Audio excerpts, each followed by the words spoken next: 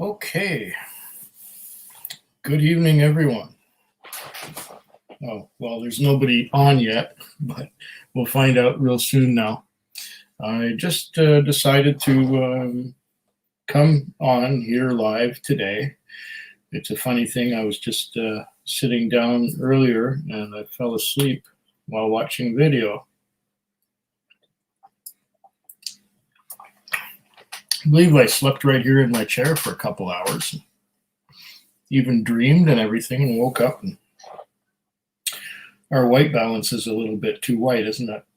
Let's see if I can fix that.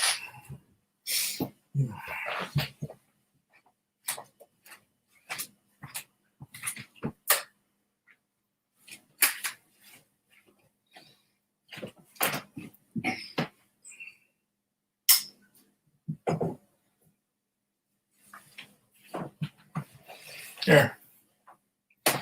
Maybe now I won't be quite so washed out. That's better. Got 4 people watching. Brian Lane is saying good evening. Good evening, Brian. Good evening to you too. Good evening to the other 3 people who are watching. I'm just about to open up a package that was sent to me by, who was it sent to me by? I was just reading a comment from him just moments ago. Oh, I remember now. It was Barry Dunham. Barry Dunham, somewhere in Ontario. And love your reviews, says Elaine Claire. Thank you. Thank you very much. Good to have you with us. And I'm waiting for Barry to come on. He's probably watching. He was commenting on videos of mine all afternoon, and he was even mentioned to me that I don't know, his kids would be asleep at a certain hour, and now we've got 6 people watching, which is a good thing. I'm gonna go get the box. Hey, there's Breno Lima saying hey. Hey, Breno. Watching you from Brazil. Fantastic. Excellent. Nice. Very nice. And, okay, I'm going to go grab the box. Come on, Barry. Show up. Maybe I should send them an email, eh? What do you think?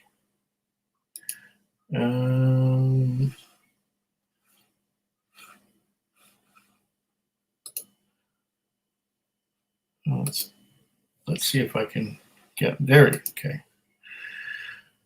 I will send him a message.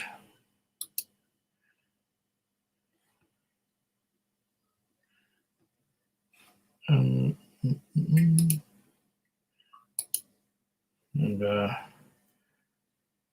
I'll just put that I'm live now. And if he's at his computer, this will get him.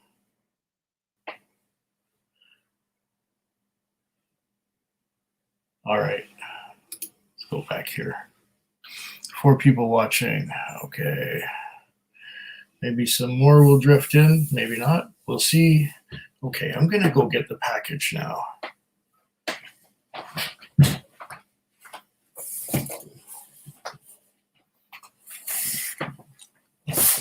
It's a big one. Look at this size of this thing. That's the box. And we got 6 people watching.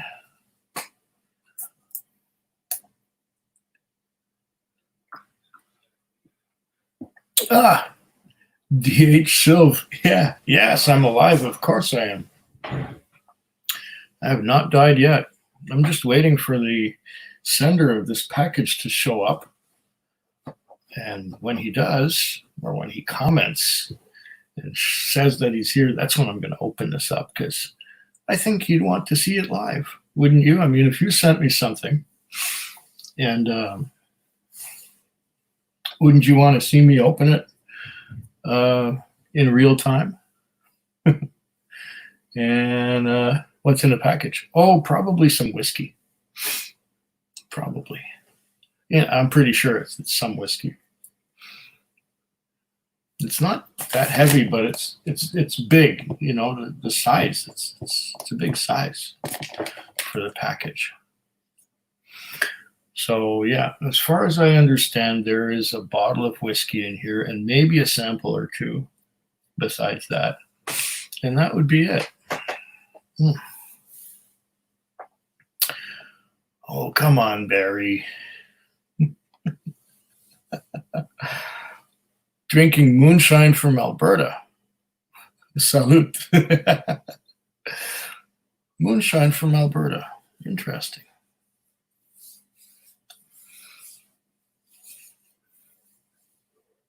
What's in the box? Yeah, I know you want to know, but I would like it if Barry was here to see. Maybe he went to sleep too. I don't know. It must be about, oh crap, 11 o'clock where he lives. Oh well, no matter. I'll proceed. He can get the replay, but I wanted to see him commenting. Okay. All right.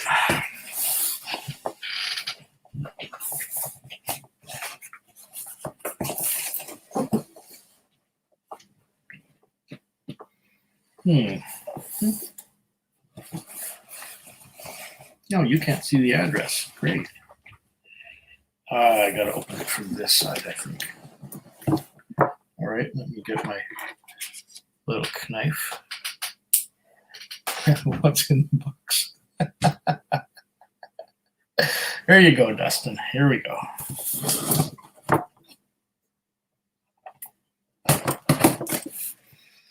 Got through the tape here.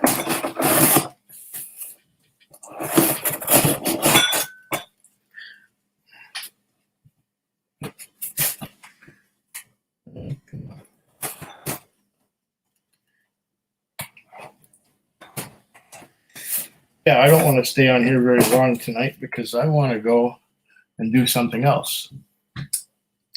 We got the tape cut. And here we go. A bunch of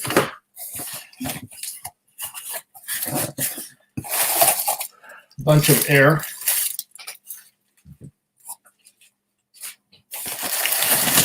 Oh, look at this. A whole bunch of bubble wrap for one little sample. The sample's right in the middle. Here it is. It says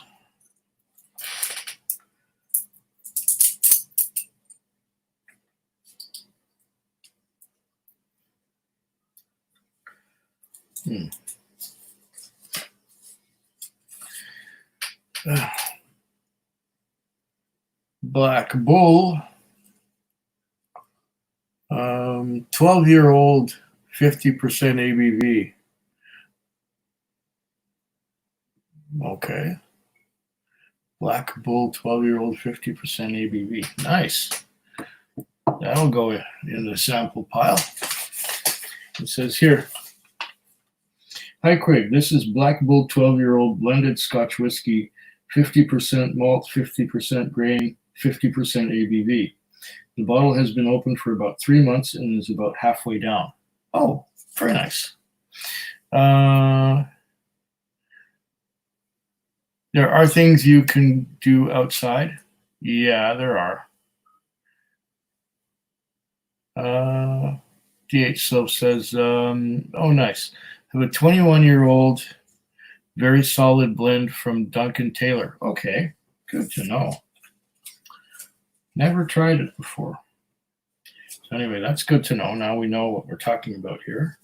So I will wrap this back around here so that when it's time to open it, we will know exactly what's in there. Okay. What else have we got? 10 people watching. More air and blown out air. Wow, lots of air. So here we have, okay.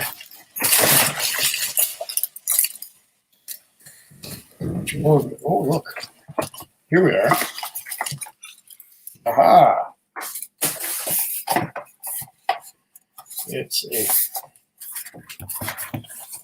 famous grouse.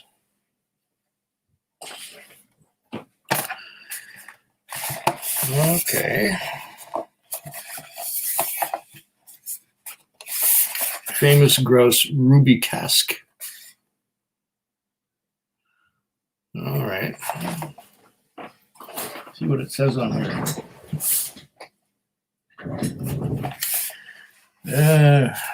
Says a bunch of stuff.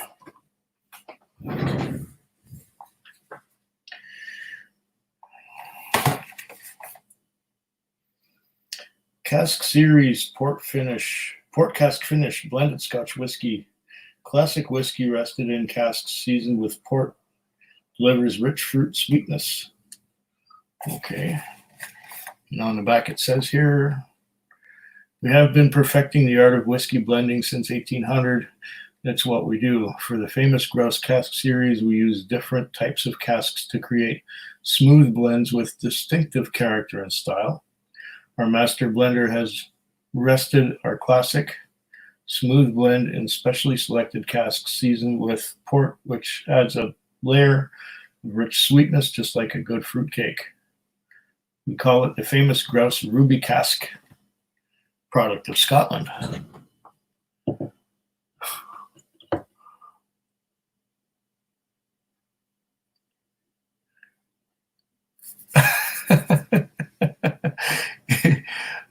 Should point out that I'm a guy using my girlfriend's YouTube. Don't hit on me. That's funny. You're the best man. Keep on keeping on, says Jim Leahy, Sunnyvale. Well, I wasn't hitting on anyone.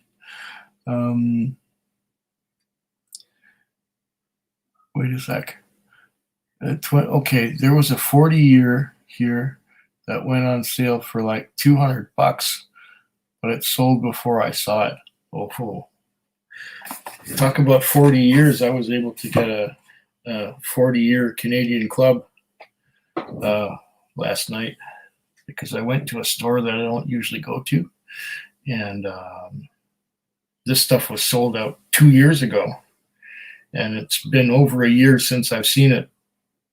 I mean, it was sold out most places, but there was a few stores that still had some, and I was able to get some last year before I went to the UK and took 2 bottles to the UK and shared them with friends there.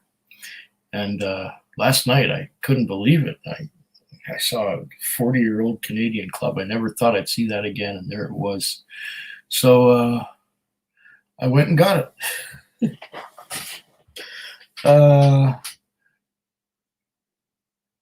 The 40-year one is 40%, right? Well, let's find out.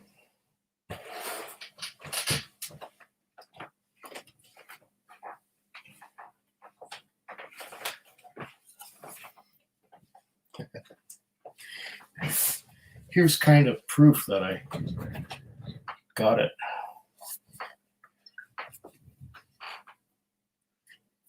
I've bought 3 bottles of this stuff before this one, and there's none on the wall because 2 of them went to the UK, and one of them was shared.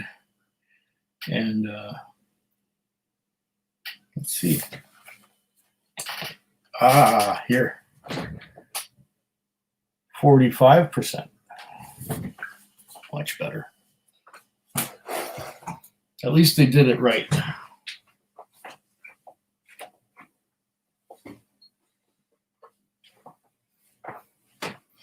Okay.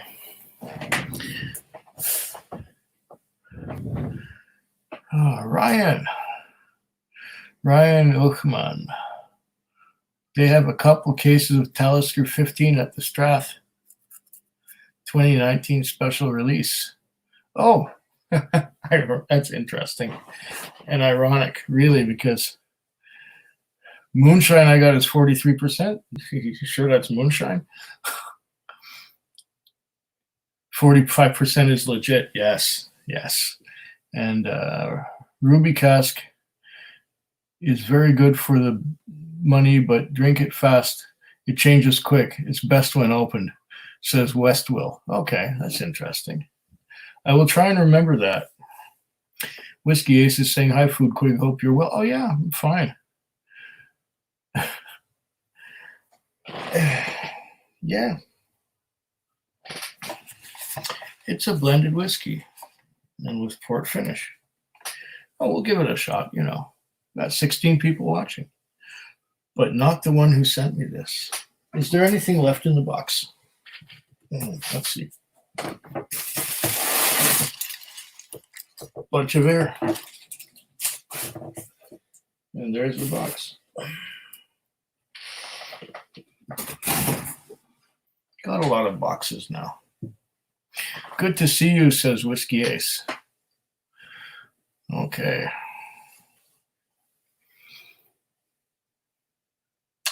And, got one poured, says Elaine. Well, not really Elaine, but Elaine's boyfriend. Also said it's cheap crap. Now the question is the moonshine from Alberta cheap crap, or is this cheap crap? I don't know which one was commenting or what the comment was towards. Malt Muser Whiskey Reviews. The Rabbit in Red. There he is. Hey, Food Quig and friends. Hey, excellent. Nice to have you with us. And we've also got the Whiskey Throttle here. Hello. It's 9:18. Let's see what time it is when Andy reads this. Funny. We got 8:19. So a minute later. DH Silv says, I'm okay to sip on a half ounce of whiskey over a half hour, if that's a shot. Yeah. And people are saying hi to each other. The brand is called E Cold Ones.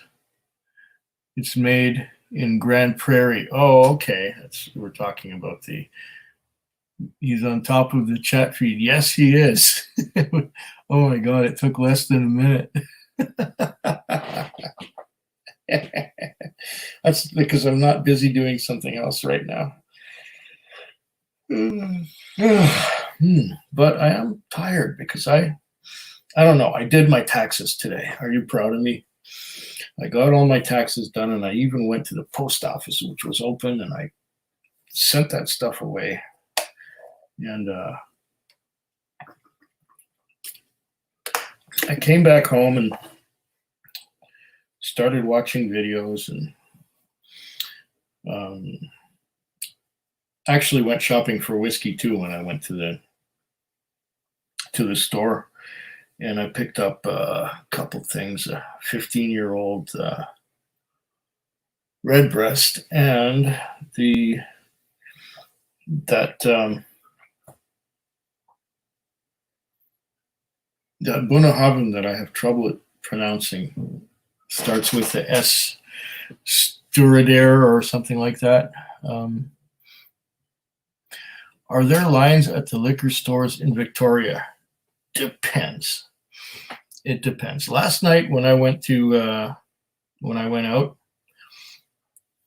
I went down to a place called the Axe and Barrel. I think that's what it's called. And it used to be the Esquimalt Inn or the Halfway House. And I had never gone to that store before, and that's where I found the Canadian Club 40. And there was no line up there, but they had little tapes on the floor showing how far you should be from the next customer. And they had a great big plexiglass barrier between yourself and the cashier. And of course, the 40-year-old was in a box, in a display case, a glass case. And, I had to ask to get the case open so I could get the 40 Canadian Club 40 out of there. No line up there.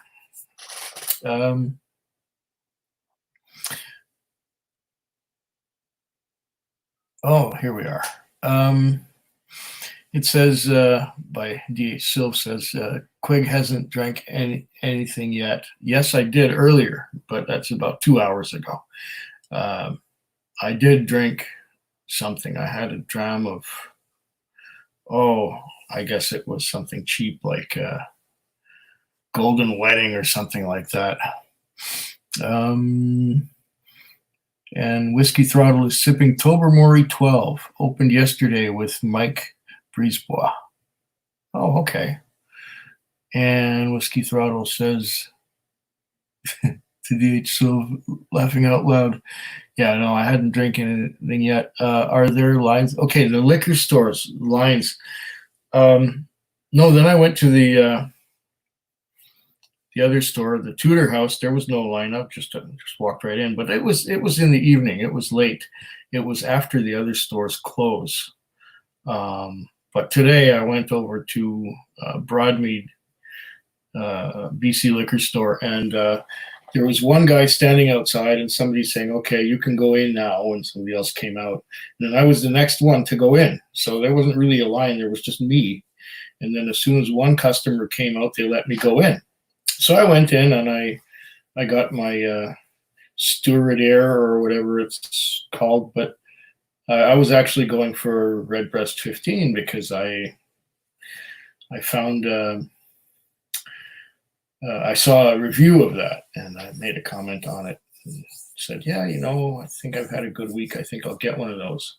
And of course, I forgot all about it. And I went and got some Shelter Point, and I got some Lowy McKinnon, and I got my my Prohibition, Cutty Sark Prohibition, because I'm almost out. And of course, the 40-year-olds. And I didn't think about that. So I ended up going for the 15-year-old Redbreast today, and the I still don't know if I'm pronouncing it right. The Bunnahabhain Steward Air. Okay.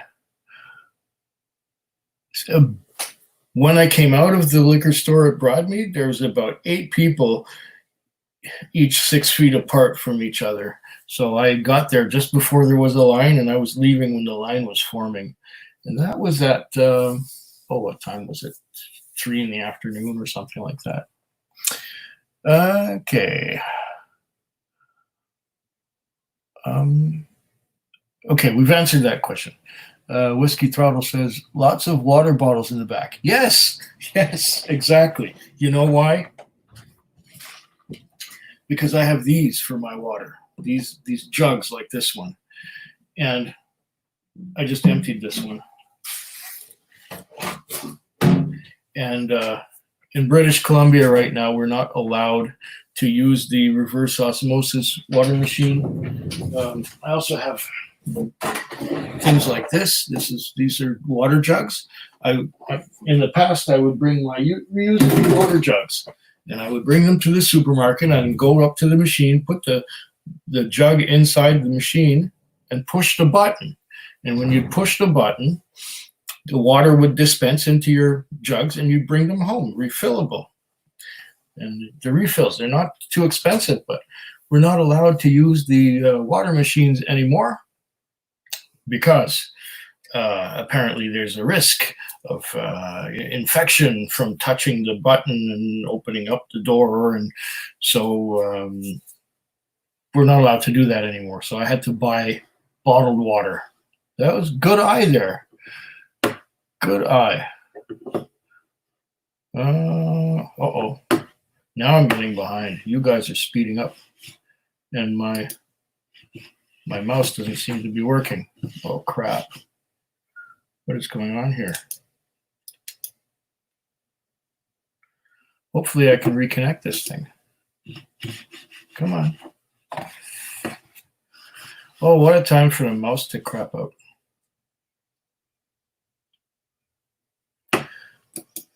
Come on. Oh, connected. Good. There we are. Okay. Where were we in the comments? I'm getting behind. Yeah, so that's what it is with the water bottle. Are you from West Coast originally? I got relatives on West Coast, Alberta, from Newfoundland. I'm originally from Montreal. They're Elaine's boyfriend. And I came out here back in 1992. So I've been here a while, out on the Vancouver Island. And Whiskey Ace had a couple of brews. Okay. And Rush 410 Trappist beer and a fresh pale ale. Yeah, I've been kind of out of the beer world for a while now. Whiskey Throttle says, our liquor stores are picking your bottles and just bringing them to the door. Really? That's extreme. Well, where you go when you get into the Broadmead store, they have hand sanitizer. They say, there's your hand sanitizer, use it. Okay, fine. I only used hand sanitizer twice. Otherwise, I just wash with soap and water. Yeah. Yeah, same with government stores, one in, one out. Okay, that's what Ryan says. Andrew Page is saying, risking your life to support your local liquor store or just the internet order. Tough times. It's crazy. There's Santa Cruzan saying, Food Quig and Whiskey Throttle, DH Silv, Whiskey Ace, etc. Hello all. And Whiskey Ace says, ahoy, Santa Cruzan. And Throttle says, Santa Cruzan, hello. Okay. Where are we? Everybody's saying hello and good evening. Just get a charcoal filter water jug like pure. Maybe I'll do that someday. But we'll see. How's the taxi driving going? Well, it's going okay now. It was bad for about 2 or 3 weeks, but then it started getting better. And now that people have received their money, people have received their checks from the government and stuff, they're spending them. So they're going out and they're going to their friends across town, or they're leaving their cars at their friends' places across town, and they want to get home to bed, and they call a cab to go across town. So it's going good. I just had a good week. I bought 7 bottles this weekend. So I think that's pretty good. And Ryan says, I see a Macallan Edition 2 box behind you. Is that bottle gone? Oh, yeah, a long time ago. All of those back there are empties.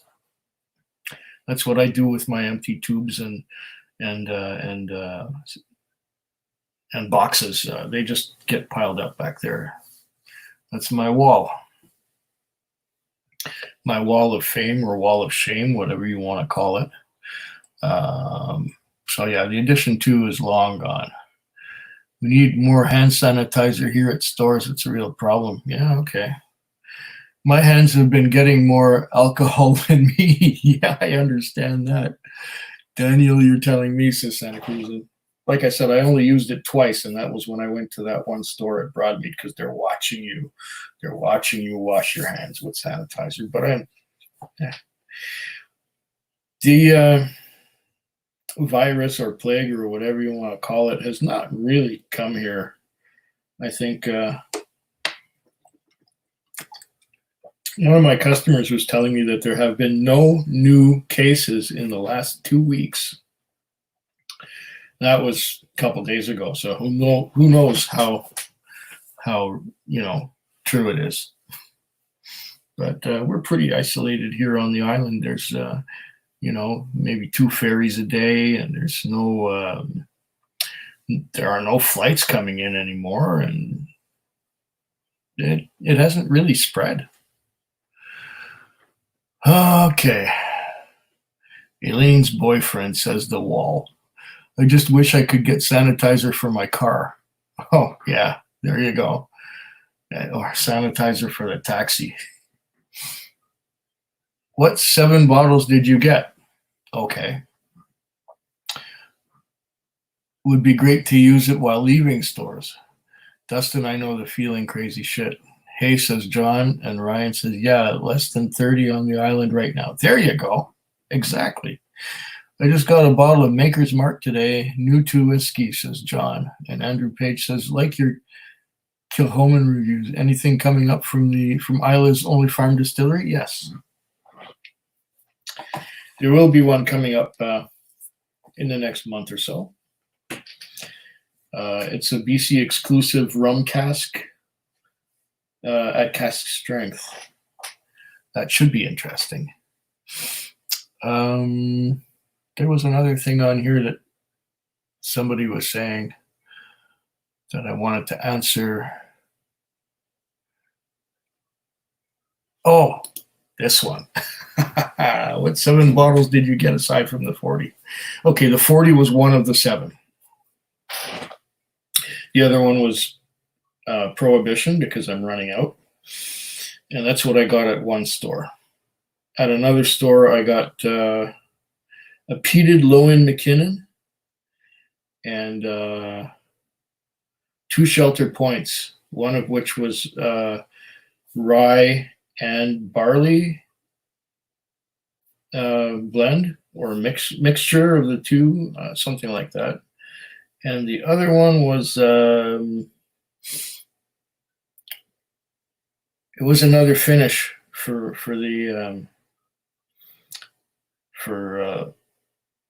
Shelter Point. I think it was at Cask Strength, but it was finished in something. I forget. And it's underneath the bar right now, and I'd have to dig to go get it. So no. The other one was the Stewardier, or however you pronounce that one, from Bunnahabhain. That should have been part of the premium spirits release back in November, but it wasn't, and they finally got it now. So I ended up getting one. It was only like $78, wasn't bad. And the other one was a Redbreast 15. Okay. Oh, now I'm going to catch up. Okay. Okay, we got the answer for the Isla Farm Distillery. Okay. 6-year rum cask. I believe that's it, yes.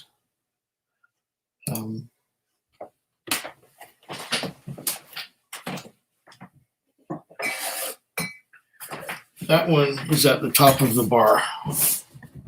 So, single cask release, rum finish, single cask.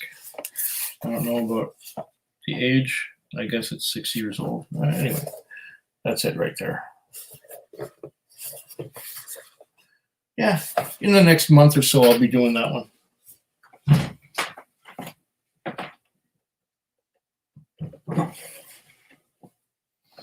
And let's see, what else? Okay.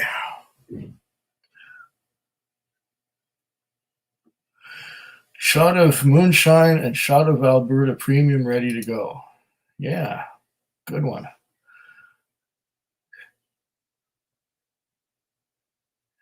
Say when.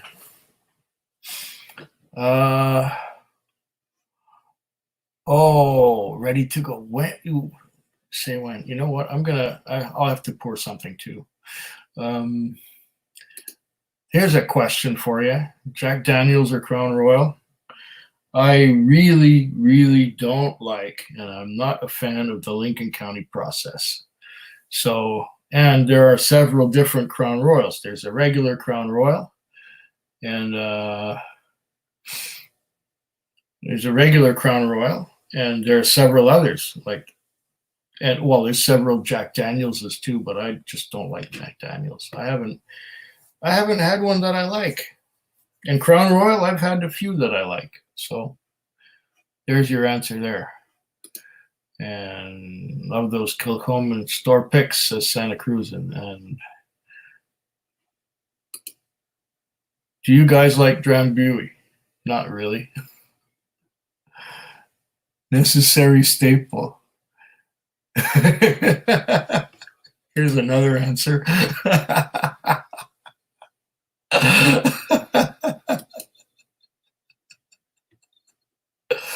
Okay. Yeah, all these fancy Kilhomans. Yes, very much so. Say when. Oh, I'm not ready yet. Just okay. Okay, hold on. Let me get rid of this grouse.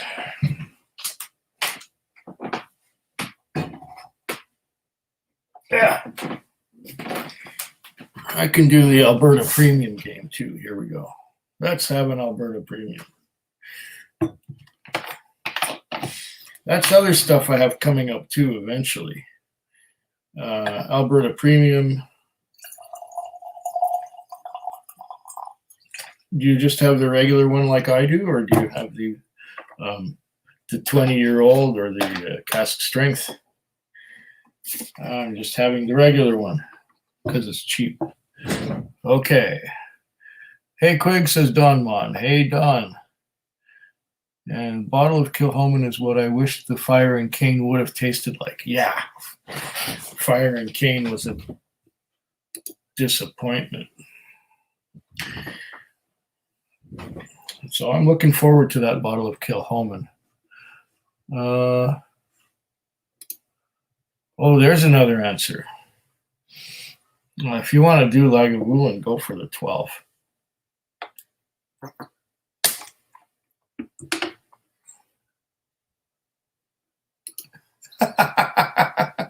I don't even know if I've ever tasted it. It's a liqueur. It's probably really sweet. There's one that I tried called Glava. I'll write that down here.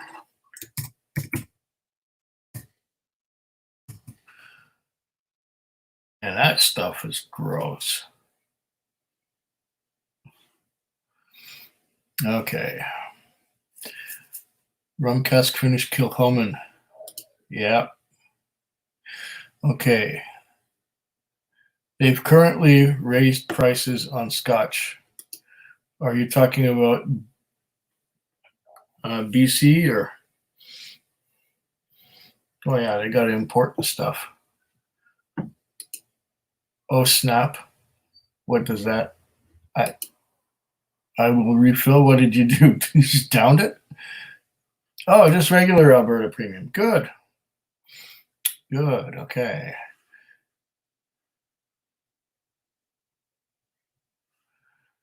Yeah, there is a 20-year-old and there is also a cask strength. I have them both. I just haven't opened them yet. I have lots of whiskey. Oh, you didn't know there was an expensive one? There's two.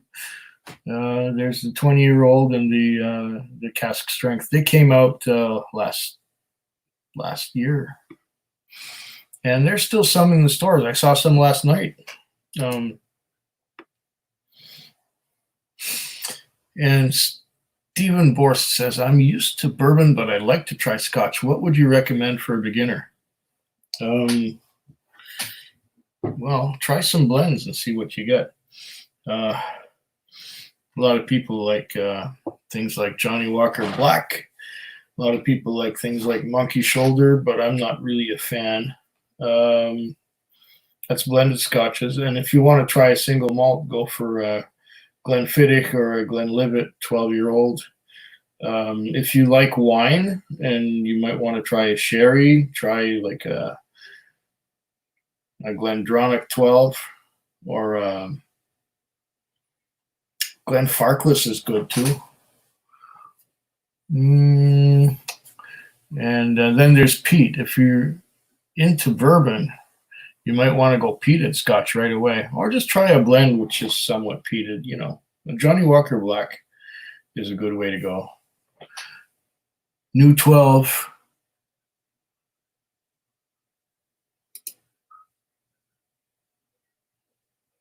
The new 12 of what? Of 2019 is awesome. New 12 of what? Okay, now I'm getting behind. Okay. You ever tried absinthe? Yes, I did. I didn't like it. I sent the bottle to somebody. Glad to see you on a live stream. Oh, yeah.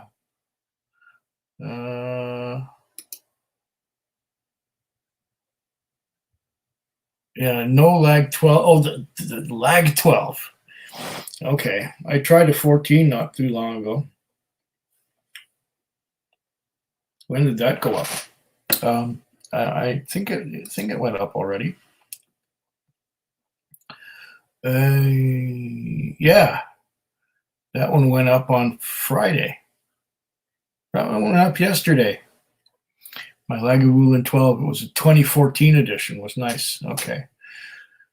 The 2019, and I haven't seen the 18 either in Canada, but I've seen the 17, and I went and picked up the 17 when I was at the distillery last year.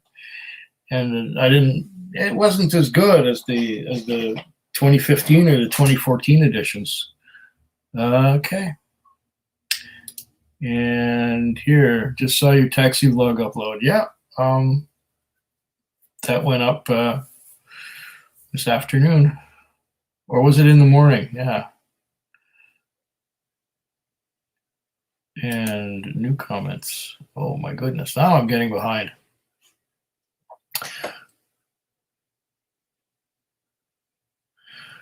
Oh, lag 12. Yeah. Well, debating having the lag 12 shipped. Not a bad idea, I guess. What's this here? Gleva is one of my dad's favorites. It's way too sweet for me. I was actually in a bar. I guess I was 18 or 19 years old. I was in a bar and I was asking for a Glenlivet 12, and I was yelling because the music was really loud, and I guess they understood Gleva when I said Glenlivet. They gave me Gleva. It was just horrible. Ugh. Way too sweet. I didn't like it. When you open them, don't compare them together. Okay, and we're talking about. Oh, you mean the Alberta Premium, the 20 and the, yeah, of course not. I will not compare them together. I will do them separately if that's what you're talking about. You think of all times they wouldn't just raise prices but lower them for us struggling folks. But apparently with all this COVID nonsense, liquor is at an all-time high in sales. Yes. Yes.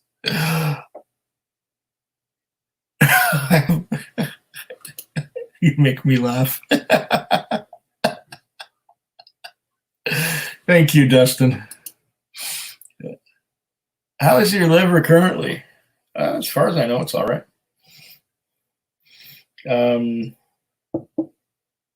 It's doing its job.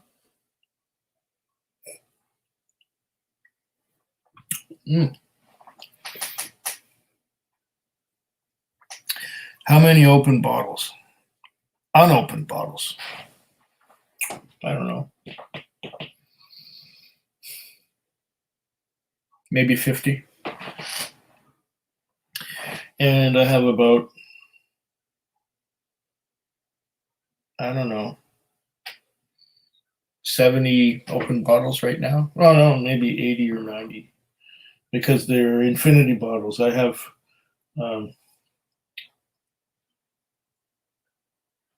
have some infinity bottles. I think I have like 12 or 13 of them, and they're all open and they're almost all full of infinities.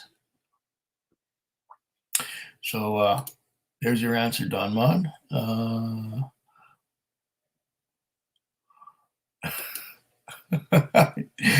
Yeah, I haven't counted. It's somewhere in that vicinity. Yeah. Compass box is a nice place to start. Yeah. Yeah, it can be. They have many good expressions. It really does have a natural cola taste. Saw you mention this in your review. Oh, which one? Oh,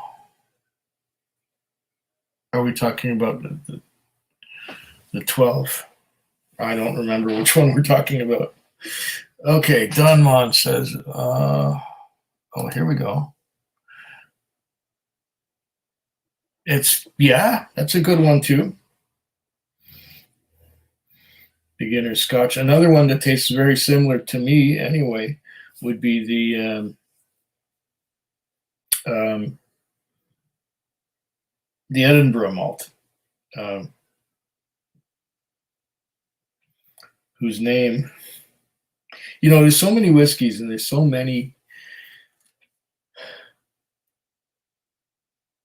whiskeys that sometimes it's hard. You can taste it, and you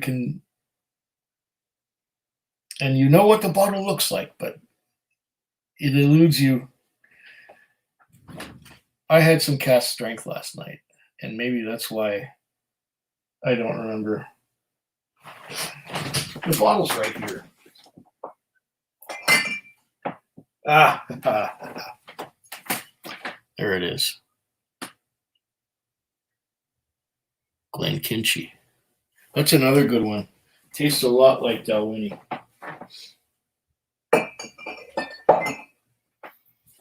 Or how about Auchentoshan? Auchentoshan's a good way to start too, I think, for a beginner. Okay.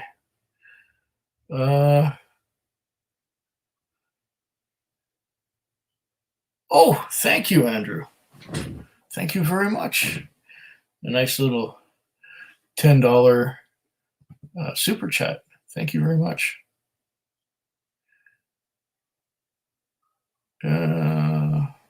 Where are we now? Okay, here we are. We got our $10. Caught me by surprise there.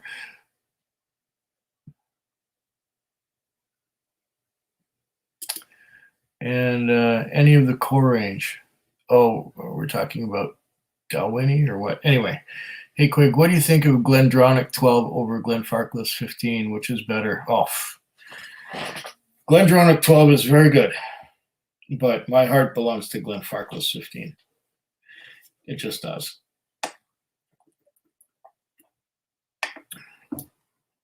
I had my aha moment with Glenfarclas 15. Before I tried Glenfarclas 15, I did not like anything matured or finished in sherry cask. It tasted like wine to me, and I don't like wine. And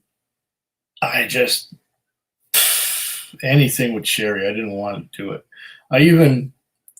I was at a wedding one time in Alberta. One of my ex's relatives was getting married, and they asked me if I wanted a double wood, which was the Balvenie double wood. And I said, no, it's got sherry in it. It took me a while to try the Balvenie double wood, but I had heard so much about Glenfarclas that I went and got a Glenfarclas 12. It was the one with the whale on it. It was a West Coast edition, and it wasn't for me. But then I saw the Glenfarclas 15, which was only about $95 at the time. And I thought, well, okay, I'll try it.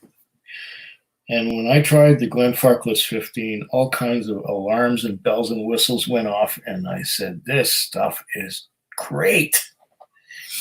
So yeah, for me, Glenfarclas 15 over Glendronach 12. But Glendronach 12 is very, very good. Don't get me wrong there. Lagavulin for beginner.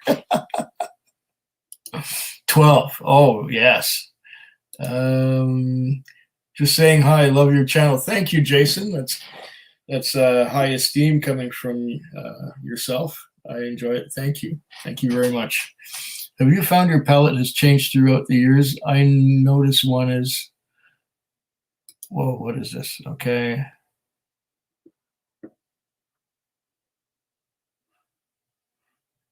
Found your palate changing? Probably. There are things that I didn't like once upon a time that are fine now. And other things that I didn't like once upon a time I still don't like.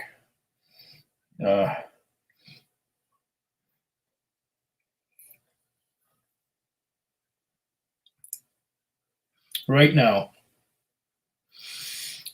this tastes really light. That's the Alberta Premium. 40% alcohol by volume. It tastes really light to me right now. That's because last night I opened up the MRC01 from Port Charlotte. All right, next comment. Oh, I'll put that down too. Asking the name of the taxi vlog channel. It's Mehquig. MEHQUIG. There we go. Yeah, salute, says Elaine's boyfriend. And Andrew Page with his super chat, $10. Thanks again. Thanks for the content. This is especially important in these tough times. Hope all is well with you. Stay safe. Please don't say stay safe to me. I'm tired of hearing it. I really am. I just want this bullshit to be over. But anyway, there it is. But thank you for the money. I appreciate that. I just am tired of hearing "stay safe." Everybody says it. It's like, yeah.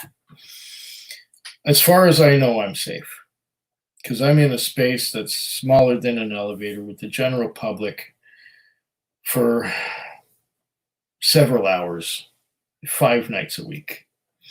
If there's something going around, I'm probably going to get it, or at least I will be exposed to it.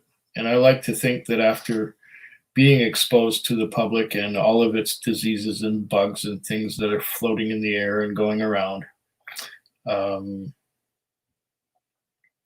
I don't get sick.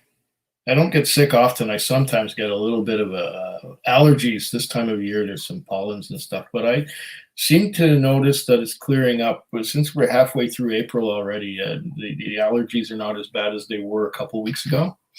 And yeah.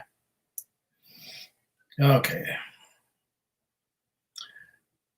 And here we go. You're going to do a bar update, or is it just a yearly thing? It's turned into a yearly thing. I don't know. Maybe sometime in the summer when things have turned around a little bit, I might do that. Uh-oh. Here we are with have a PB and J to the chat.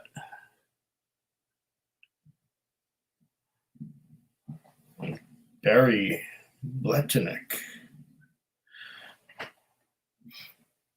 And Alberta Premium has a natural cola taste. A little bit.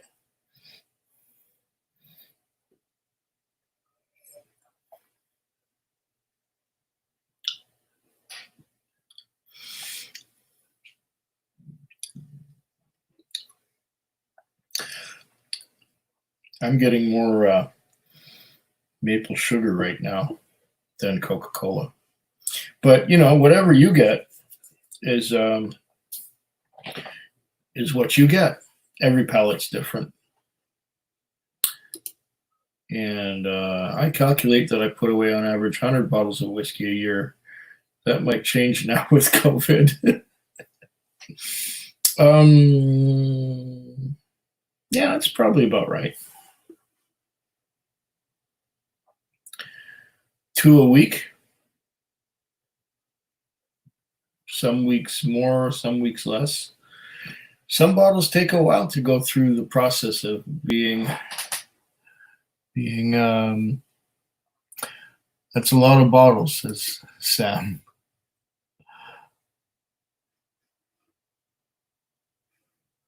Okay. Haven't gone a day without a drink in nearly 15 years. There you go. I would say maybe 5 or 6 years for me. And somebody said, being crazy. Okay. Here we go. Sherry will kill you. If you've ever been on a sherry bender, it can turn you off forever. I've never, no.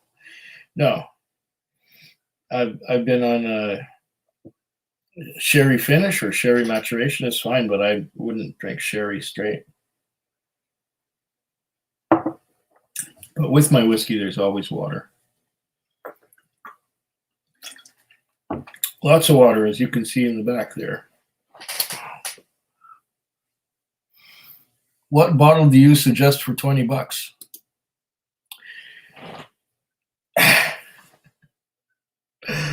This is British Columbia. There are no bottles for $20. The cheapest bottle is about $25 out the door, or maybe $26, $27 out the door. Well, what would I suggest for cheap? Right here. Cheap. That's the closest you'll get to $20 for a 750 ml bottle. And there's your answer right there. Mine has palette has changed. Okay. All right.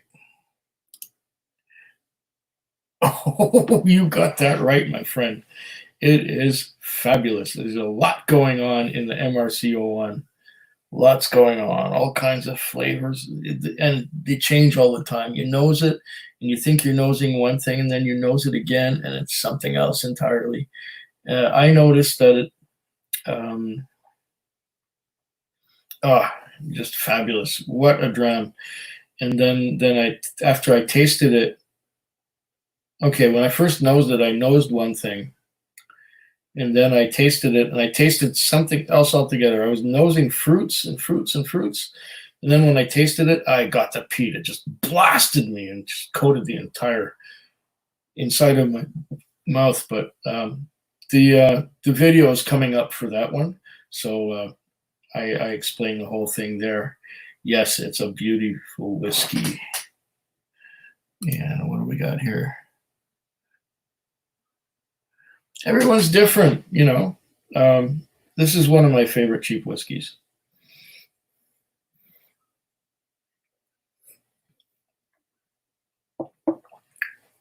Very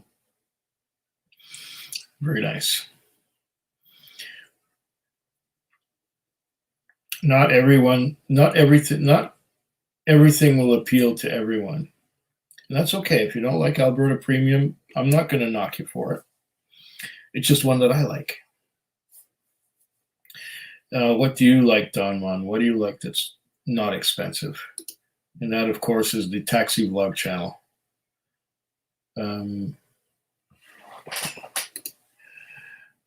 Whiskey Ace is back. Excellent. What's blasphemy?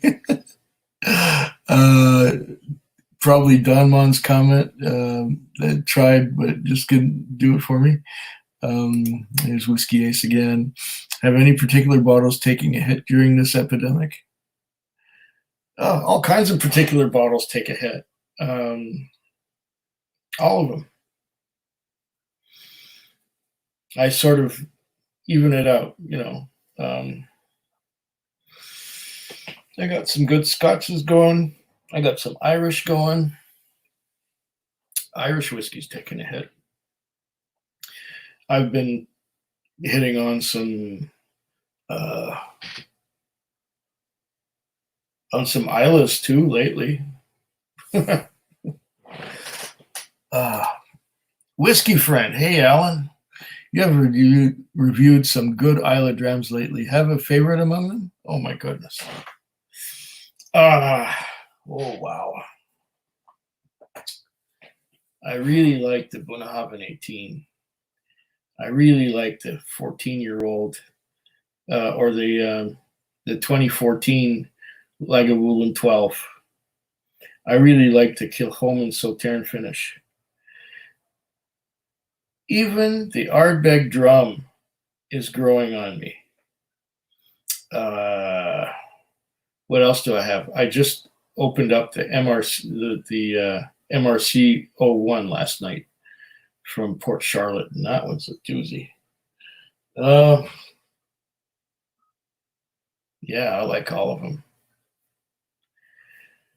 I have some more good Isla drums coming.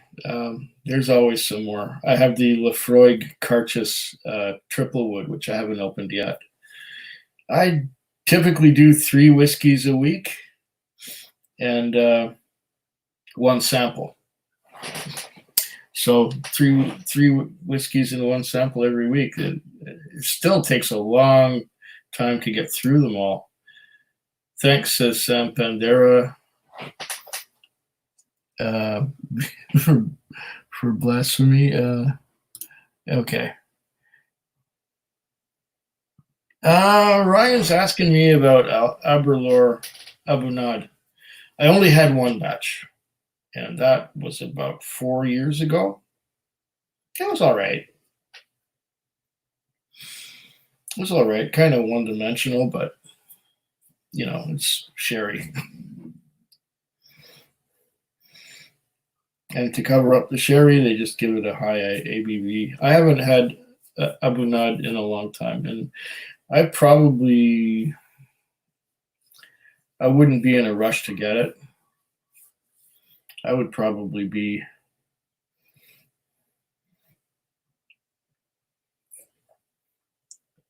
more in a rush to run out and get something like Dark Origins from Highland Park kind of thing. I've only had one batch of Aberlour Abunad, so I couldn't say that generally that I like them or not. The one I tried was just really strong and sherry. And Stephen Borst says, thanks for the recommendations on beginner scotch. I'm going to look for peated scotch since I like bourbon. Give it a try. Ardbeg 10, Lefroy 10. The peat might do the same thing for you as the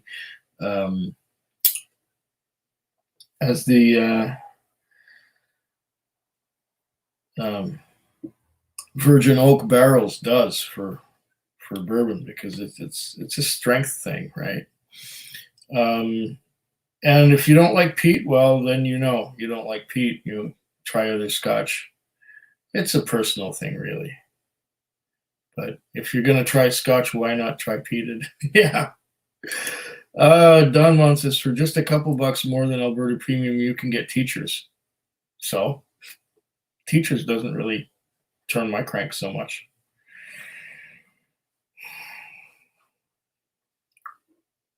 That's just me.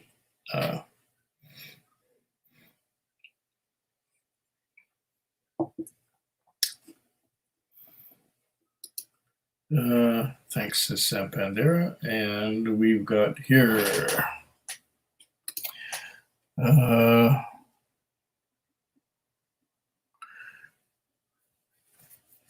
which Mick was better between last night and the one from Monster ago?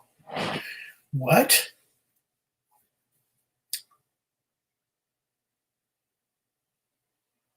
Are we talking about microphones or Macallans? Oh, wait. Which months?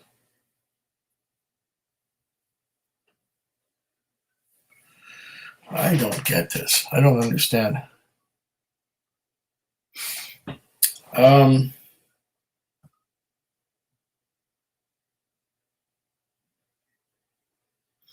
Oh, you're talking about the MRC01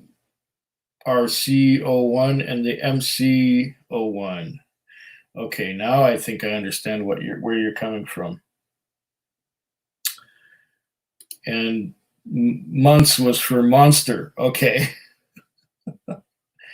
The MC01 was my whiskey of the year in 2019. Yeah.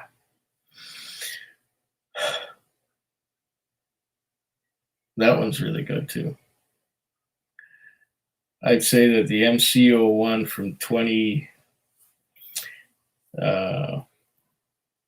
2009 was really, really something else. It was less busy and complex than the MRC01 2010.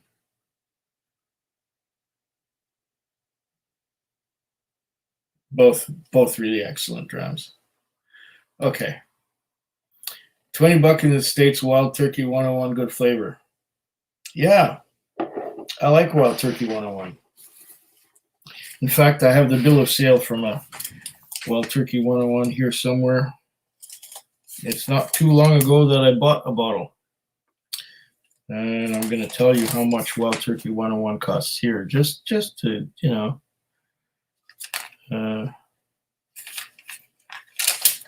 just to give you an idea.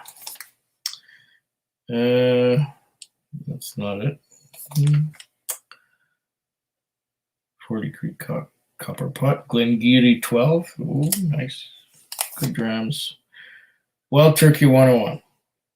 I have here the bill of sale from Wild Turkey 101, which I purchased on the 28th of March at 6:35 p.m. Ready?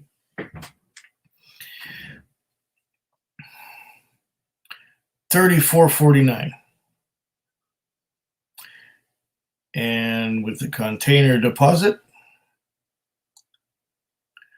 another 10 cents. So $34.59.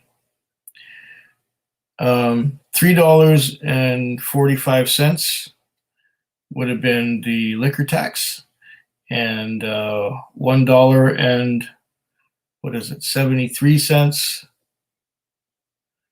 would have been the GST. It's about $40 here out the door. Maybe a little bit less, but I'm not really good at doing math at this moment. So $20 bottle, but I must agree, the Wild Turkey 101 is a good whiskey. Very good whiskey. In fact, it's one of my favorite bourbons of all time. But it's not $20. It's closer to 40 here out the door. So now you know. And we got a DJ 1-1. That's good, Quig. Cheers. What's good? Yes. Okay. A lot of things are good. My first dram is almost done. And Whiskey says to Stephen Borst, have you tried Lafroig 10, Ardbeg 10, Lagavulin, or Highland Park? Yeah, there you go. Jameson's or Bushmills? You're asking me which one I would prefer? Depends which Jameson and which Bushmill. If you're trying for the standard, the basic one, I'd say they're interchangeable, really.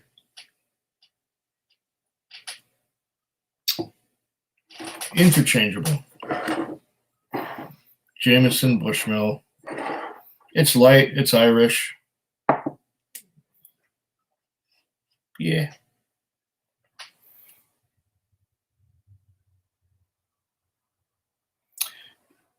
If you had to pick one, which one? The one that's closest to me. And you'd go Bushmills. Okay, good for you.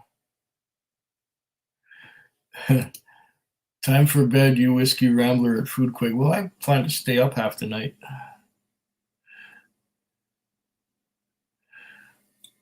And Ryan's saying triple wood casks strength is awesome. And we're talking about Lafroig, yes? I believe so.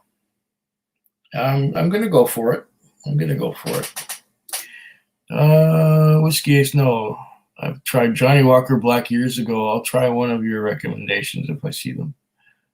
Oh, okay.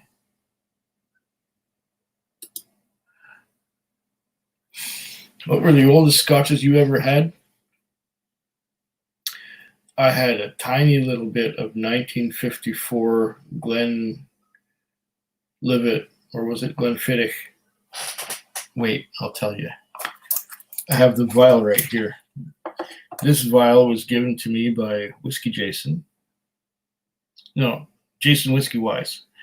A Glenlivet 1954.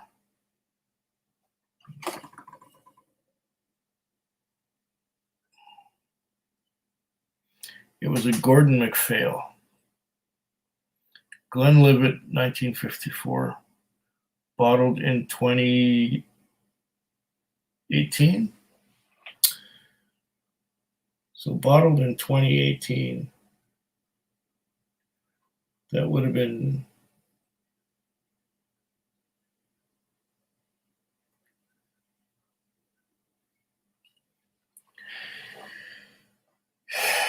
54. So 46 plus 18. That would be 64 years old. 64-year-old Glenlivet was the oldest I've ever had. It's probably the earliest distilled whiskey I ever had, too, in 1954.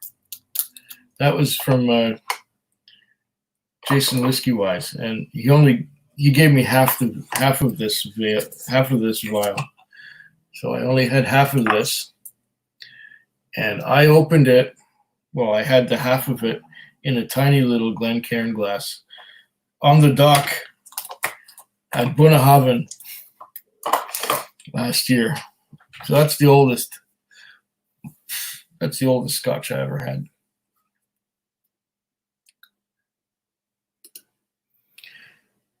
Old Grandad is a good bottle of bourbon. So-so. To me, it's so-so. There's so much better bourbons than Old Grandad. Old Grandad is okay. I would drink it, but it's not my favorite. I have a bottled in bond Old Grandad right here, and I don't reach for it very often. But that's just me. If I want a bourbon, maybe I'll go for the Wild Turkey 101 instead. And Carlton Weaver says, why aren't there more peated Canadian whiskeys? Good question. It's not really a part of the Canadian style, although I do have some. I have a peated Shelter Point. It's called Smoke something. And I also have a peated Lowen McKinnon. I think the smaller craft distilleries are getting into peating.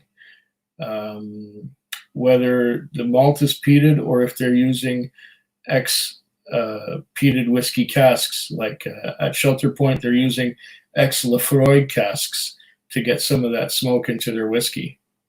And it's called Smoke Point is the whiskey, and it's working. I don't know if the big ones like Crown Royal and Corby's and I don't know if those big guys are going to be getting into peat anytime soon, but I don't know.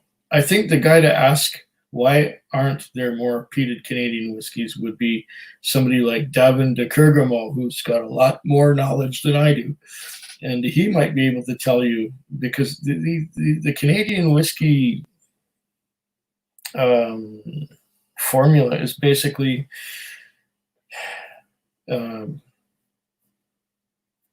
corn, rye, some barley, maybe some wheat,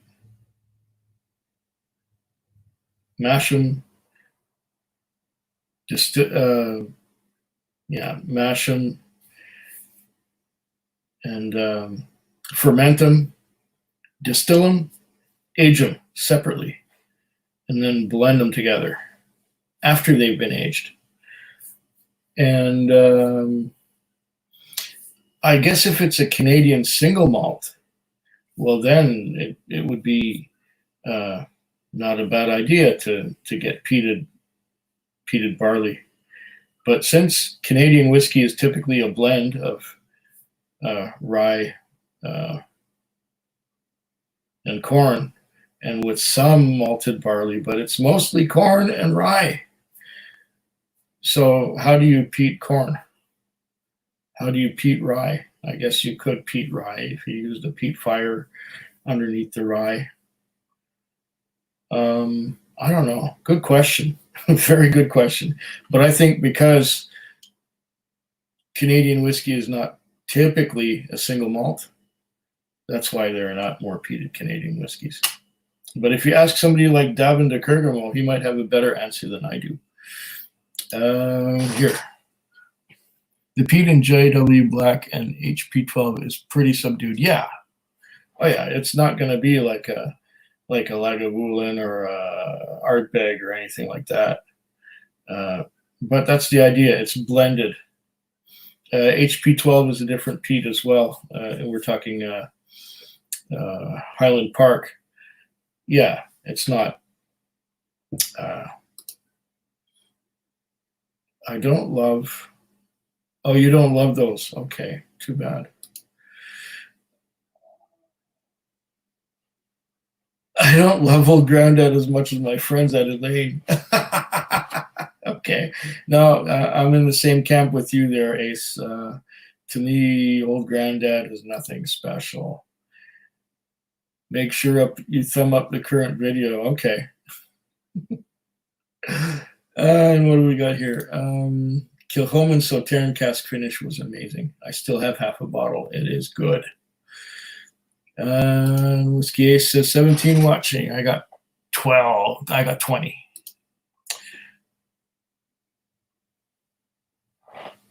Love Wild Turkey 101. There you go. Okay. We got more people watching here. Blue Ribbons. What do you think of Alberta Premium? Just finished one. Or was it in this glass? Oh, there's still a drop left. Yep. It's good. It's good. It's a little weak for my palate, but it's a good starter whiskey. I like starting with that one and then moving on to something stronger. Speaking of which, maybe I'll do that now. Just give me a moment.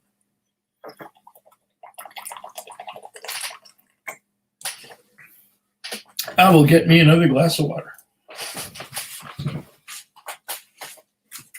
Oh, wait a minute. It's not glasses. It's these things. Plastic bottles.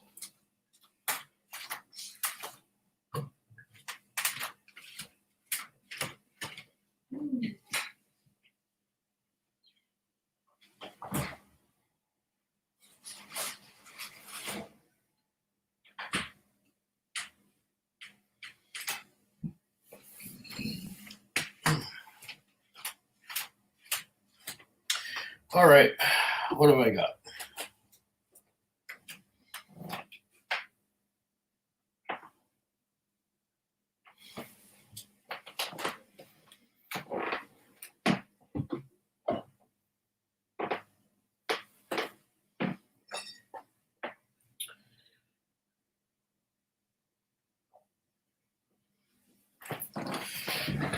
Oh, well, since it was the topic of conversation for a bit, I will go for OGD 100% or 100 proof. Oh, it's almost cemented in there. Come on. There. Artificial cork. OGD bottled in bond. Oh, okay. Maybe that was a mistake. I don't know. Let's see.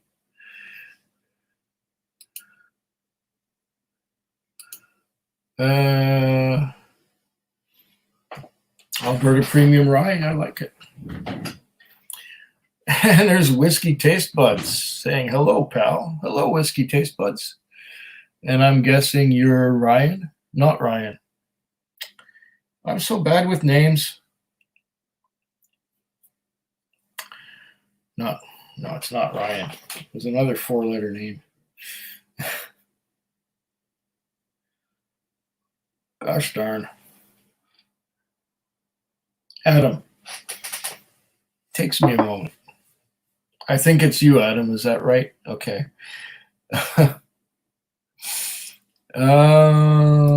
Carlton Weaver says, stay up with you, Quig. Well, I'm not going to stay on that long, I don't think. And DJ11 thinks he likes regular Jameson's over its flavored bottles. Yeah. The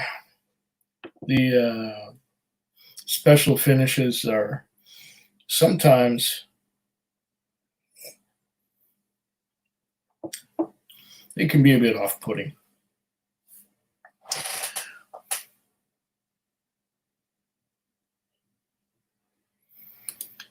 Okay. 64? Yeah, it was 64 years old. Jesus.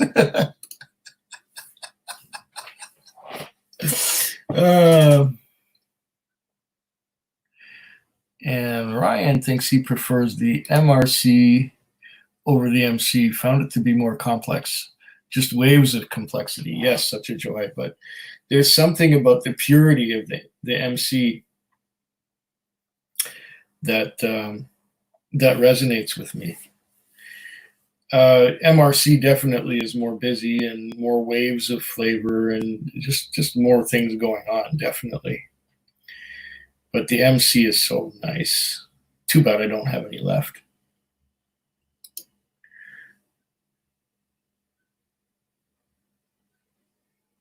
Well, Turkey 101 for 2, please. Okay. And I don't know much about bourbon. Old Grandad was one of the first I had. Okay. Well,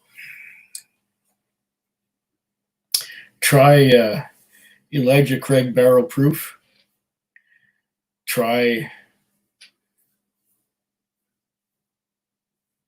George T. Stagg Jr. Then talk to me.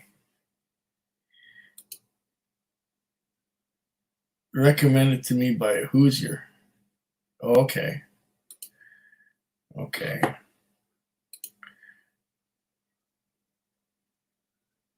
Open 14, yeah. When did I do that one? I recently came back to Open 14.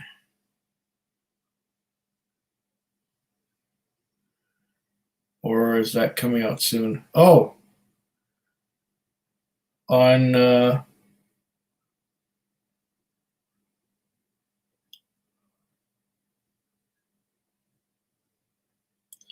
Wednesday, Open 14 after, not Wednesday. Yeah, on Wednesday, Open 14 after 5 months. I liked Open 14. It's very good. Very, very good. Open 14 is very nice. But I also have a stronger Open, the distillery exclusive, which is really heads and tails over the 14. But the 14 is nice for a 43% alcohol by volume whiskey. It's all right. Used to be like $60, like twice the price now. Yeah, well, it's not cheap stuff. It's not cheap here either. I think it was about 130, 140. Canadian, yeah. Oh, yeah.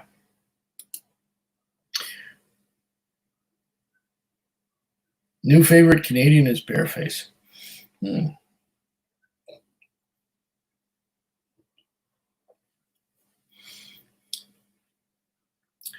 Is that the sherry cask or the tequila barrel of Bareface?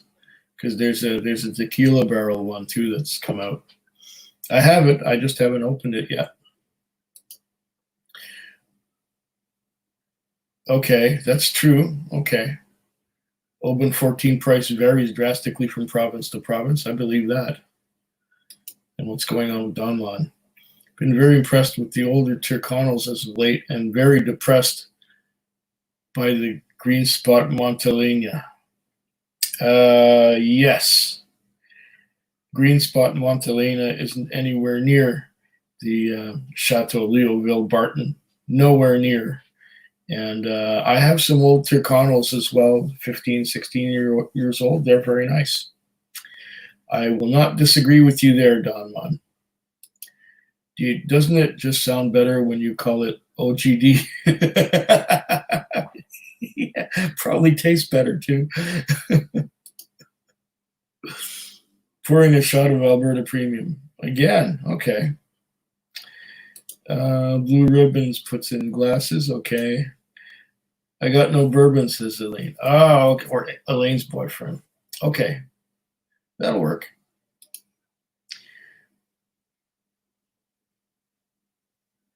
Old granddad didn't want to let you in his bottle. Okay.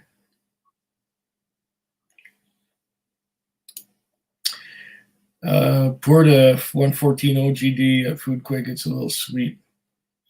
I can't get the 114 OGD. I'd have to go stateside for that. And as far as I know, the borders are closed right now. So I don't think...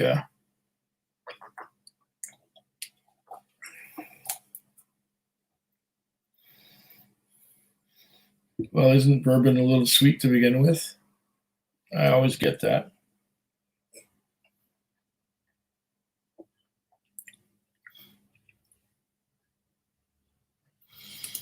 Okay.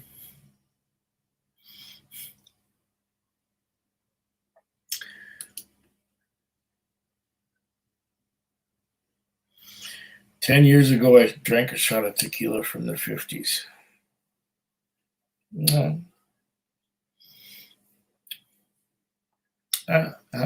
When was it bottled? Oldest drink I ever had. Okay.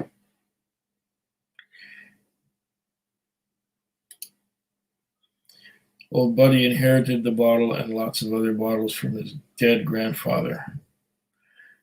Okay. But the question is, how long was the tequila aged? Was it just an old bottle? Or was it aged in a cask for a certain number of years? Because when you talk about the age of a whiskey, it doesn't matter how long it's been in the bottle, but it's how long it's been in the cask that is the important part. So if your buddy inherited a bottle from 1956, for example, and the stuff was 2 years old when it was bottled, it's still 2 years old. It's not 70 something years old. And here, never have just a few shots. I have to drink a full bottle to be satisfied. Oh, full bottle. Wow.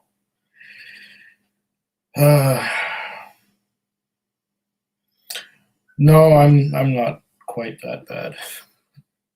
I'll have 2 or 3 grams and be all right. And you've inspired me to get a Glencairn. Oh, by all means. The nose comes right back up to you. You don't have to dig so much. I'm getting quite a bit of vanilla.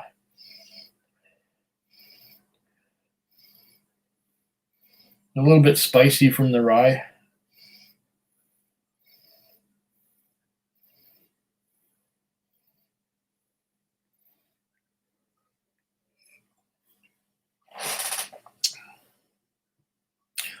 Not much else.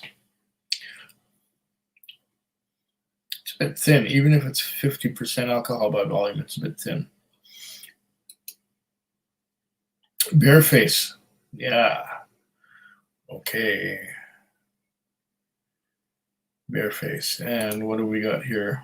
Topic of Canadian whiskey. Been hearing a lot about Canadian Club 20. Had a sample, very nice, but I never got to really know it. I have a bottle. I actually found a bottle a few weeks ago, and I have not opened it yet. That's another one for the future. I will be getting on it eventually, and I'll let you know what I think of it when I try it. I think I may have had a taste of it at a whiskey festival, but I didn't have a whole bottle.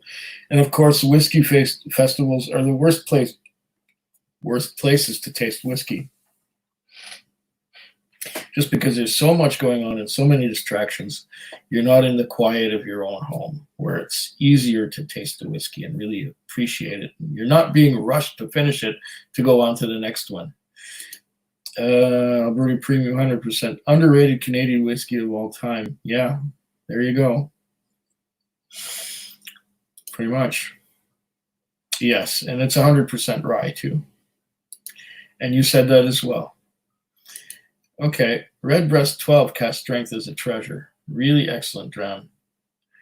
Can compete with the best of them. That's not a lie. I liked it so much it disappeared real fast.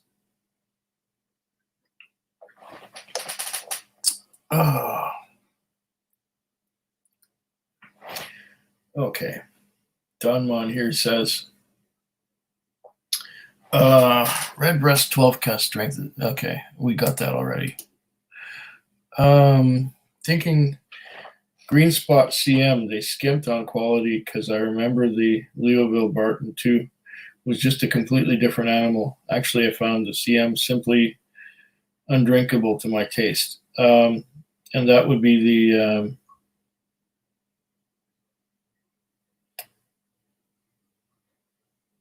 Shadow Montalina, right? And tequila was a 60-ounce bottle, about half full. Oh, goodness. I don't know about tequila. How does it oxidize the same way that whiskey does? I'm not sure. Not my area of expertise. Here we go. Bourbon is sweet, but OGD sweetness reminds me of a powdered sugar or cheap glazed donut. Oh, there you go.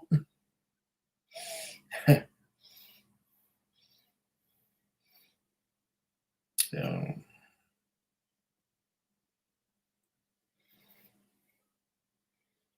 Okay. It was really from 1950s. Can't remember exact year. Okay.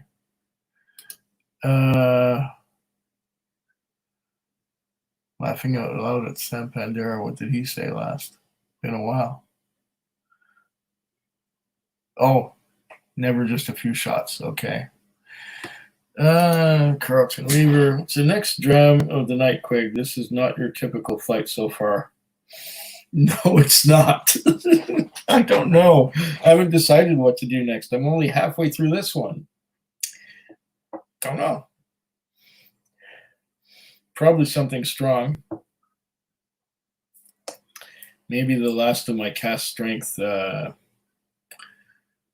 Epicurean. I don't know. It will have to be stronger than 100%, 100 ABV. And, oh, thank you. Can I buy you a dram of cheap whiskey, sir? Certainly, Blue Ribbons. You may buy me a dram of cheap whiskey anytime. $5. Yeah, that'll do. I can get Alberta Premium at a bar. That's fine. That's great. Thank you. Thank you very much. Appreciate it. Ready to pivot on Dram 3. Way to go, Ace. And tequila behavior is similar to whiskey. Okay, very good. So it will oxidize. If it's been half open since however long, there might not be much left to taste. I don't know. You should explore mezcal. But there's still so much whiskey to explore. Maybe if I become an old granddad someday. Blue Ribbons drank some last night. Oh, mezcal. There you go. Oh, Don Holland. There we are. Thank you, Don. Thank you, Don, for the $5. Appreciate it. And yes, I will get to that bottle that you sent me pretty soon now. That was a Weller 107.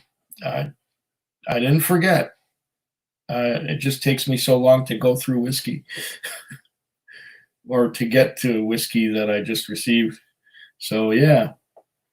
Thank you very much. You may. Excellent. Very good. Dunman says, here are my current faves. Bunnahabhain, Chobanaach, Springbank 15, Talisker 10, Redbreast Cask Strength, Farkless 15, Kleinleash 14, and Glendronach Mizunara 13. Good ones. All good.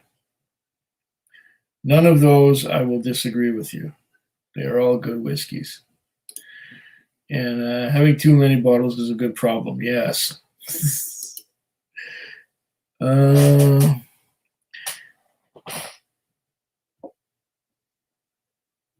Lagavulin 16, really. I would always prefer Lagavulin 12 over 16, but that's just me. Mezcal is lovely. Well, maybe I'll get back to it sometime. You can't get Chilbanach anymore? I know I can get it. You are an inspiration to us all. Thank you very much. Slanchoa. Or actually, cheers, y'all. It's a bourbon. Artisanal mezcal is great. Okay.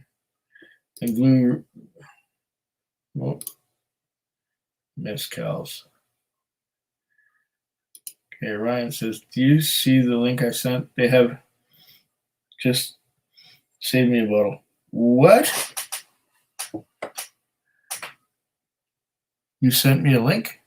You didn't send it here. Did you send it to me in email?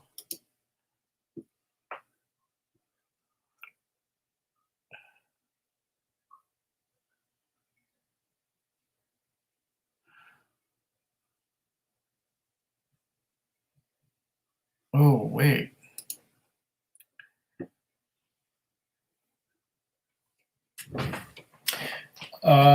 I did not see the link you sent. I'm going to have to check.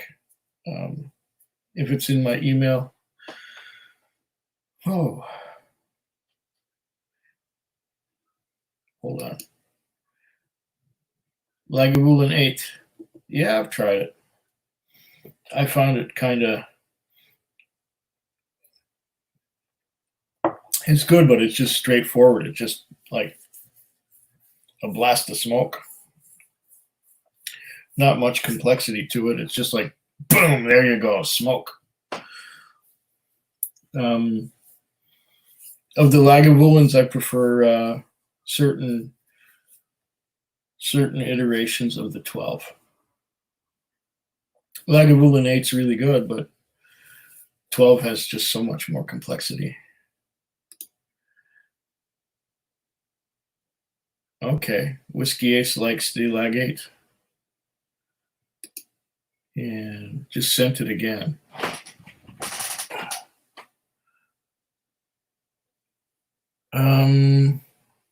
Sent it to what? To my email?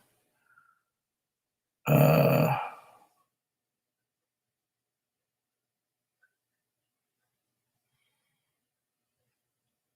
have to check.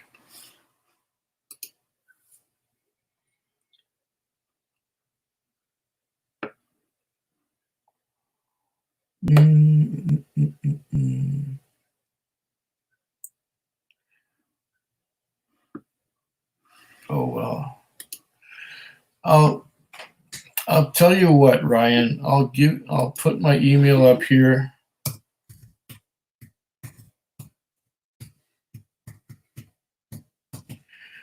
That's where you send it if you want me to get it.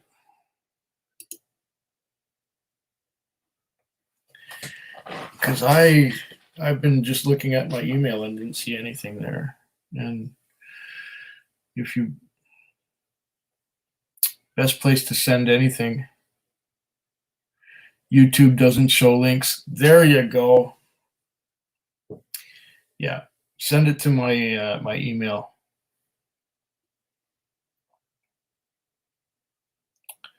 Okay.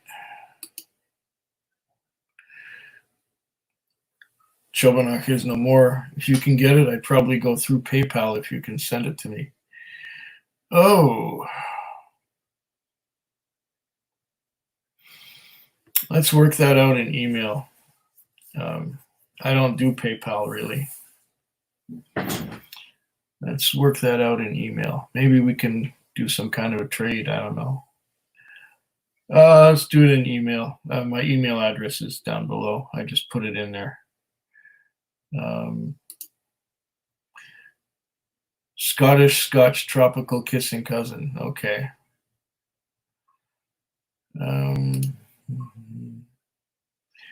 There you go.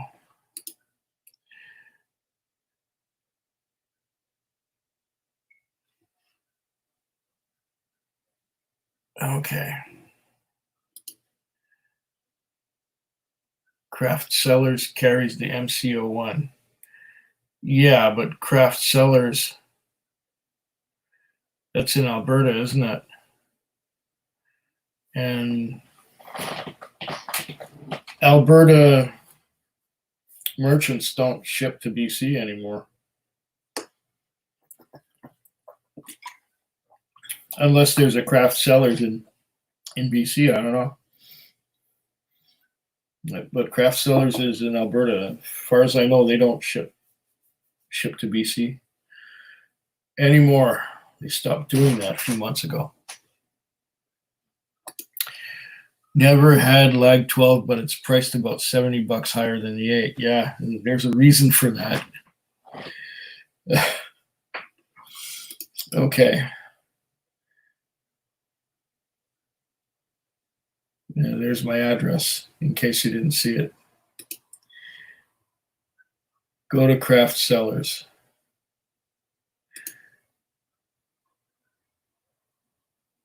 There are a bunch of, on Vancouver Island, yeah.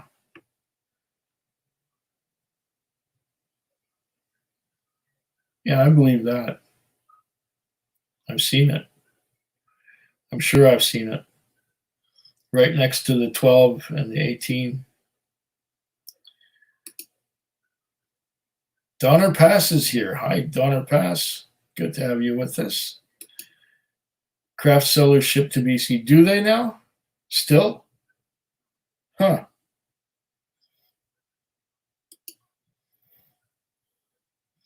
Fort Mac. Oh, okay. Just bought a bottle and they ship to you. Nice. I'll think about that. But I just paid a bunch of money for whiskey. I'm broke again.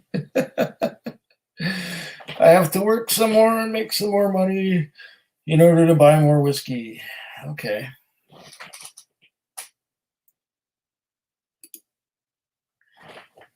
How long do you predict? I wish it was over yesterday, but I can't say. I don't know when they'll decide, oh, it's perfectly safe to be real again. It's perfectly safe to be a human being again. Now's the time. I just don't want to get into it. I just wanted it to be over yesterday. Anyway, the world is different. The world has changed completely since before this thing happened. We will never go back to what it was, that's for sure.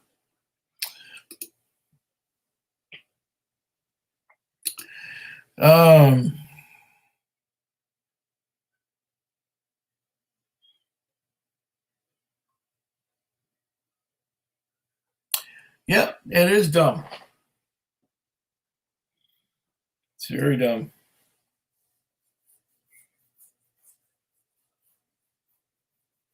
Yeah, that's it. They don't take returns now. I'm not surprised. Usually, when I buy something, I buy it because I want it. I've never returned a bottle of whiskey yet, and I'm not about to. Hi, Quig. Finally got a sample of MCO1 and MRCO1. Outstanding drams. Yes. Yes, I concur. They're very good whiskeys. Home is a lot faster with less people in it than a liquor store. It's Horseshoe. They won't take trades as they used to.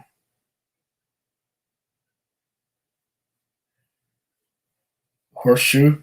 Do you mean horrible? I don't know.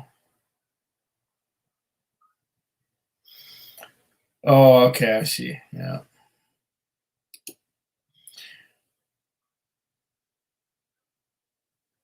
At the moment, I can't really think. Nothing really. Well, if I share bad things, that's usually on my taxi vlog channel, and I had a few things in the last week, but I don't want to repeat them right now. My taxi vlog channel is meckwig@shaw.ca. If you want to see bad things happen to me, that's where you go, Black Jesus. I've already shared it. Charge $30 a bottle for shipping, but their prices are great. Yeah, well, of course, they're in Alberta.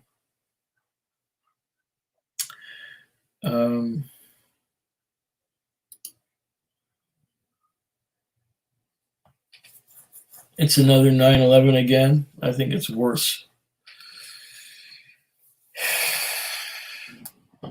It could have been a Y2K. It's like, oh, big scare, big whoop. And nothing happened. Locally, I haven't seen anything happen yet. Just all this hand sanitizer and paranoia. Like I said before, if I ever get this, and they say that everyone's supposed to get it eventually, if I get this, my immune system will just fight it off because it's pretty well developed being in a space that's smaller than the elevator for 55 hours a week with the general public. So I don't get sick very often because of that. My immune system is strong just because I've been exposed to everything you can imagine. Moving on to Old Forester rye. I don't have any of that, but yeah, way to go. Oh, what's going on here? I heard conflicting things. Some people say our food supply will be limited now. So if that actually happened, then everyone would die while we're trying to be safe. Well, no, it's been predicted that between 50 and 100 years from now, there has to be a great big die-off of the human race, just because the planet does not have the necessary resources to feed the population that's still growing. So yeah, I say, if there are things going on that are cutting back on the planet or cutting back on the human population for the planet to reach another equilibrium, there it goes. We are a pest. We are like a virus on the planet. The human race is vermin as far as the planet's concerned. And if the planet does things to limit these parasites, which is us, then maybe that's what the virus is all about. It's parasite control, pest control. And the planet is only trying to come back to another state of equilibrium by getting rid of some of us. That's what I think.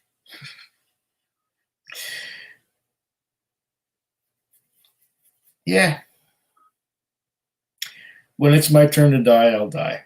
That's just that.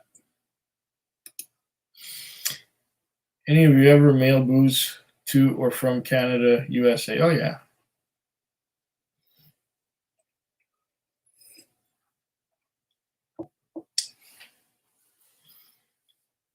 Within Canada, I've mailed bottles. To the States, I haven't mailed bottles yet, but I have mailed samples and received samples both ways. So there you go.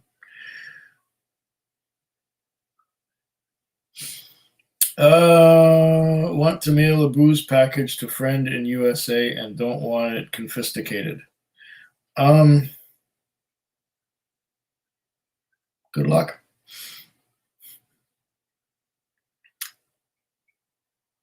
One trick is make sure you put some craft dinner in there, in the box, in the package. so that when they shake it, they'll hear the craft dinner rattling around rather than hearing liquid slushing from one end of the bottle to the other. Just a little trick. But I've never done it myself. I've never mailed bottles to the United States. I've mailed samples, yes, but not bottles. Is it bassman or bassman? It's one of the two. If you're a fisherman, it's bassman. If you're a musician, it's bassman. One of the two is right. I have learned a lot from your channel. Thank you. Oh, you're very welcome. No longer think Pendleton is a good whiskey.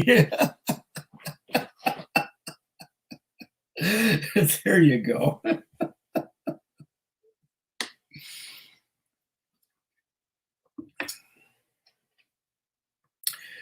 And we got Donner Pass here. Yeah, watch this week's taxi vlog, rough one. These times must bring out the drama people for your work. Yes. Yes, the people being irrational and fucked up. There's more of them out now. And you know what? It seems that the ones that are most real, the people that are the least messed up, are the homeless people. The people who are living in tents on the median of the boulevard downtown. Those people seem to be the most real. It's the people with the big houses and fancy cars and lots of money. Those people are the big panickers. Those are the ones walking around with masks on, gloves, and all that bullshit.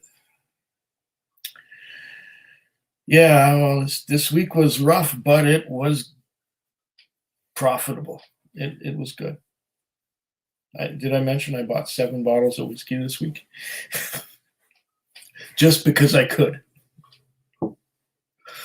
Yeah.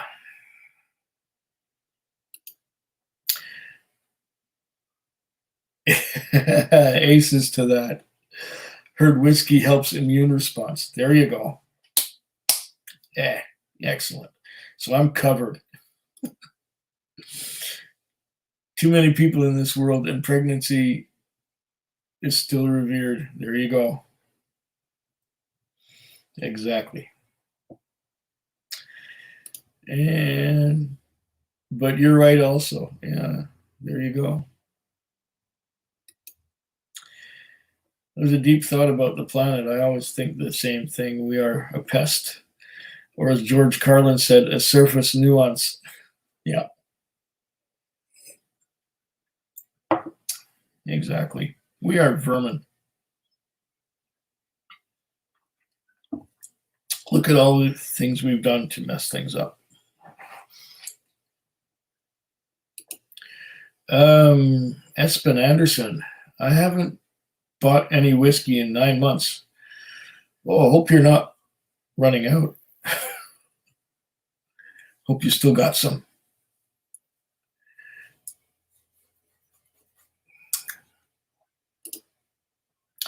Can you even send a bottle of scotch within Canada these days?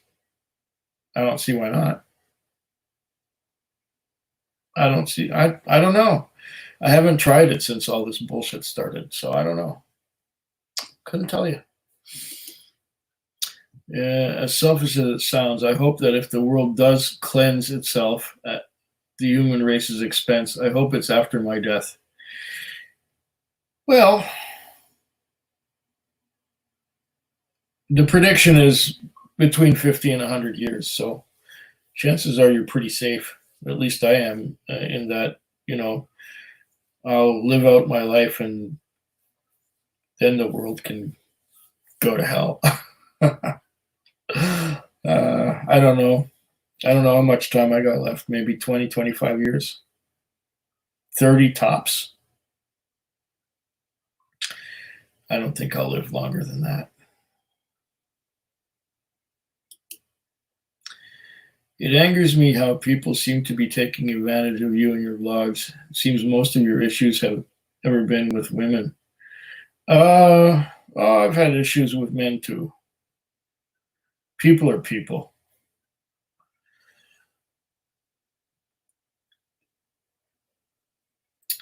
Yeah. Nice. Bought 5 bottles myself. Been working like crazy. Happy to have a job, but tired. Yeah, I'm in the same boat with you. Exactly. Tired, yes, from dealing with people's drama and putting up with their bullshit. I did the same because I could. Picked up 10 bottles. The cashier looked at me like I lost my mind. No, I think you're doing better than the people who hoarded the toilet paper.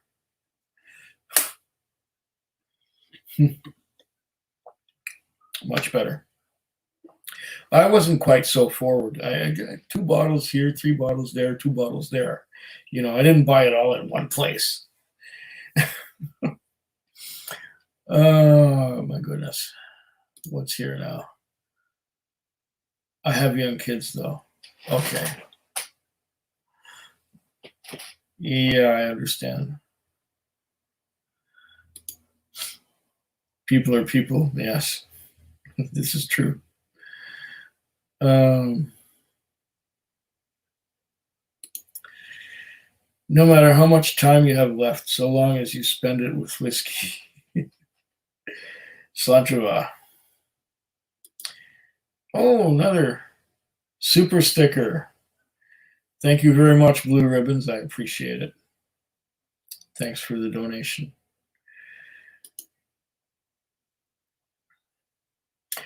And Carlton Weaver would rather go without toilet paper than whiskey. Well, yeah, I can drink to that.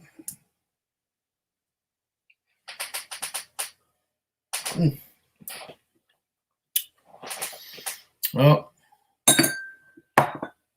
so much for OGD.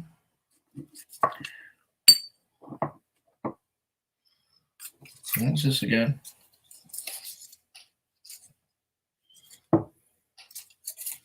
This is what was sent to me by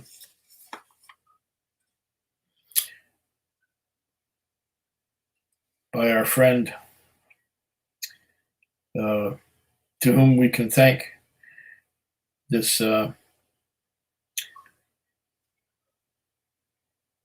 We can thank him for this actual live presentation. Barry Dunham. He sent me Black Bull 12-year-old blended Scotch whiskey, 50% malt, 50% grain, 50% ABV. Bottle's been open 3 months and is about halfway down. He also sent me some famous grouse.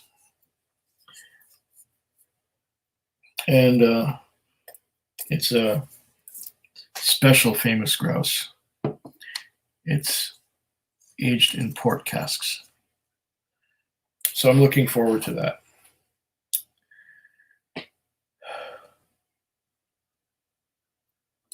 What's going on? Mine were all mail orders, so won't see them for a week. Oh, okay. So yeah, you're having your whiskey shipped to you.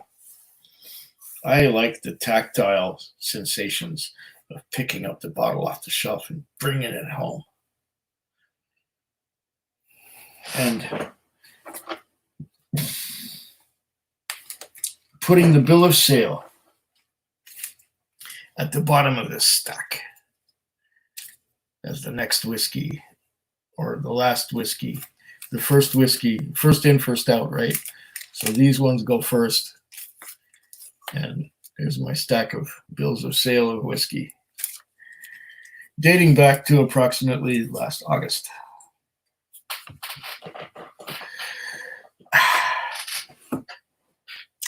But that's what I like to do. I like to pile up the bills of sale so that when I open the whiskey, I can say, okay, this one cost me so much. And here we got, yes, I've seen that already. I think I've seen that. Okay, got that. If I get COVID-19, I'll just drink more whiskey. It will help with me breathing better. Indeed it would. Wish 01 Bone 50. I haven't seen you here before. That's cool. Thanks for joining us. Got 18 people watching now. 19 people watching now. Beautiful. And do you have a favorite brand of Canadian whiskey? Good question. There's Highwood, there's Alberta Premium, there's Shelter Point, there's Low and McKinnon, there's Canadian Club, there's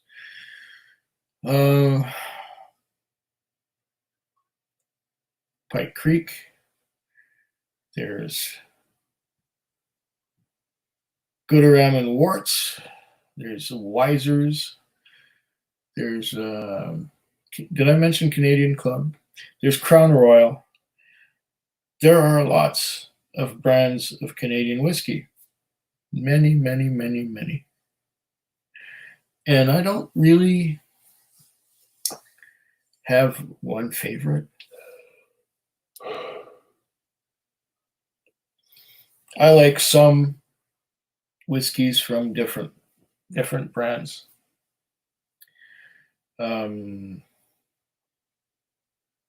I like most of them. But I don't have one favorite brand. I would say that I do reach for Alberta Premium more often than anything else. But I also like things like 40 Creek. 40 Creek is beautiful as well. I can't narrow it down right now.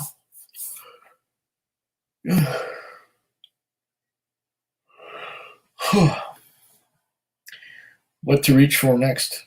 Maybe I got time for one more dram. And I don't know if it's going to be Canadian, the next dram I get. And the next dram I pour.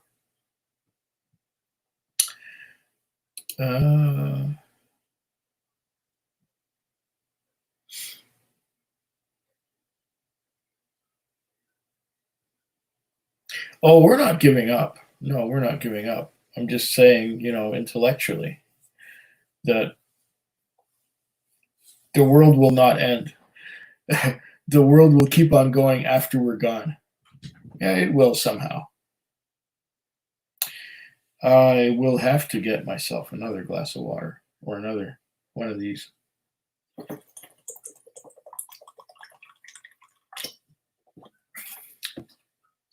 It has cramped my style that I cannot get reverse osmosis water to put in my jug at the supermarket no more. Oh, yeah.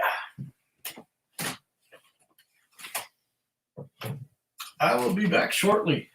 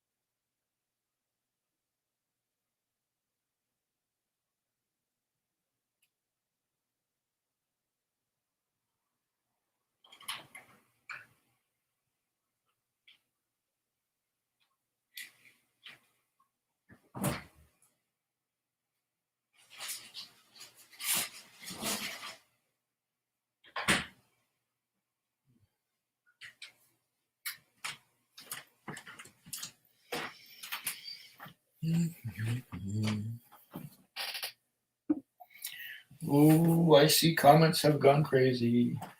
I gotta choose something strong here.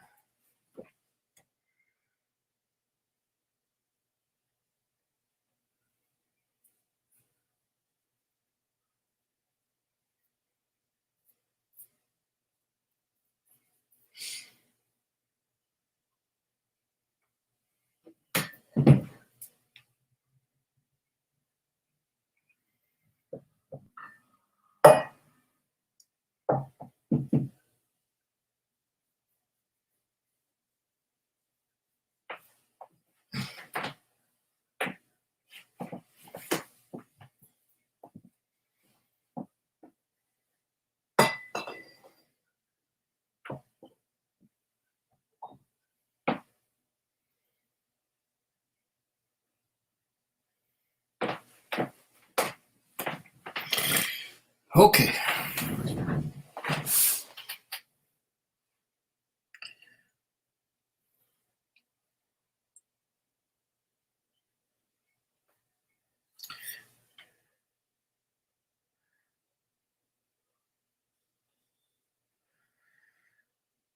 Yep. This is a double-barreled single malt whiskey from Shelter Point, finished for 1,983 hours in French oak barrels. I like the way these open.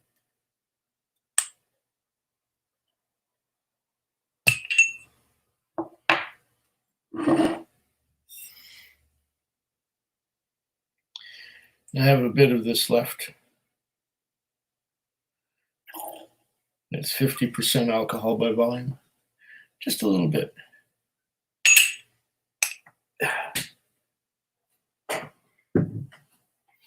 You can see it has the bubbles around the sides.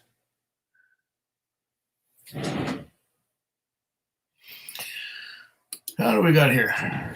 Respect the man, the myth, the legend, food quake. Cheers. Oh, that is good. Jelly donut. Jelly donut. Beautiful.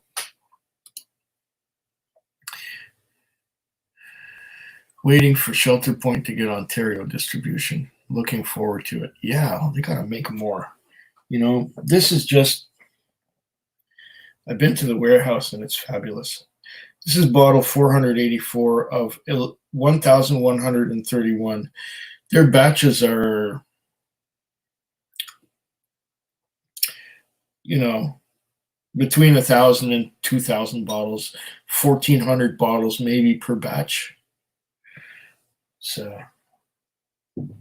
it's still quite limited, but their warehouse has quite a few barrels. Yeah. It's like I'd like to get stock and barrel too, you know, but we don't have the distribution. They just don't make enough.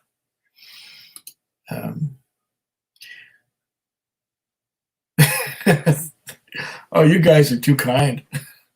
No one like our precious food queen. Oh my goodness. Ready to rock and roll, says Elaine's boyfriend. It's beautiful.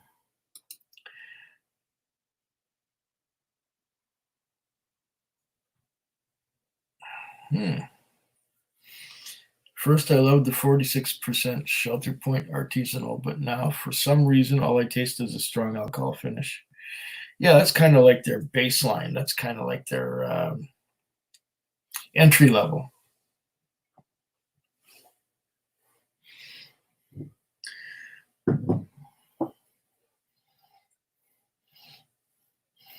This is like a jelly donut.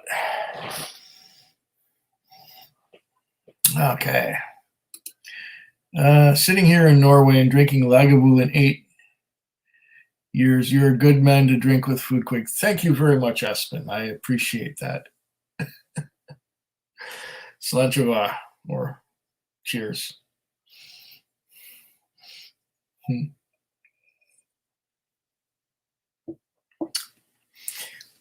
I don't have any Lagavulin 8 right now, but this will do.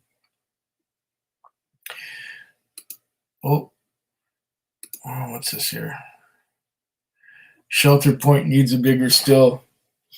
Yes, and a bigger warehouse. But now the stills are they're making hand sanitizer now for hospitals and clinics and things like that. So when this is over, maybe they need a bigger still and a bigger warehouse and bigger facilities and a bigger farm. I concur. And yeah, I'm sipping on my 7th dram of the day, Ben Riach Virgin Oak. It's awesome. Oh, nice. Nice, Richie. Good to have you with us. This is my, I don't know. My day started at midnight 22 hours ago. I think I've had 2 drams before going to sleep in the morning, or 3 or 4. Then in the daytime, I had a dram in the afternoon and fell asleep here at my chair. And now I'm on my 3rd dram again. So 1, 2, 3, 4. Probably around my 7th dram as well, if you consider that the day started 22 hours ago. Way to go, Richie. Notice some of my comments haven't went through. Are there certain settings on here? I don't know. I'm clicking on them as I go. I may have missed some. It's possible. I don't know. I haven't set anything up. Everything is just raw as far as I know.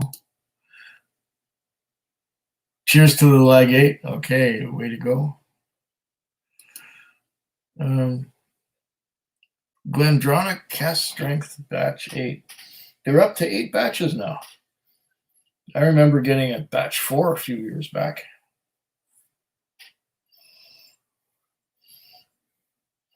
No.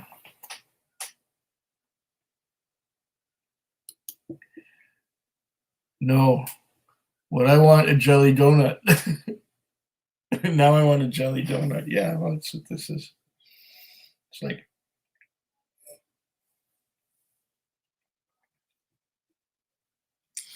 like Tim Hortons' finest.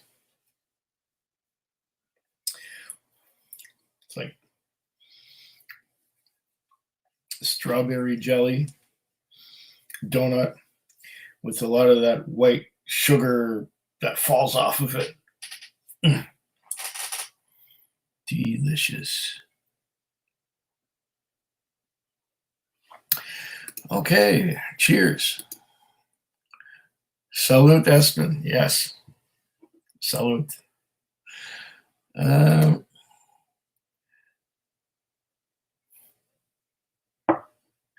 Carlton Weaver, yes, I have Chiveg. I definitely have Chiveg. It's nice. It's only bottled at 40% though, so I'm well beyond pouring a Chiveg now.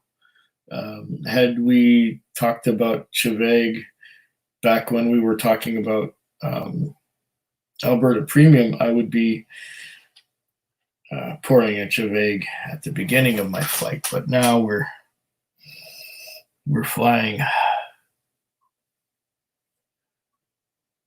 Oh, what's this?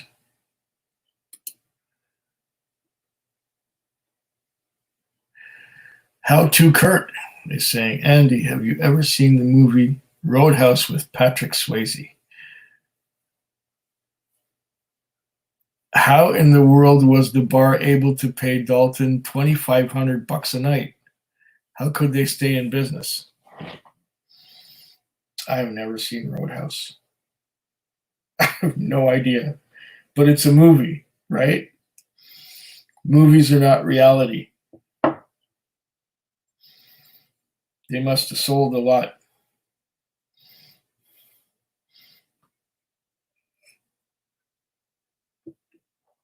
They must have sold a lot of liquor to be able to pay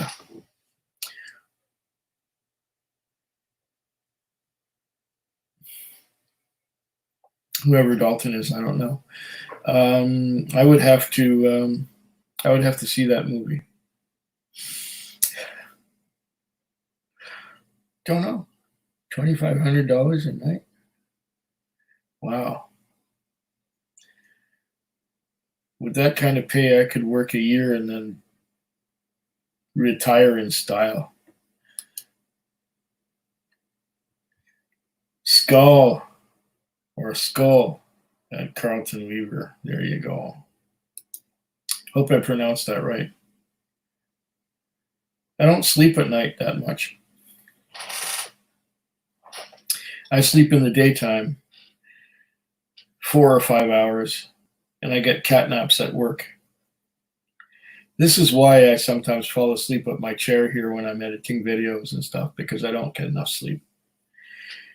But I find that the older I get, the less sleep I need.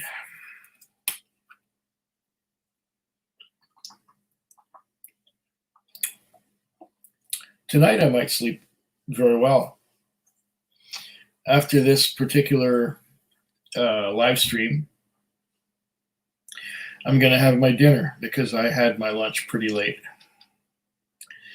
And then after my dinner, I'm going to wash the dishes from the whole week. Maybe I'll do that in the morning. I should brush my teeth and take a shower too. Yeah, I sleep in the day, typically 4 or 5 hours. And like I said, I get cat naps at work between calls. I start watching videos and fall asleep. And then when the MDT, when there's a call, the MDT wakes me up with a beep, and MDT stands for Mobile Data Terminal in the taxi. Oh, okay, what else is going on here? What did you unbox? I still have it here. This one here was a Black Bull 12-year-old blended Scotch sample. And blended Scotch whiskey, 50% malt, 50% grain, 50% ABV. Bottle has been open for 3 months and is about halfway down. And this is from Barry Dunham, who hasn't joined us in this particular live. The other thing that was in the package was this one here.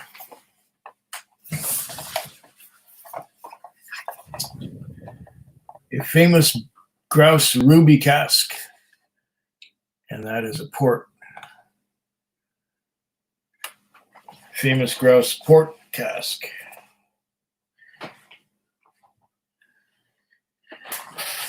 And it was in a big box with a lot of these things.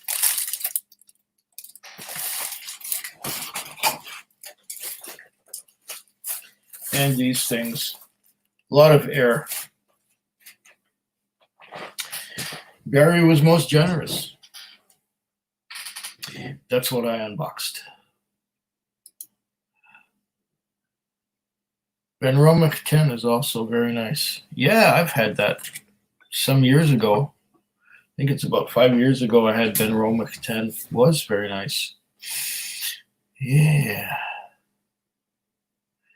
Oh, look at these people commenting here. Gosh. Is this your day off, Quigman? Yes, it is, Blue Ribbons. I don't have to work until Sunday night. And if I'm a little late to work, so what?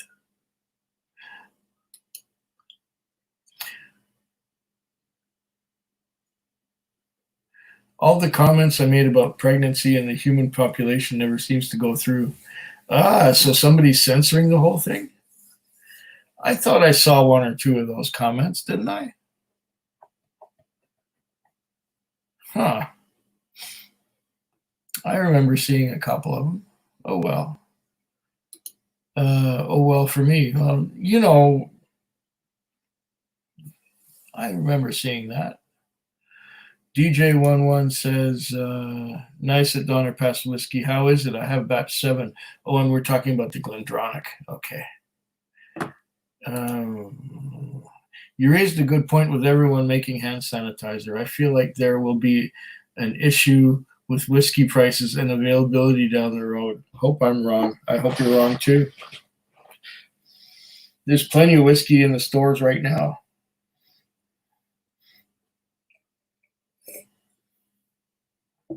Plenty.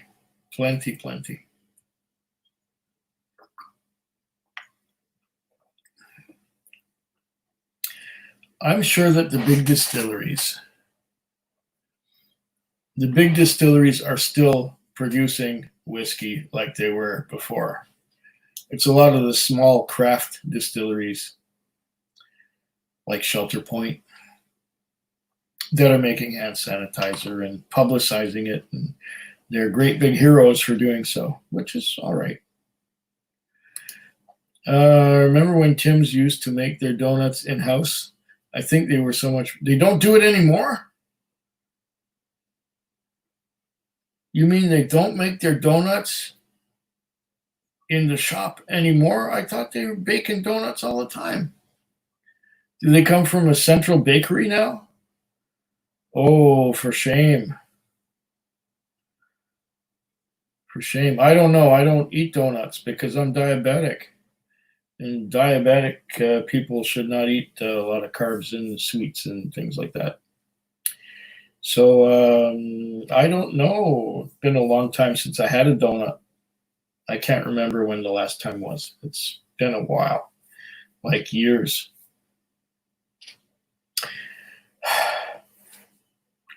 What has the world come to that they don't make donuts at Tim Hortons anymore? Shit. I think Dalton asked for $500 a night and asked to be the boss of security. Oh, you're talking about the movie Roadhouse. I don't know.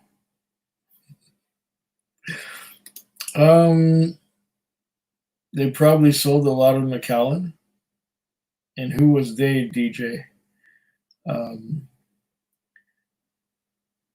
course, I'm looking at these comments minutes after they happened. 10:18. Oh, see, like this one is 7 minutes old. I don't know what you're talking about, unfortunately. I'm not on top of things. Once again, unfortunately. How has COVID affected your business and life? I'm sure that you are not getting any fares, right?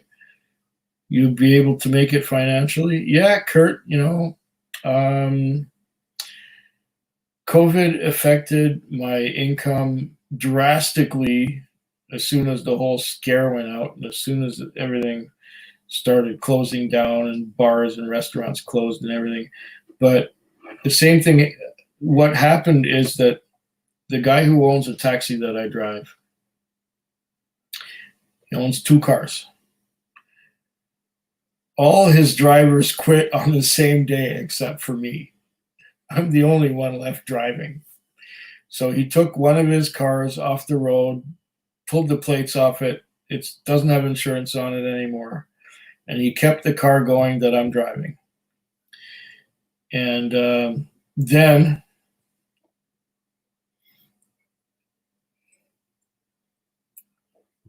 instead of having 20 cars on in the quiet hours between,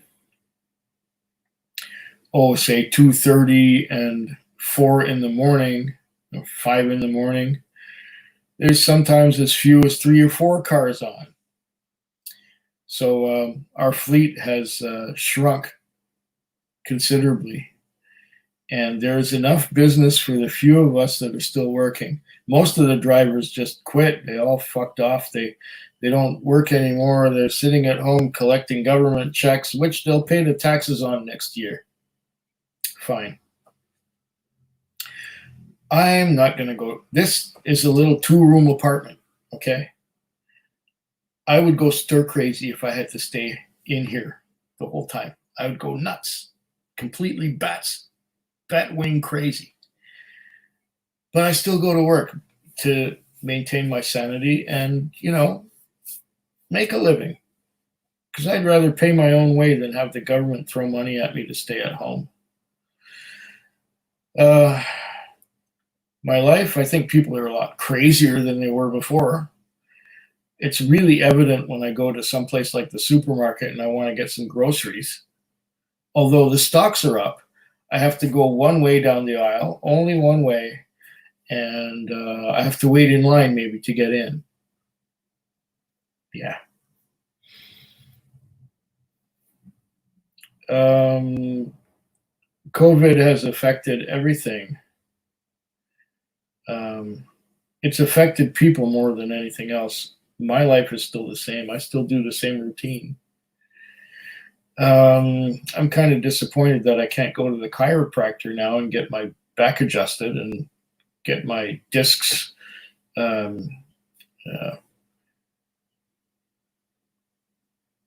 what's the word?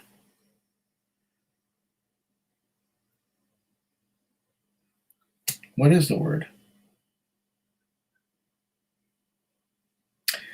Get my discs decompressed. I'm disappointed that I can't do that. Although I still go for walks. I try and keep my exercise regime going to some extent.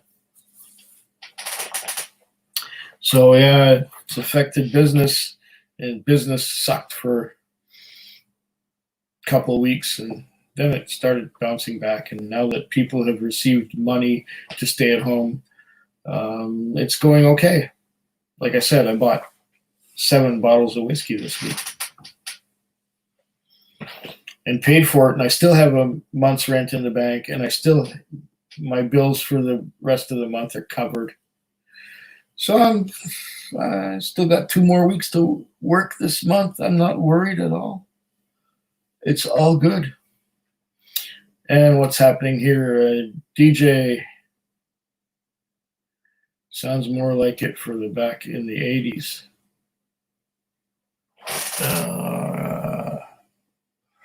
Okay.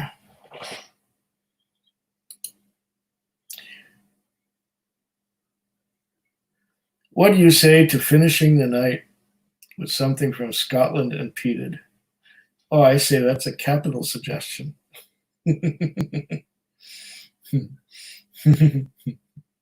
Yes. Yes. Aye. I think we can do that. Remains to be seen what it will be, but we can do that. It was paid $2,500. Okay. I never saw the movie, so I don't know. What are you having for dinner?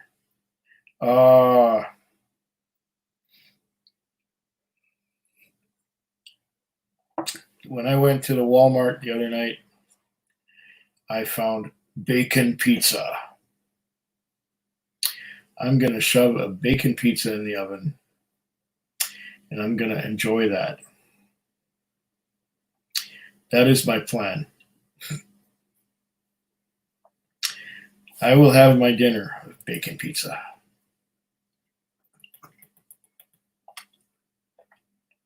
Frozen, not fresh.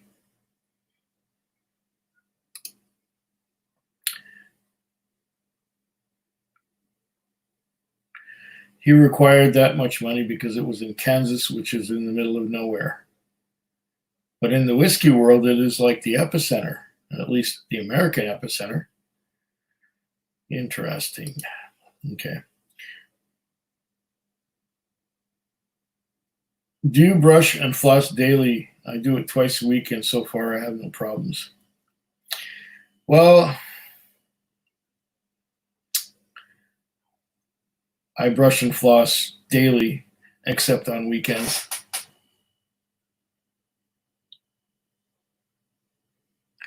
You see where I'm at. I've lost a few teeth.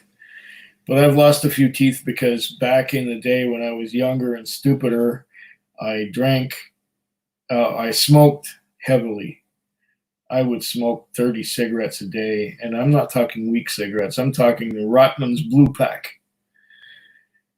And that fucked up my gums. And with fucked up gums, the teeth don't stay in, or they get kind of loose, and then you got to pull them out because they hurt every time you chew on something. So, yeah.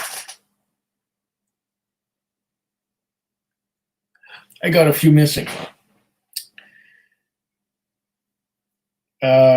I try and brush and floss every day. I didn't brush and floss last night, but I want to do so tonight, after I do the dishes and before I take a shower. That's at least the plan as it goes. Richie says to DJ11, it was 80s and 500 a night wouldn't be much now.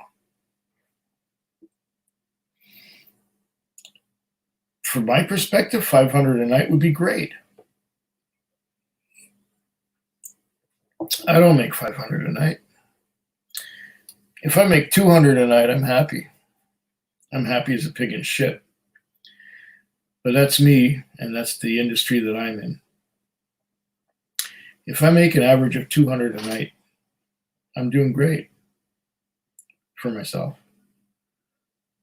On top of expenses, naturally. I don't always make that much.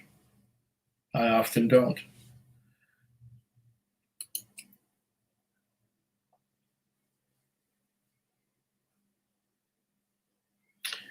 Wow, and that's after he kicked out the drug dealer, like I said, must have sold lots of old Macallans. I think we're talking about that movie again that I haven't seen. You guys are not fair. But that was a classic movie. I've never seen it. Are you an owner-operator? No, I'm a lease operator. Best of both worlds. I don't have all the headaches. I just come to work, drive, pay to use the car. I can't lose if Uber comes. I won't lose my shirt. I'll do something else. I'll work in a liquor store. I'll sell whiskey. Yeah, I'm not an owner-operator. I'm just a lease operator, which is fine by me.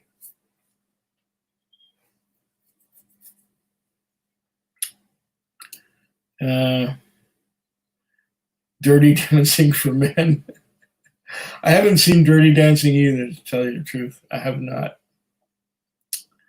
The last movie I saw was The Great Caruso with Mario Lanza. And that was right here on my computer because I had the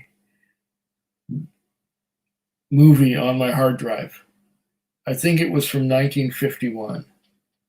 Yeah. I don't see a lot of movies, and some of the movies I see are old ones. That's what I got mostly on my hard drive, old movies. I don't watch them often because I'm too much on YouTube. In fact, doing this live stream right now is keeping me from getting caught up on my YouTube videos.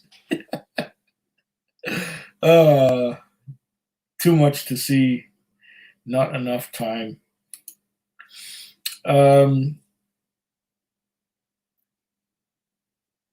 Has your landlord been in your apartment and seen the wall of whiskey? If so, what did they think?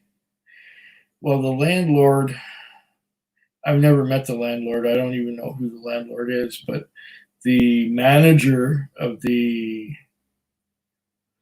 106 apartments in this complex hasn't blinked an eye, really. He's seen my bar. The bar is right there, full of whiskey.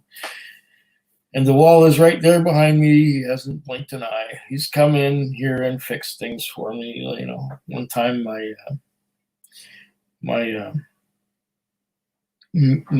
element, the element in my oven blew out and wouldn't heat up food anymore. So I had to call him, and he came in here, doo-doo-doo, and replaced the oven and the element in the oven, and everything was fine.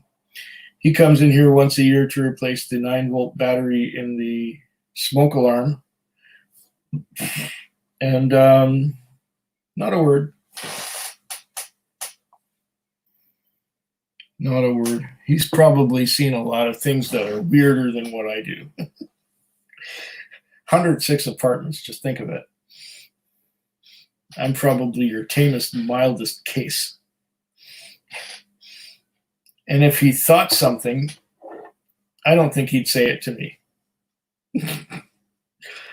I'm an adult. I'm a grown-up. I'm 55 years old. What's he going to say to me? Who's going to judge me? I'm not worried. The wall is the wall. When I move out of here, it'll go in the trash. So what?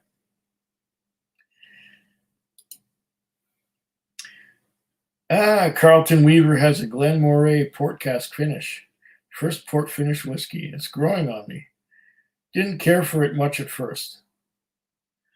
Okay, my first port cask was the Glenmorangie Quinta Rubin 12-year-old. And I ended up picking up the same Glenmoray port cask or port finish whiskey. It's the only Glenmoray I ever got. And believe it or not, I got it from the liquor store that's closest to my front door. And it didn't cost much. It was about $50, I think. And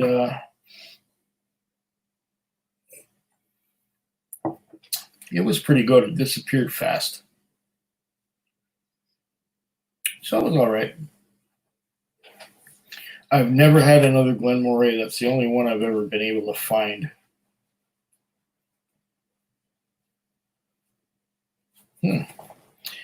I've got another port finish from Glenglassaw. It's really nice.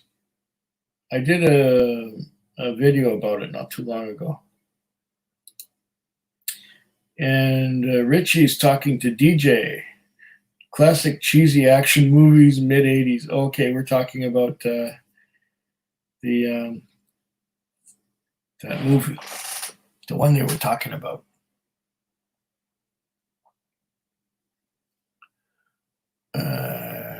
This one. The movie they were talking about, you know. They're talking about a movie. Okay, what's going on here? Is Canada shut down as much as the US right now? I really don't know. I'm not one to listen to the news or watch TV or listen to the radio or read newspapers. Most of my information I get from my customers who tell me, did you hear? Did you know? Did you hear? And of course, things that I see, like going to the supermarket and having little tapes stuck to the floor that you got to stand here while the person in front of you stands over there, and shut down. I don't know about the rest of Canada, but things are stupid when you go into business establishments around here. I like to keep my taxi as normal as possible and not have all this bullshit going on. How can you possibly keep the social distance between people at the recommended level within a space that is much smaller than the space within an elevator?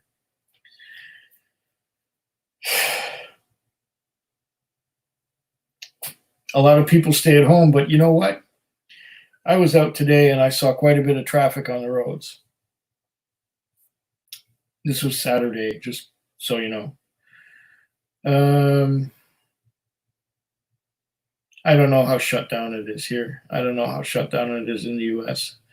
Where I live on this island, it's not very bad.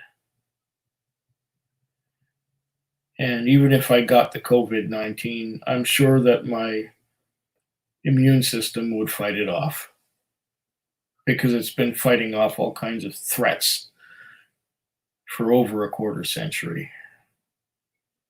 So I'm not worried. I don't know how much is shut down. I don't know. Business goes on. Walmart is thriving. Grocery stores are thriving. Liquor stores are doing great. I'm doing okay, and that's only because there are a lot fewer taxis on the road than there used to be. And the few of us are doing all right. The few of us that are still on the road. They sold out.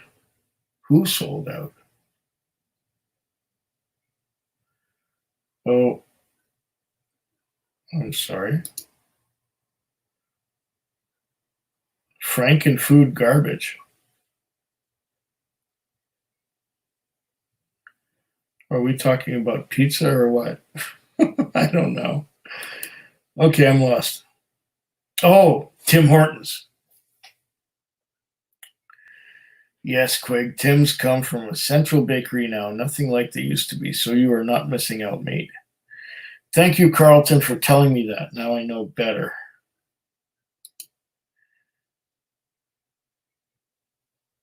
That's how the bar paid Dalton. Okay, we're back to that movie again. Just a bit late. There he is. Son of a bitch. There he is. Barry, thank you for showing up. Yes, I opened it. I revealed it. I did the whole bit. There we are. The Black Bull. And yeah, I was waiting for you to show up. God damn.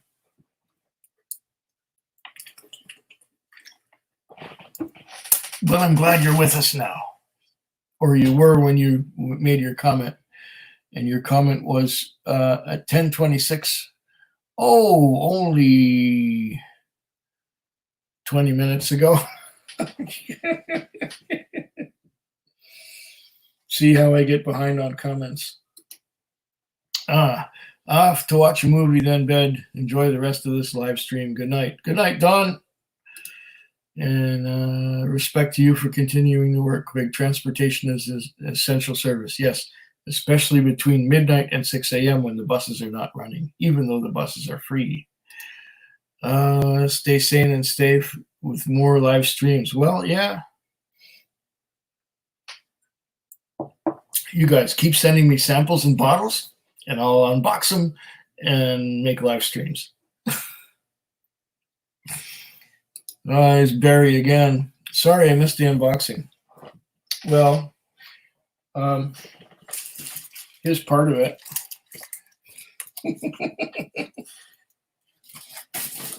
Yeah. Here's another part of it.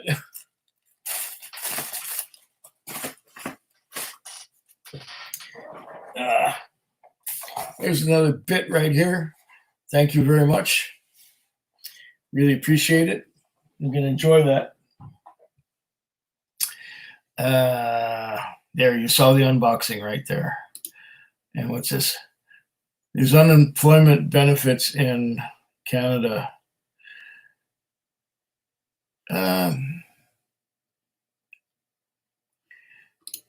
Yeah, I know. There are. And they're giving people $2,000 checks to stay at home. But then they have to pay tax on it next year. I don't care. I just did my taxes. I owe a bunch of money to the tax man. But I'd rather keep working to keep my sanity. I would rather not sit here cooped up in this small apartment and do nothing but play with myself and drink whiskey. Although it may be pleasant, it's not the life for me. I want to go out and work. I want to do my routine and not get too lazy. I'm lazing around now because I'm at home. But I could not take 7 days a week of this. 2 days, okay, I can do that. 3 maybe. But anymore, no, I got to get out there and do stuff. I got to earn my living. I don't want it just handed to me on a platter. I don't know. There's some people without a work ethic who wouldn't understand the way I am about this, but I want to keep going. I want to keep working. I want to keep my life as normal as I possibly can. And that's where I'm at on this, on the subject. Rotman's, wow, that takes me back. Yeah, Blue Pack. It's funny that you go to any store right now, and at least here in British Columbia, the cigarettes are hidden. They're behind a panel or in a box or in a case somewhere. And I wonder if they would look at me funny if I asked for Rotman's Blue Pack now.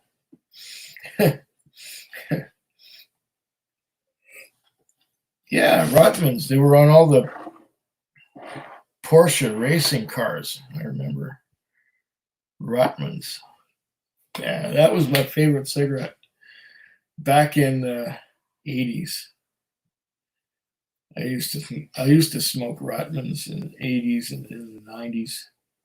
And then in the 2000s I quit. And I smoked on and off for a while until 2009 when I finally did it for the last time. I took my I had the laser treatment for like the third or fourth time, and that was the final time. Yeah, I haven't smoked in a while.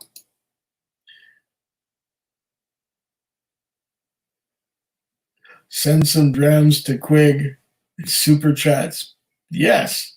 Thank you, Blue Ribbons. Do that. I appreciate it. And also hit the like, the thumbs up. Hit the thumbs up. I'm not one of those guys who says like, comment, subscribe, and click on the ding bell, and go see my channel on Patreon.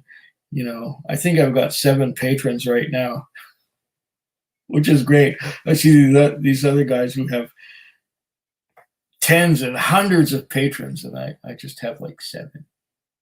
I think I lost 2 lately when this COVID thing came out.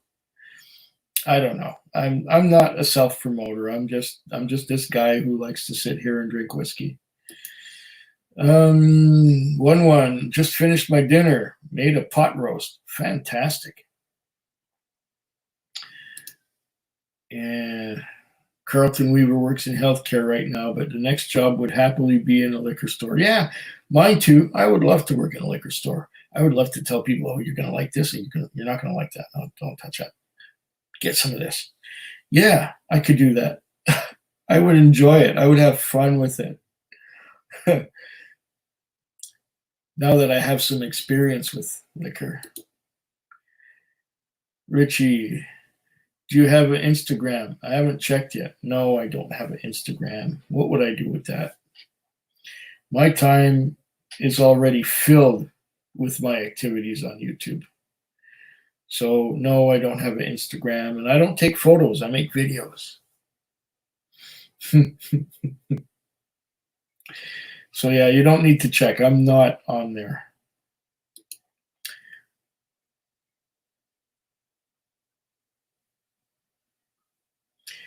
DJ11 says, yeah, I pay so much for cable and have all the Netflix, Hulu, and such, but watch 90% YouTube. Me too.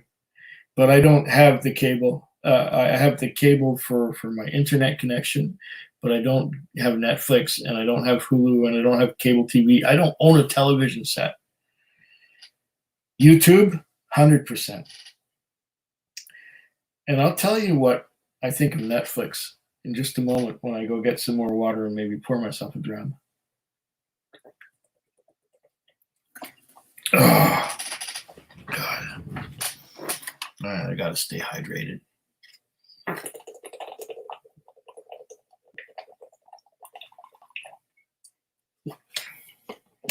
Now I got to piss.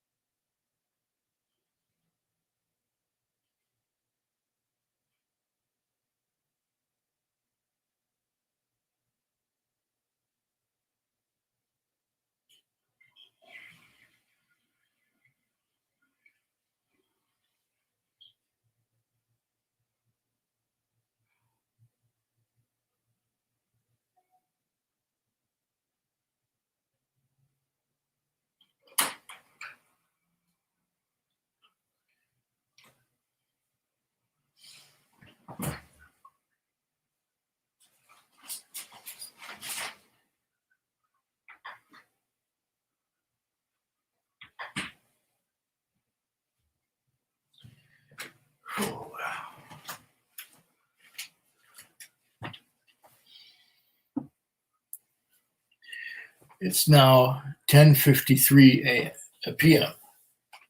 I should have my dinner soon.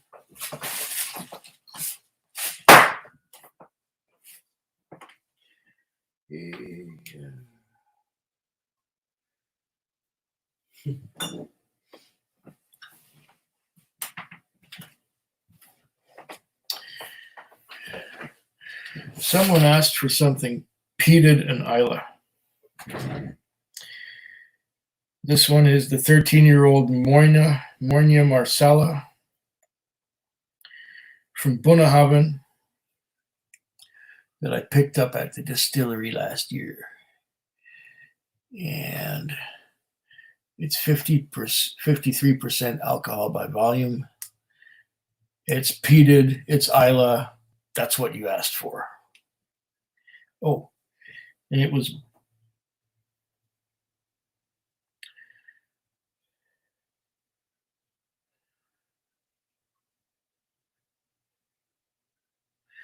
bottled on the 29th of March, 2019. I was at the distillery the day after that. Hand bottled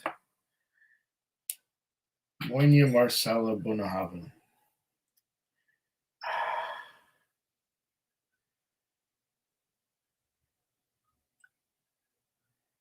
This was in my suitcase all the way from Isla to here.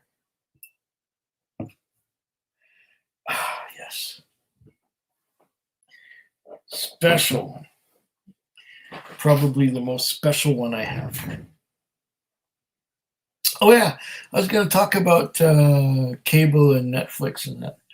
Back when Netflix started some years ago, they gave me a month for free. So I said, okay, I'll sign up for this. And I figured Netflix was to watch movies. Okay. So I wanted to see the 1950 George Pal production of Destination Moon. The technical advisor for that one was Robert Anson Heinlein, who was one of my favorite science fiction authors. And here I was wanting to see Destination Moon. It won the 1950 Academy Award for Special Effects.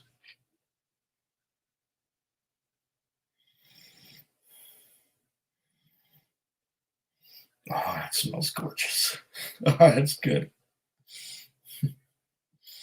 Oh, yeah.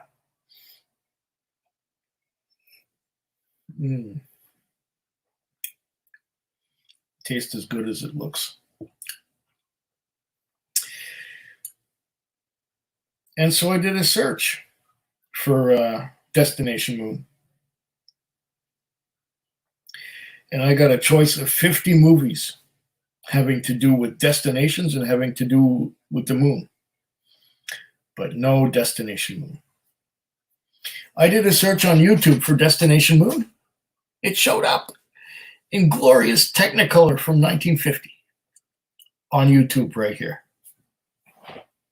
Okay. A couple weeks later, during the same first month of Netflix, I wanted to see 12 Angry Men. I had heard of this courtroom drama movie from 1957 in glorious black and white enough times that I had to see it.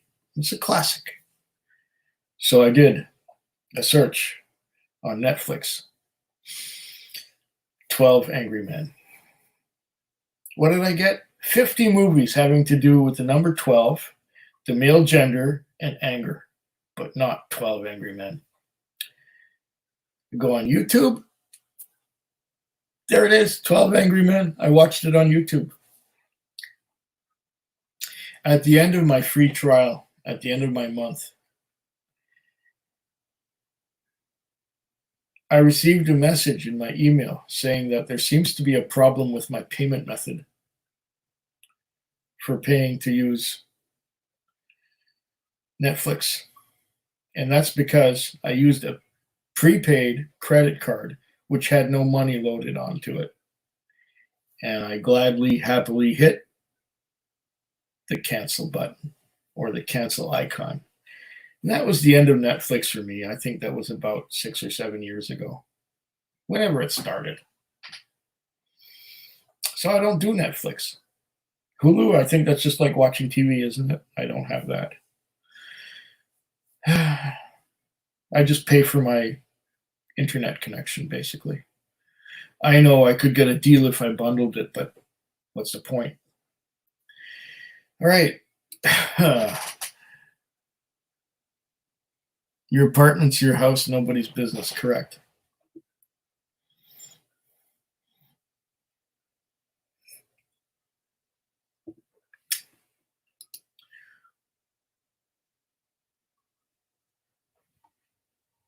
Originally from Montreal, what do you think of Seagram's then?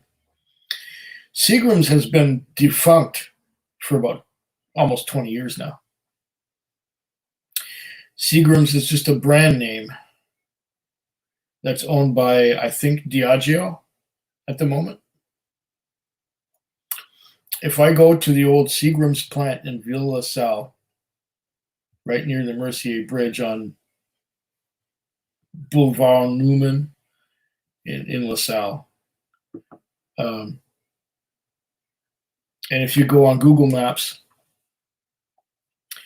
it'll say Diageo Canada at the old Seagram's plant. I don't know if they make anything there, but Seagram's made Crown Royal, and Crown Royal is up in Gimli, Manitoba. And MGP was once part of the Seagram's empire. Seagram's isn't anything anymore, but it smelled really good when we passed by the distillery on our way to the South Shore, taking the Mercier Bridge. We'd pass by there, and you could smell when they were doing some fermenting. It smelled really good. That's what I think of Seagram's. Yeah, I'm getting behind here. Oh my goodness, look at all these comments. What's this one here? Seattle is shut down, very few out and about. Yeah, I heard about that. Andrew Spurrell, Canada is pretty shut down, at least here in Calgary it is. Okay. Wish I would have bought stock in Costco and TP Jan first. California is the same. All right. Ooh, famous grouse. I hear that's a tasty one for being on the cheaper side. Think I'm going to go pick one up as well. Good idea, 1-1. What do we got here? Okay. A series of emoticons. And it sucks, but needs to be done. Okay. I smoked for 14 years. Quitting was one of the hardest things I ever did. I smoked for over 20. But I latched onto a thing called the it's one of the most addictive things known to mankind, smoking tobacco and nicotine.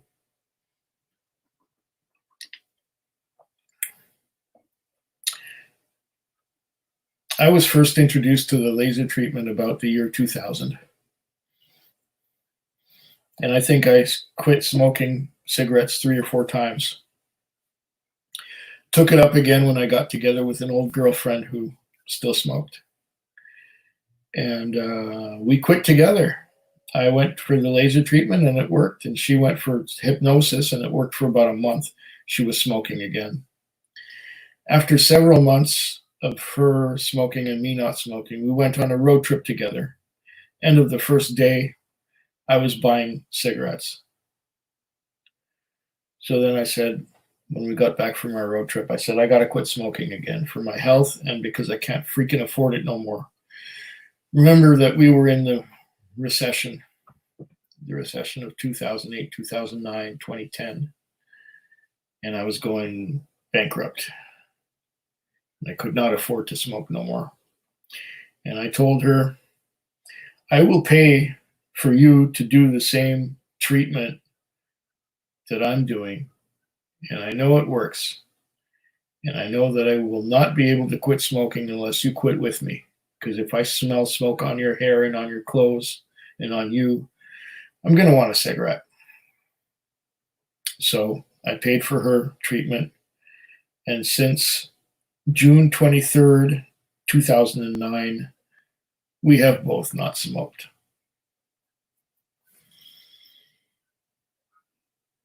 Yeah.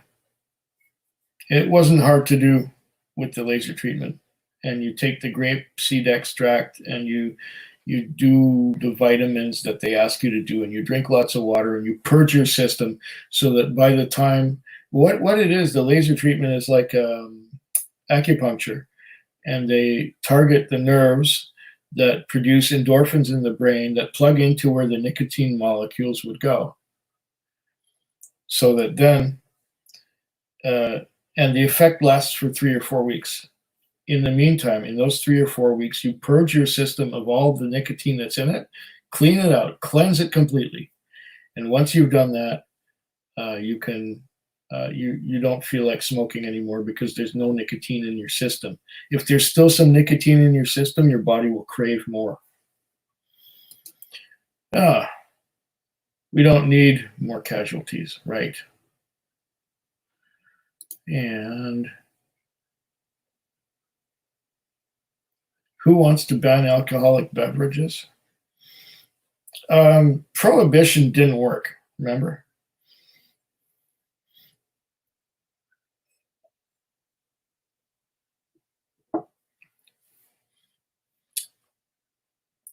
Oh, that's good.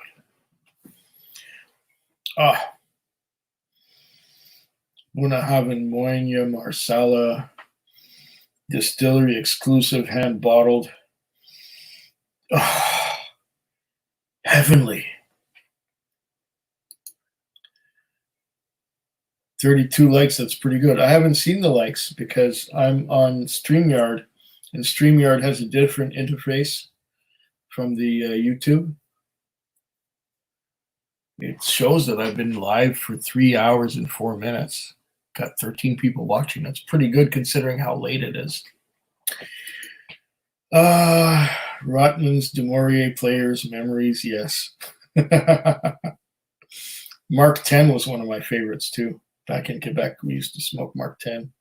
I liked the Mark 10 king size. That was a good cigarette. You'd make a fantastic whiskey bar owner. Thank you. I think I'd have fun with it. I would.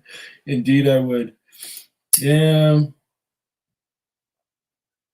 How is it still light in BC? It's not. And when did you call? You called. These are lamps that I have going to light up the room.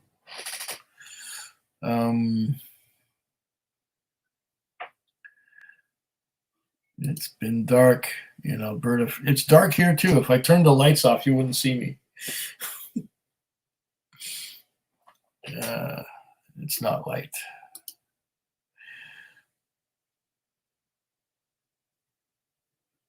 Quinn couldn't own a bar. He's too much fun. Everyone would want to buy him shots, and who would say no to that? Thank you, DJ. You got here.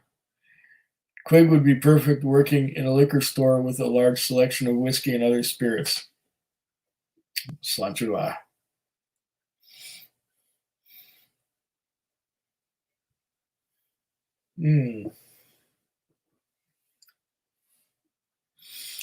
Oh, baby, it will be a sad day when this is gone. When I have no more of this stuff. I agree at Donner Pass Whiskey, says DJ. Okay, Richie says, hey, Dustin. Okay, he's talking to... Richie is saying hi to DH Sylv. Bet it's an amazing one. Oh, yeah.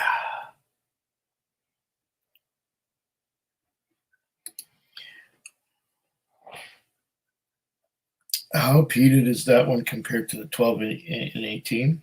More, much more. This is a Moynia. Moynia, it means peated. 12 and 18 are very subtle peat. This one is just, oh, yeah. The peat is the tingle in this one, and it's tingling all over. And then you got that Marsala wine, that rich Marsala wine finish. Beauty of the cask.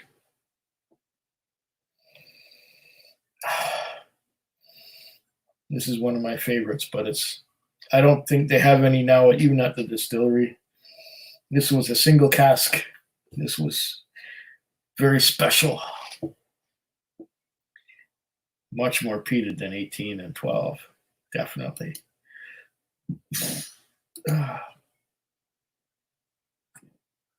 Peat or death. Wow.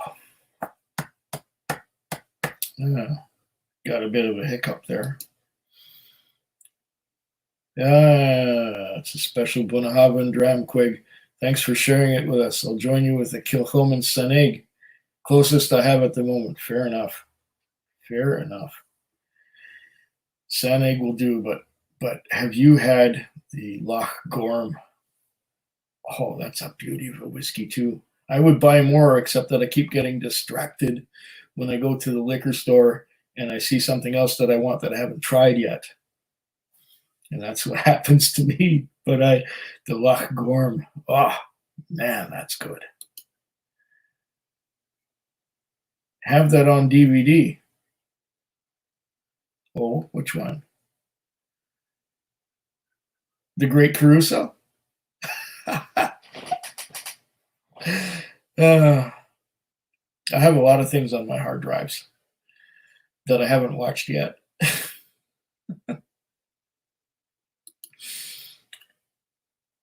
DH Silv, normally drink aged spirits, but tonight I'm eating 8-year aged cheddar, and wow. Wow. 8-year-old, I didn't know cheese would stay good for that long.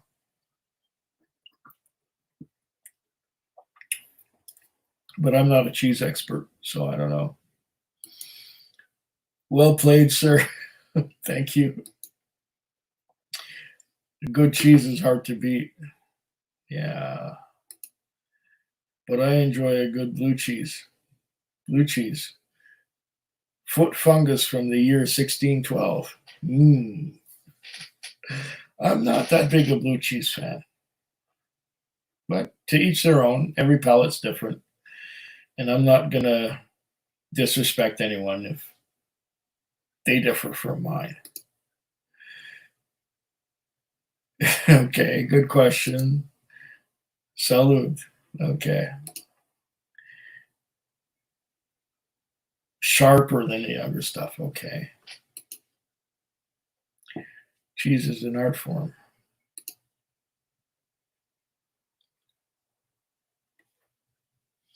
Looking for 1950s movies is not really the best use of Netflix.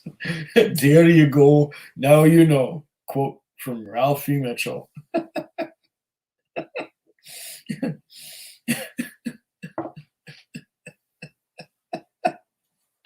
Well, that's what I was looking for. Like booze. Okay. Boomer problems. There you go.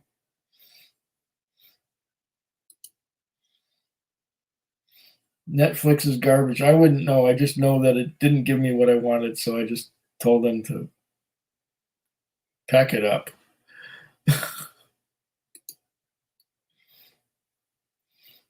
Though Tiger King is pretty good. I have Tiger King. I haven't seen it yet. I downloaded the movie Once Upon a Time several years ago, and it came out in Hindi. I couldn't understand anything, so I had to download it again in English. And I haven't looked at it since. That's about 2 years ago now.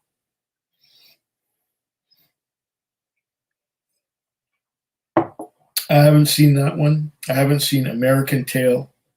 I haven't seen a lot of movies that I have on my hard drives. They're just sitting there waiting for me. I just have to click on them and watch them. But I'm so busy with YouTube that I just don't get the chance. Someday, maybe. Someday. Netflix original content. I hear people talking about it. I see people making vlogs about it. But I don't know. There are people talking about this stuff all the time, but no, I can't really get bothered because I'm too busy. All my watching time is on YouTube, and I'm getting behind all the time.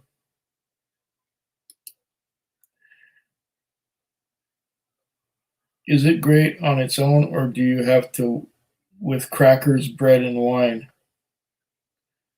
Okay. What did DH still say?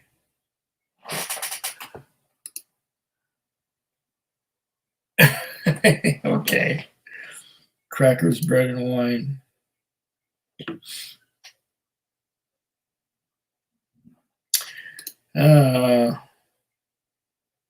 Other than Tiger King, that was trash. I think there are 3 Tiger King movies, aren't there? I think I remember it being a franchise in a series. End of the isn't worth it. Okay, yeah, well, that's what I discovered when I looked for 50s movies on it. I thought that's what it was about. I'm just eating it by itself. Oh, the cheese. Yeah, okay. Trump or Biden? I have no opinion.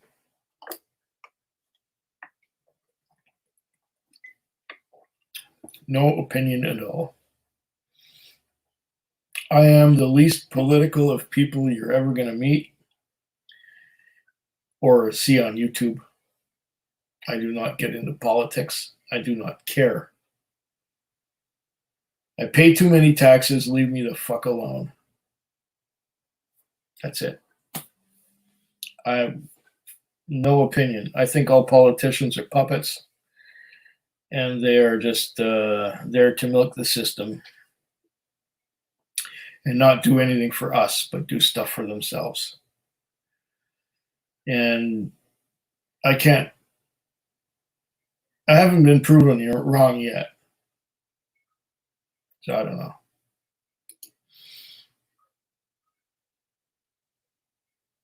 The homeless man down the street. Aye.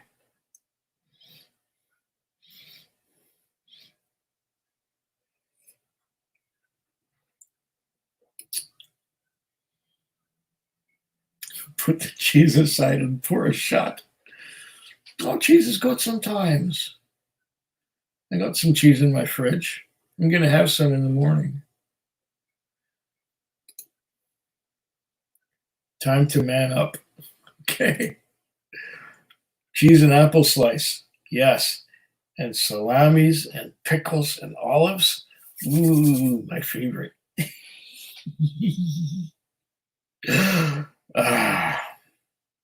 Yes. I have that for breakfast 3 or 4 times a week.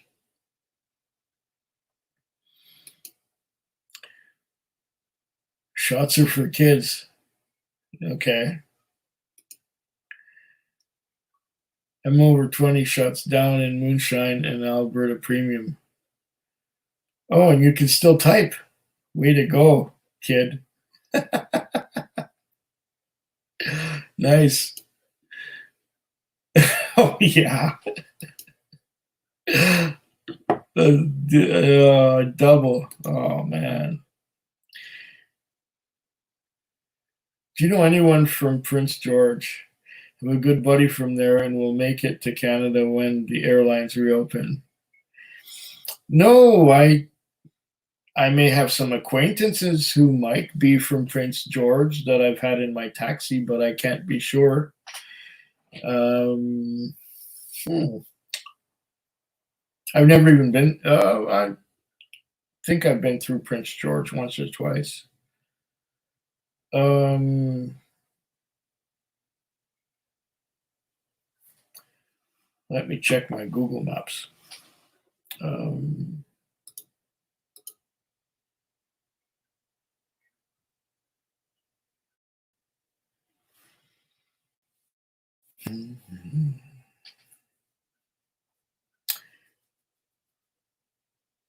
oh yeah, I've been through Prince George. I have been through there. I really have, but I don't know for sure if anyone that I know is from Prince George.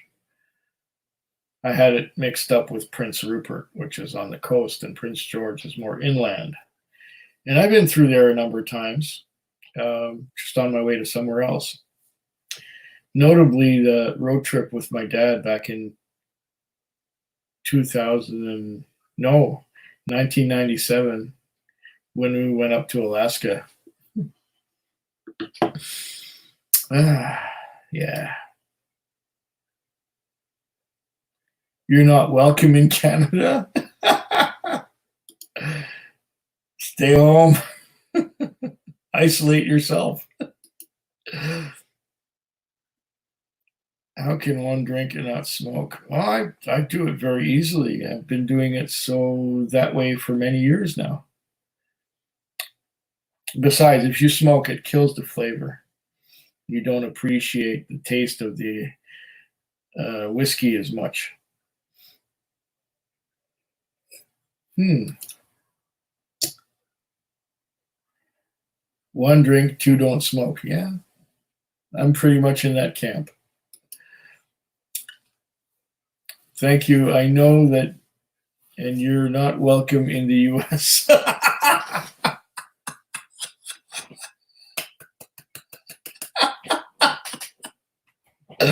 Beautiful answer, Richie.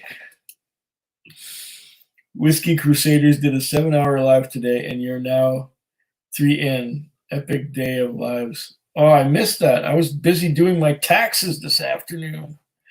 I did my taxes, and it's hard to pay attention to everything that's going on.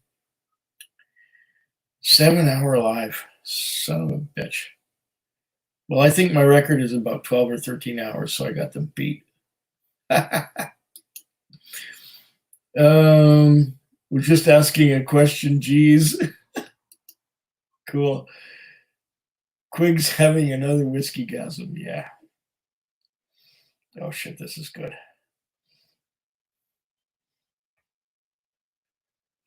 Mm.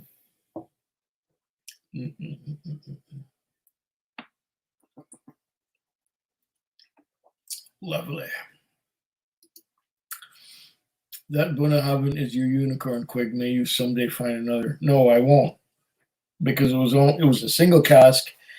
It was made at one time, and it was bottled by hand more than a year ago, and that is that. But maybe I'll go to Bunnahabhain again someday. I hope I can afford to. Last year was special. It was just where everything came in together. I had enough money. I had the will. I had the desire. I had the impetus to go to Isla, and I went.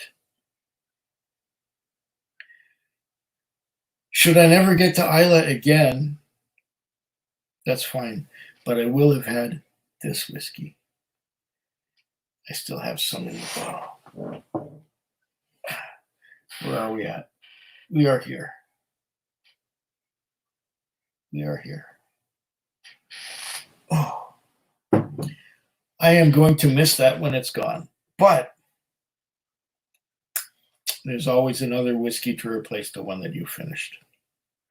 Never forget that, because there are always special bottles around. Maybe not many as special as this one, but there are.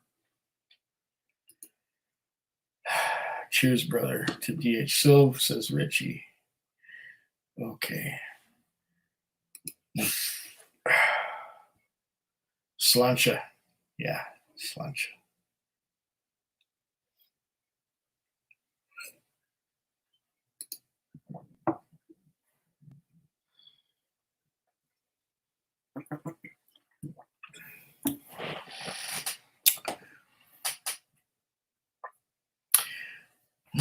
DH Sill says later, Richie, so he's leaving? Okay. Slancha, and thanks for the Kilchoman Lochborn.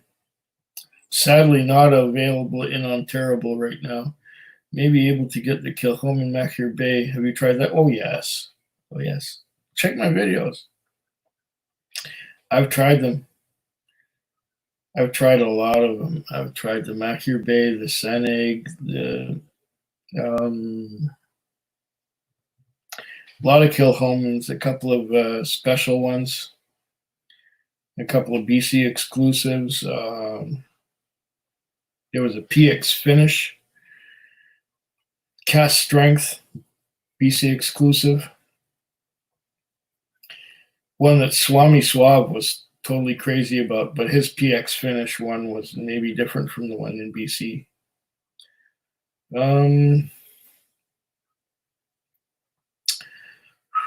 I think I can still get Loch Gorm at the store nearby. I have to check on that. I might buy one.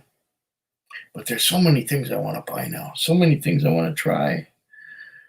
It's insane how many whiskeys there are out there that I have not had yet.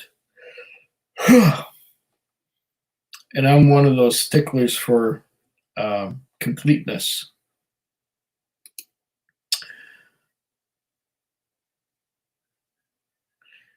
DH Silv says, all my Canadian friends, all welcome to my house, but the government isn't allowing it not to with me at all, says Richie. Nothing to do with me at all. That's okay. Eventually, this thing will be over, and we will be able to meet in person and raise glasses together and go clink like this. You know, it will happen. It will happen again, I'm sure. I'm in the U.S., Richie, says D.H. Silv. Okay. Bunnahabhain 12 is good. Yes, Espen, it is very good. I like that subtle peat smoke that comes in. And, yes, Bunnahabhain 12 is wonderful whiskey. I concur. Santé, cheers, Prost, Salido, everyone, says Blue Ribbons. Oh, you're leaving us? Okay. Whether you're leaving us or not, it's all good. Okay, Glendronach, Allardyce time. Well, if you say so. Nowhere near my favorite there, DH Silv, but maybe I got a bad batch, or maybe it's just not my wheelhouse, to quote a term. And Tiger King is the new reality show on Netflix. Oh, well, now I'm informed.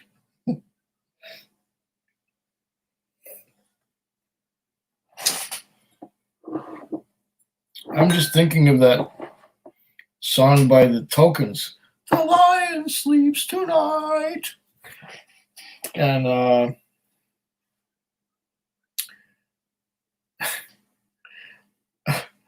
I haven't seen Tiger King yet. I have it on my the movie from the Disney, the animated. I have it on my hard drive, but I haven't watched it yet. Oh, gosh. And I've had it for about 5 years on the hard drive. I haven't watched it yet. Terrible. New reality show. I was watching reality shows quite some years ago when they were not reality at all. Have they become more real? I don't know. There was one about a car modifier or hot rodder, but he's been dead for several years now. Boyd Coddington, remember him? He had this reality show about his shop where they made custom cars. And there was all kinds of drama and bullshit going on. There was another one that I saw was Orange County Cycles, where they build custom motorcycles, and that was like a reality show. And there was the Ozzy Osbourne, I think it was, reality show, which was just, that's all bollocks. Nothing's real about it.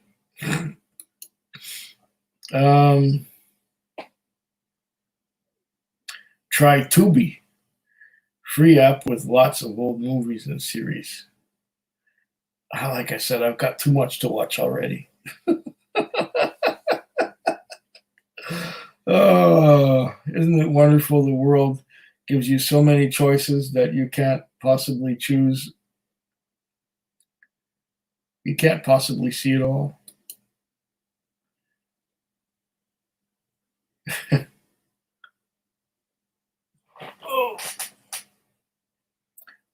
Oh, DJ11 also likes the Allardyce. Okay, I thought you are welcome to my house, brother. You are welcome to my house. Okay, great. Richie and DH Silv have made friends. They have a bond. Good. Excellent. Might have to make a road trip. We all need to make road trips. Road trips are fun. Road trips are a good time. I love making road trips and getting together with like-minded people and people who share my interests. And it's been a long time since I've done that. I wonder if my car would make it.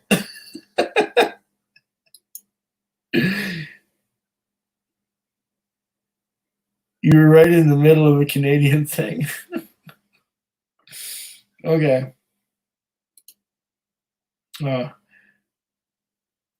Pretty sure he's a bit drunk, cracking me up. I've had 3 or 4 grams, and they're getting stronger with every dram that I'm having. So, yes, a bit drunk, maybe.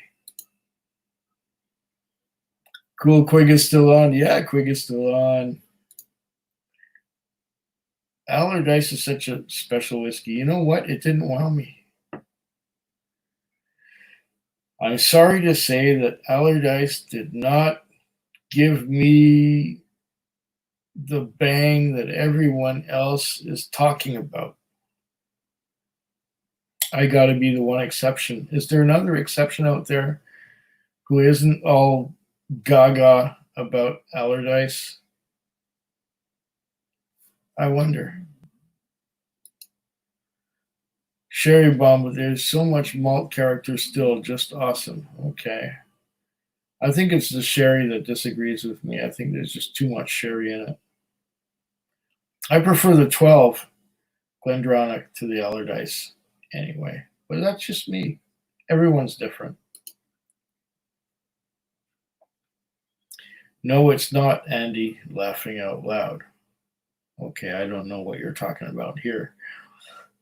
Because I am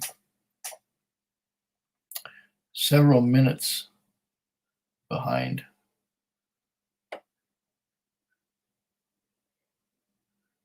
$20 minutes behind? I'm 10 minutes behind. Okay.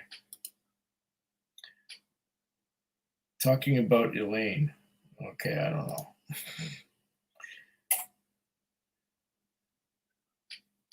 Elaine Claire, you're good to party with. Where can I find you? I need to turn my amplifier back on because it shuts itself off every 8 hours.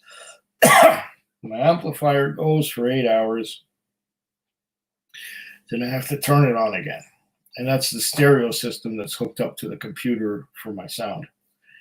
But there's no sound coming from the computer now. It's just coming from me, and I'm reading your comments. Never mind. I have to turn the sound back on. Slanchua, may you go to the shores of Isla again. Oh, I'll drink to that, but I don't have anything to drink at the moment. I'm going to have to pour another. Son of a bitch.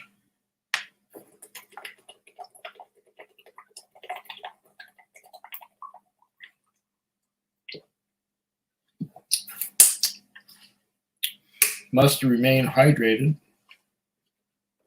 Gotta piss. Be right back.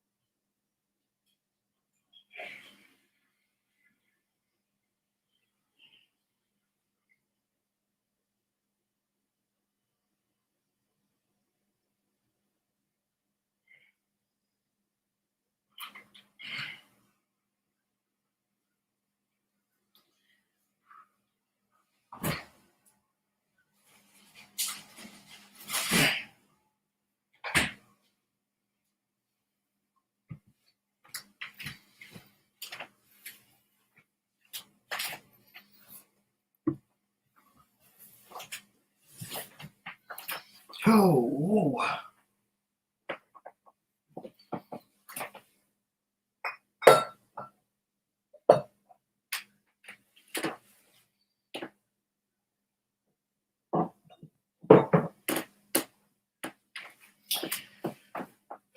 okay, I am back. Speaking of the shores of Wila, I got the MRC01 at 59.2% alcohol by volume, because that's how much it was last night. Oh, this is good. I'm going to pour myself a last dram of this. If anything's going to get me drunk, it's this one.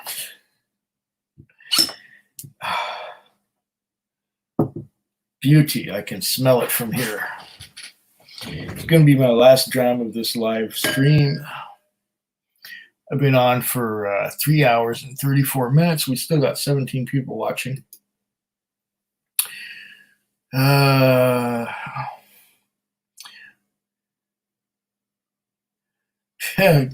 Way to go. Thank you, Richie.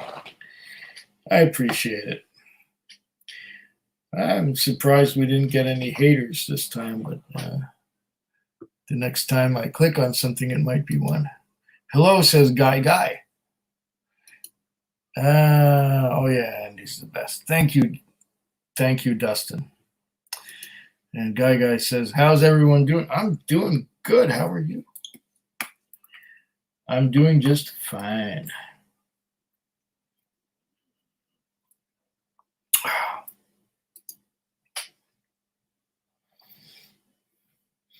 Too many whiskeys, too many women, so little time. Too many women ignoring me, actually. But such is life. You get older, it gets harder. Did I say that right? I don't know. Okay. Wow, that clink sounded like a break. No, it's not broken. I'm just not an expert on acoustics. As the Queen said in her quite moving speech, we will meet again. Didn't Vera Lynn sing that back in the 1940s? Oh, that's recycled. That is a recycled quote.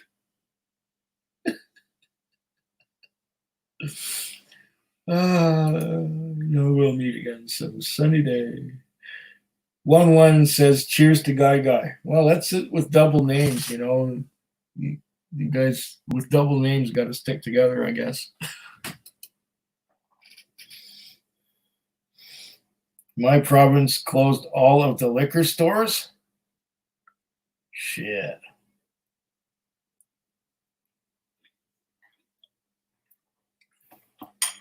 I thought you were in the USA there, Ace. All of the liquor stores. Feck. That's criminal. R.L. Hunter says, the only good thing I have going is a bottle of Ardbeg on my shelf. All the best from Las Vegas. Nice to meet you, R.L. Hunter. Good to have you with us. I haven't seen your name before. Excellent. Thanks for joining.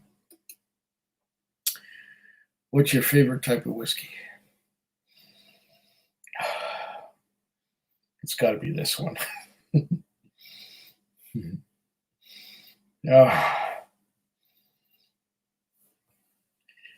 Isla single malt. I like other types of whiskey too, but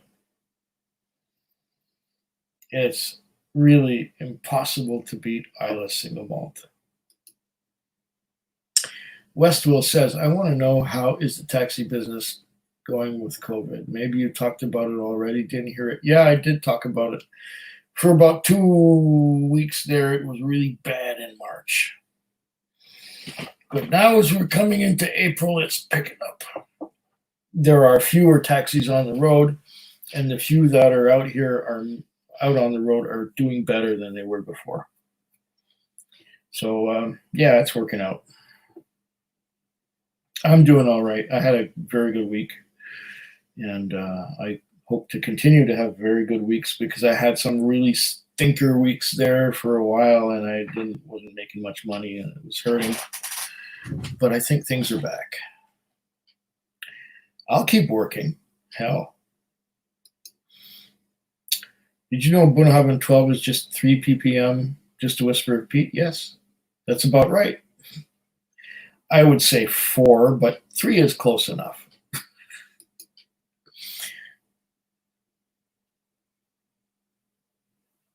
Is there another dram in the flight for tonight? Can you top the Bunnahabhain? Port Charlotte MRC 01.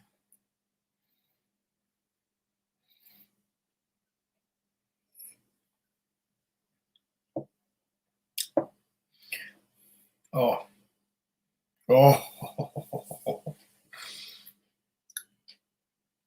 This might even top the Bunnahabhain.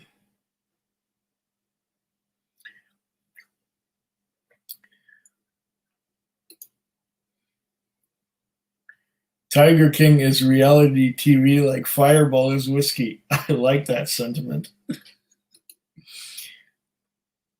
There's Alan Hunt saying Orange County Choppers. Yeah, I remember that. And laughing out loud at DH Silv, says DJ11. Hope Dustin isn't offended. Carl Van Wellingham. Good morning from Belgium, Andy. Did you already try the Bunnahabhain Bordeaux red wine cask CS they put out as a special release in 2018? Another Bunna unicorn whiskey. No, I haven't tried it. I don't know if I can get it here. 2018. Sorry. I wish I did. That sounds great.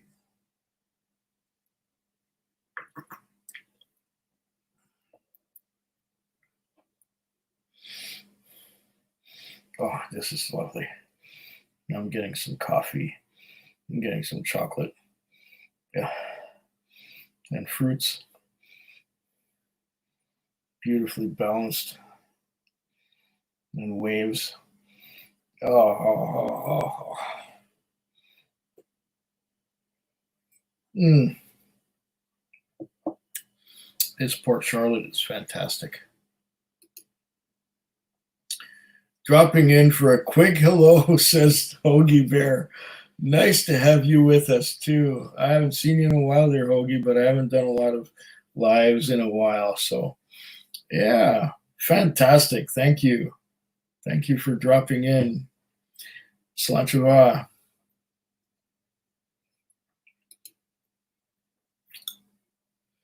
DJ11 is Cuckoo for Allardyce, simply one of the best.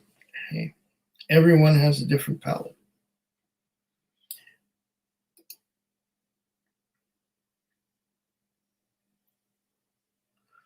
Whiskey Ace is not sure how he feels about Allardyce either. Oh, yeah. Everyone's different. Everyone's different. I'm not going to disrespect you because you disagree with me. It's just a disagreement. We just don't agree, which is nothing to be making ad hominem attacks about, which is what I like about this hobby. People are very accommodating and people are nice to each other. I enjoyed it the last couple times, though. Okay, we're talking about Allardyce, I guess. Okay.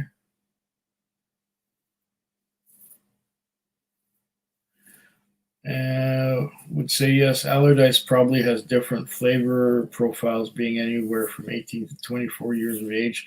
Yes, different batches would make a difference as well. Absolutely. My bottle is 21. Okay.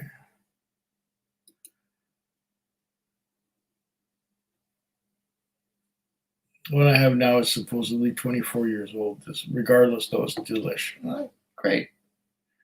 I only had one, and I think it was 21 years old or something. It was okay, but this beats it hands down.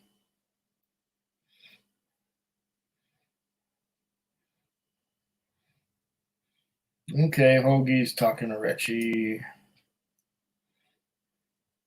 Wasn't blown away by it the first couple of tries. I think as the bottle started opening up, it got a little better though. Yeah, that typically happens. It got a little better, but it didn't really get into my wheelhouse. What do we got here? Should I go Lefroy 10 after Kilchoman's an egg? Just don't know. What do you say, Quig? I don't know.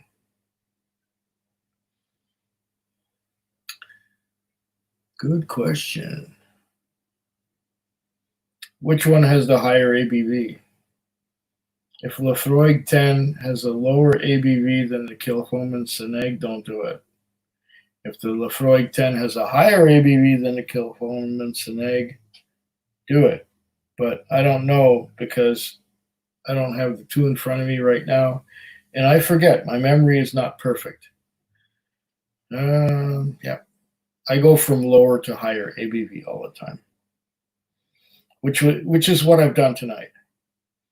And which means that I get drunker quicker towards the end than I did at the beginning. I know you like Lagavulin 12 years. Thank you, Espen. Yes, I do.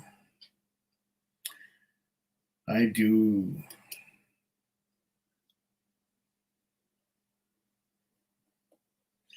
That Isla will kill COVID 2012 also and beyond. I believe that too, Blue Ribbons. Yeah, that's why I keep drinking. Quick, this is your third last dram. Yeah.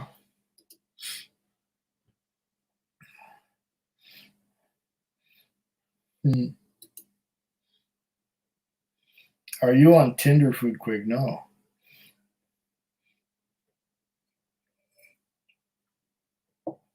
I'm on YouTube. Isn't Tinder like a dating site or something? Find myself drinking more ECBP in the time of question. I can't get ECBP here, so I drink this. There is no ECBP in British Columbia.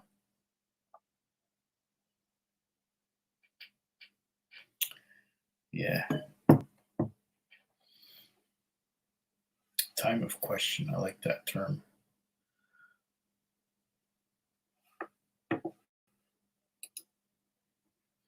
Yeah, stateside. ECBP, absolutely. Virulin absolutely did say that. It's what the Queen was referring to. Good pickup there, Quig. You're welcome, Carlton. I have a wee bit of knowledge on me.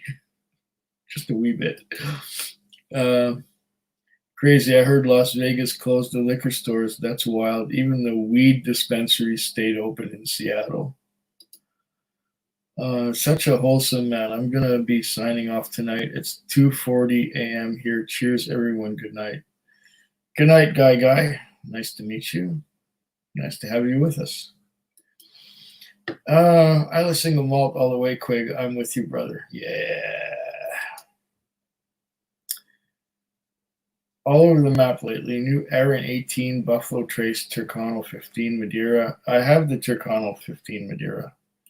Nice. I think I have that one. Wait, let me check.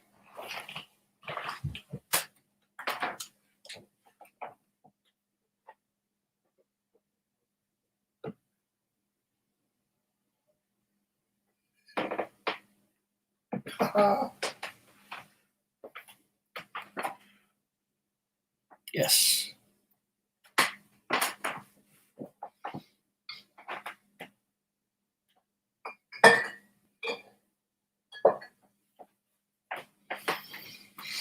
Yes, I have that one too. I really enjoyed the stream tonight, Quig. Thank you. Really needed it in times like this. Hey, I'll do what I can. Hoagie Bear, awesome drinking bro. Cheers. If Quig got on Tinder, he'd find all kind of ride diggers. Okay, I'm not really familiar with these.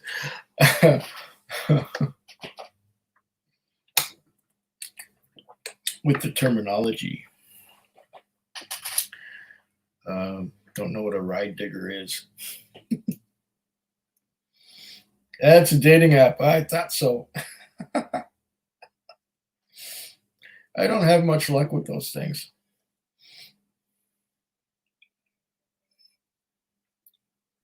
Especially the ones where you put a picture of yourself up and I look like a dirty old man.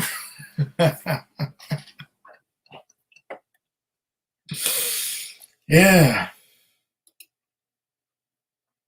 Blanton's Gold is about to be launched in the US, I think. Kind of skeptic what it'll do to the pricing over here. Ooh. I don't know. Are they imposing tariffs just like they are in the United States for Scotch? Good question. Blantons. You can't get Blantons around here. I got to go into the States to get Blantons. And I haven't had a bottle of Blantons in several years, but I remember my ex used it for making bourbon chicken. Oh, it says bourbon on it. Yeah, that must be good for bourbon chicken. So she made a sauce out of the Blantons. And next thing you know, half a bottle of Blantons is gone. It's like, what happened to my Blantons? Well, I made bourbon chicken with it. Oh, yeah, I remember those days. And Whiskey Ace thinks he saw Turcano 16 before the COVID closing. Yes, I have that one too. I will get to it eventually. I haven't had that one yet, but I do have a Turcano 16 here under my bar somewhere. Dustin saying gold digger is equal girl after her money. Ride digger is girl. Okay, now I understand. Girl after free cab rides. Yeah, there's a few of those around. Yeah. Well, my regular customer, if you've been watching my taxi vlogs, my regular customer, I have cut her off. I have totally cut her off now. She's just trying to ride dig me some more and trying to borrow more money off me. It's like, fuck you. I just shut her off. And she tries to text me, it doesn't go through. She tries to call me, it doesn't go through. So she leaves a voicemail. And it's like, fuck, find somebody else. Don't bother me. I told her back before around Christmas, once you've got that shit out of your system, once you're done with that crack cocaine, then I'll talk to you. But as soon as you want to go downtown and get some more crack cocaine, I don't want to know from you. Yeah, that's the end of that. Ride digger, cute free cab rides. Yeah, there's some that get those. Fortunately, the majority don't. Okay.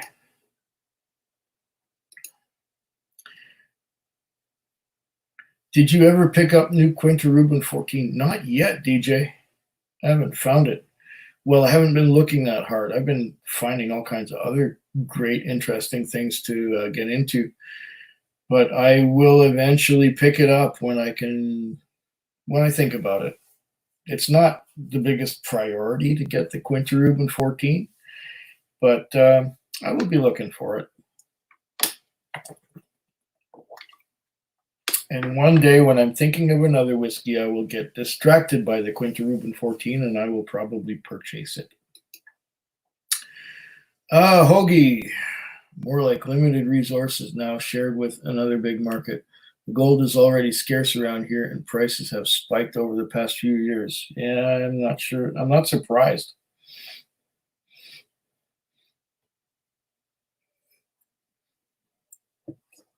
We don't even get Blantons here, so consider yourself lucky. Last time I got the last time I got a bottle of Blantons was down in, where were we? Was it Myrtle Beach? Was it Chattanooga? Was it Nashville?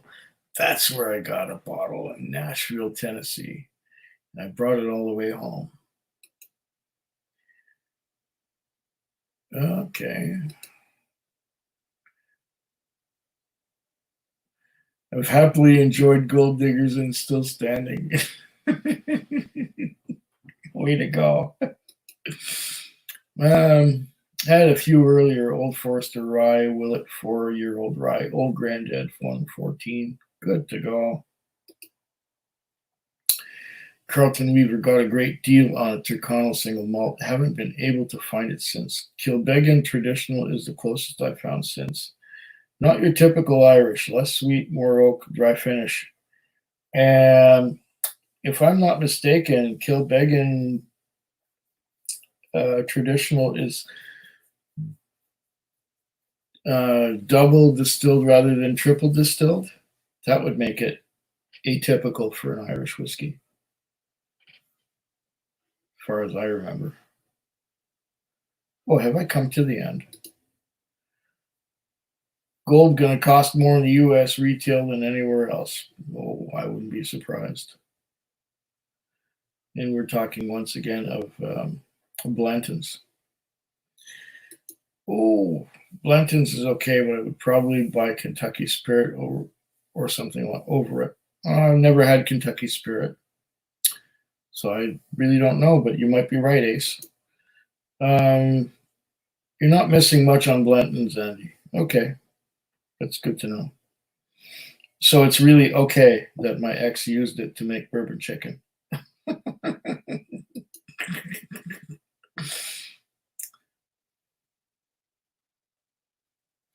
Do you think that our will ever recover from these stupid lockdowns? You've seen it all before. What's your opinion on these times?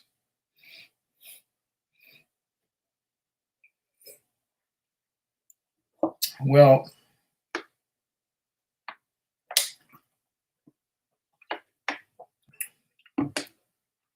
from time immemorial, there have been diseases and plagues that have attacked the human race. yet there are still people around. What the hell? Do you hear that? Somebody's lighting off fireworks or something out there, which is funny. The time is now 11:59 p.m. or probably midnight. So what is the significance of midnight on the 18th of April to set off fireworks? Did you hear that? It went boom, boom, boom, boom. My opinion on these times.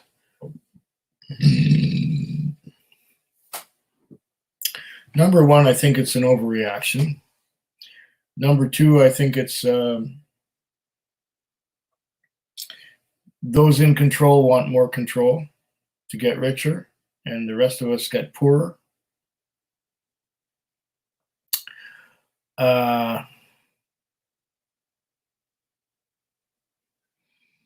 Yeah, the lockdowns are stupid. You know, there have been plagues and viruses and illnesses that have wreaked havoc with the human race from time immemorial. Did I say that already? And they will keep on coming and keep on going. But in the past, nobody has blinked an eye to SARS, to bird flu, to other viruses. And nobody has made a big deal. People got on with their lives and they did stuff normally like they always did before. But now this COVID comes in and everybody's panicking and everybody's making a big fuss and everybody's buying all the toilet paper so that you can't wipe your ass no more. It's an overreaction to something that is a normal thing. It's normal. It's the world trying to control the population because we are vermin, we are pests, and there are too many of us for the resources of the world to support. Fine. If it's my time to die, I will die. There you go. Will we recover again from something like this? No, the consciousness of the people is changed. It's all different from what it was.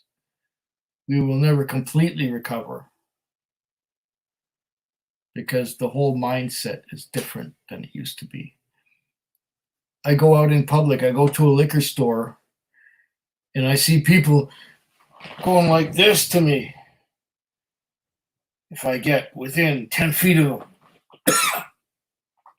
they turn around and turn away from me when I walk anywhere near them. That's not good.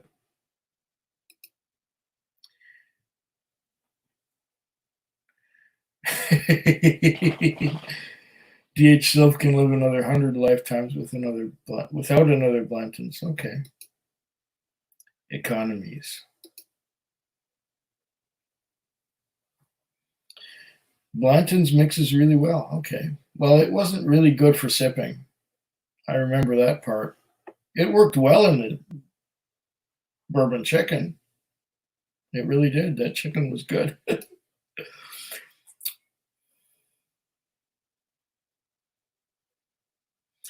Blanton's is part of the Buffalo Trace craze, but it pretty much ends there for enthusiasts. I remember when I bought it, it was the most expensive whiskey in the store. And that was in, Nashville.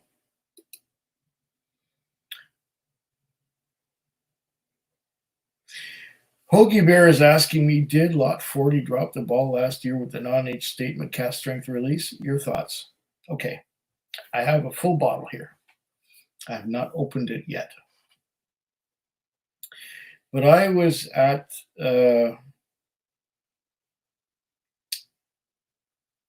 tasting, or shall we say a masterclass with Dr. Don Livermore, who makes the stuff. And he said, and I quote, that he's most proud of the non-age statement Lot 40 release. He's most proud of that one because he considers that to be the best Lot 40 that he's ever made. I will have to open my copy of that Lot 40 non-age statement cask strength whiskey. Like I said, I only had a taste of it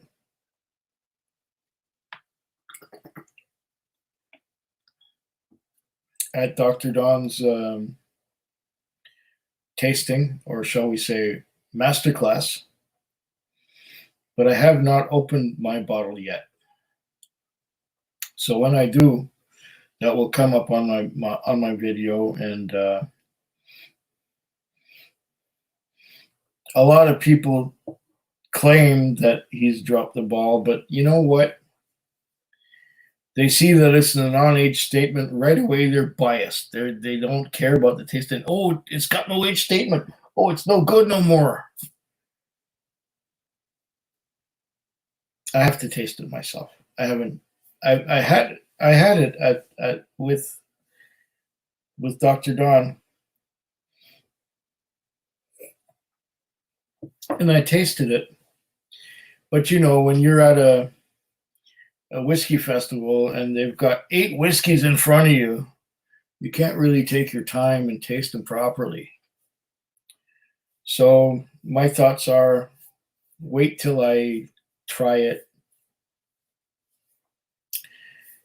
And if Dr. Don thinks it's good, I have no reason to doubt him.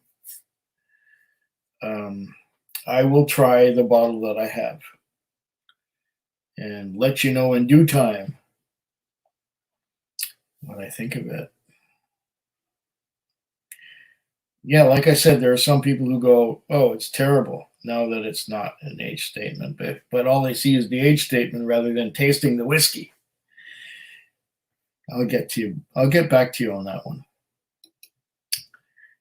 Kilbeggan traditional is indeed double distilled quig. Interesting change from traditional Irish. Yes. Another one that I kind of like is the Two Gingers. Two Gingers is a nice Irish whiskey. I heard it says Blue Ribbons. Okay. People are tired of these lockdowns. They're going to revolt soon. Yeah, I think so. This is bullshit.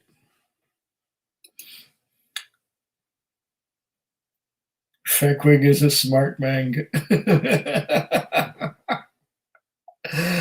Oh, goodness. This isn't the first. Okay. Went with the Lefroy 10 after the Kilhomas and egg, even though less ABV. Less ABV, but more iodine and brine. Yes. So it all worked out. Oh, good. So there's a balance. Okay, good. Excellent, Carlton. Excellent. I like your method of increasing the ABV over the flight, though. Good rule of thumb. Yeah, it works. But, you know, there's, like last night, I tried a whiskey that was very spicy. First, it was 41.5% alcohol by volume, and the next whiskey was 43%, which was a little more gentle and didn't have a lot of spice in it. So I had to drink a lot of water in between the two just to appreciate the second whiskey at 43 after the one at 41.5, which had a lot of spices in it. Yeah, rule of thumb, but not gospel. It's a rule of thumb, but it's not gospel. It's not carved in stone. It is what it is.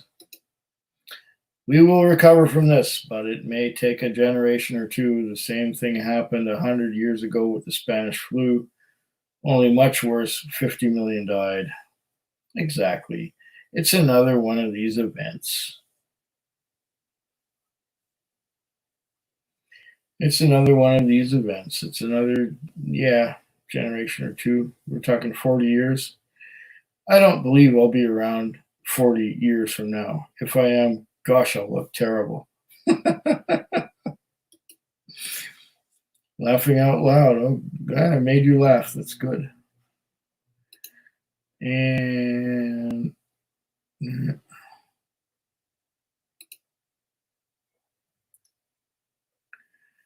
sorry to get heavy, but time makes things pass. Yeah.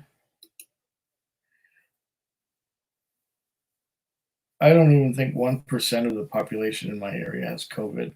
Correct. Same here. I bet the lot 40 is good. If you compare it to the past bottles, you'll probably notice a difference, though. Unfortunately, the past bottles are finished. There will be a difference, yes, but the past bottles are gone, and I have no way of getting any new ones. Um, Respect your comments on Blantons, but have to assume most have not really had the gold or straight from the barrel. If you think it's mediocre stuff, definitely way above average if I compare. Okay, well, Blantons is a brand name, so you've had probably a different batch and a different expression than the ones that I have had. So no, that's cool. I don't believe I've ever had Blanton's Gold. I had a Blanton's. I don't remember which one it was.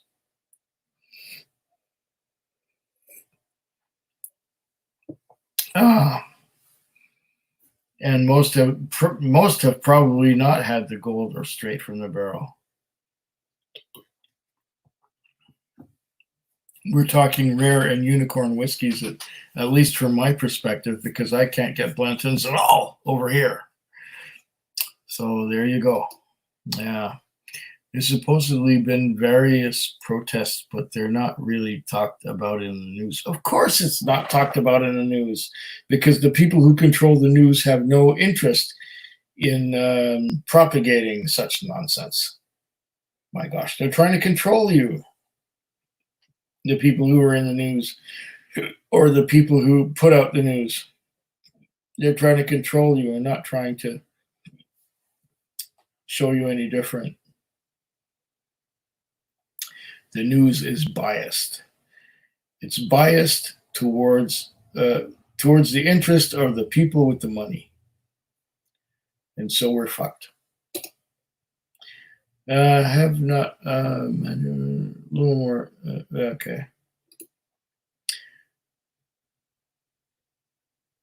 Selected good casks. Okay. Definitely had straight from the barrel. It's not good bourbon, not even close. Okay, well, I can't say because I haven't had, so you guys can argue it out amongst yourselves. It's all good. I shall pour you good Blantons when you get to Berlin. one of these decades, I will get to Berlin.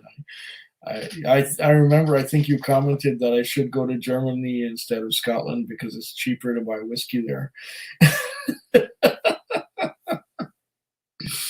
Yeah. Big Chief 4206969 drinking some Fireball. It's my favorite whiskey. What do you think of it? Oh my goodness. All you taste is cinnamon.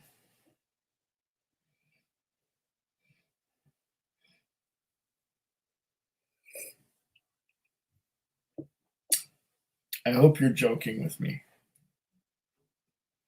I don't want to come across as a snob, but there are so many real whiskeys out there compared with that disgusting sweet cinnamon liqueur.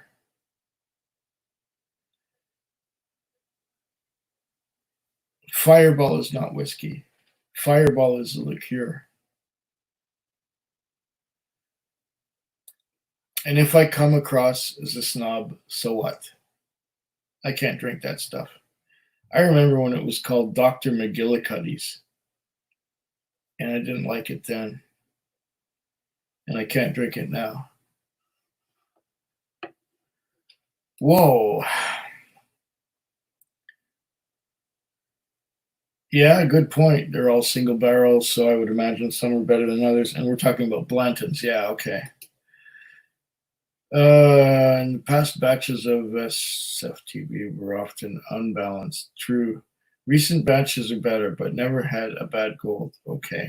We're talking Blantons. Okay. Haven't met a bourbon I like yet, but I haven't had many. I guess I'm still a bourbon virgin. Okay. Um, Elijah Craig barrel proof. Um,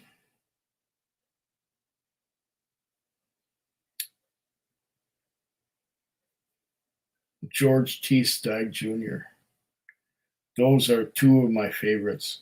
I've had some Russell's Reserve that were really good, and some what is the year 1892 or something like that. They're really good as well. I might have got the year wrong, but it's the concept that's important.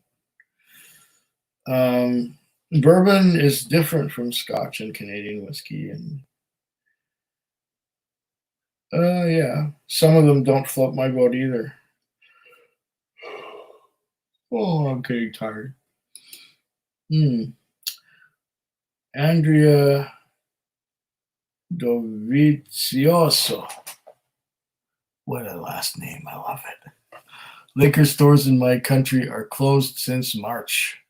Hadn't stocked anything. Been without a dram since over a month now. Can't wait to get my hands on some Isla Scotch. Have to wait a few more weeks. Oh, man.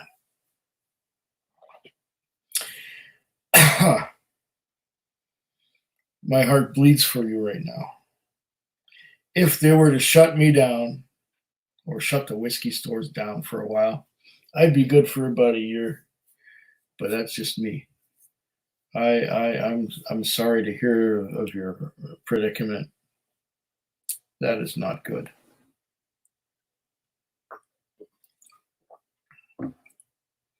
Dovizioso. I love that last name. Dovizioso. I love it. It's great. Hoagie, I pour you a good Blanton's too if you should come to Berlin. Oh yeah, one of these years we got to be in touch. If I'm on my way, I'll let you know. I'll find you somehow. That bacon pizza is sounding really good right now, Quig. Yes, it sure is. I think I'm gonna preheat the oven. Be right back.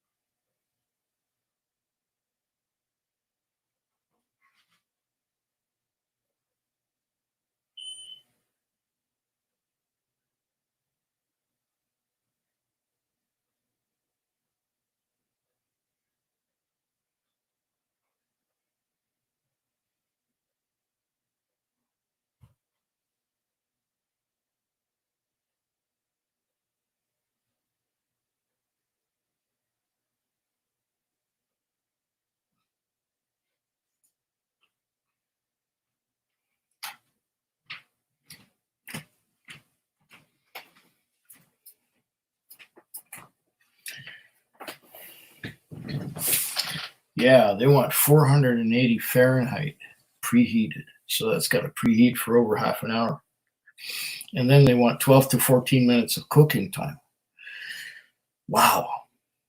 But it feels substantial. It's like it's a thick pizza. Okay. Where are you heading from? Hoagie is asking Andrea Dovizioso.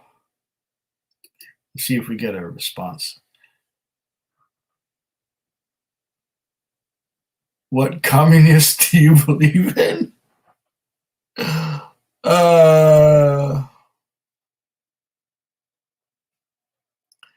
Says Blue Ribbons. Okay, to Andrea. Okay. Just to retort, it's my favorite so far, as I haven't dove far into whiskey yet. Oh, that's okay. It's okay. To each their own. It's all good. I'm not judging, and I'm not going to disrespect anyone for their tastes. You know, it's all right.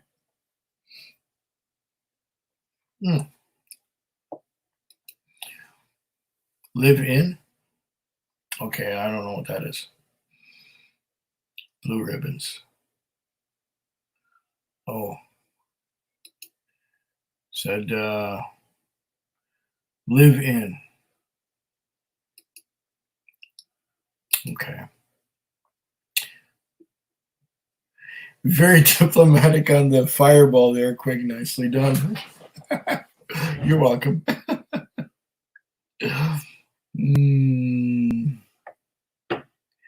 Okay. Hoagie Bear, India. Oh, interesting. Very nice. We got an international crowd tonight. Or this morning, since it's after midnight. Very nice. Maybe possible. I mean, 15 years ago, Blanton's was decent bourbon, but Buffalo Trace's quality has plummeted. Oh, that's sad to say. Sad to hear. Because I have had some really good Eagle Rares in the past. Have you had Knobs Creek? You're asking me? Yeah, I've had several versions of Knob Creek. It's okay. Dr. McGillicuddy's peach schnapps, more memories, laughing out loud. Haven't thought of that in a long time. And they also had the other version, the one with the cinnamon in it, which they renamed and called it. They called it the stuff that is now Fireball.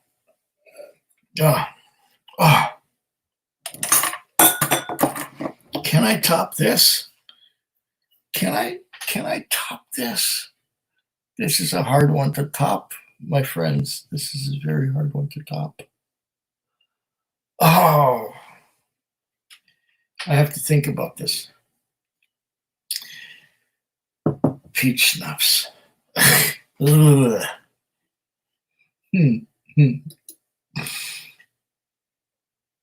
Okay.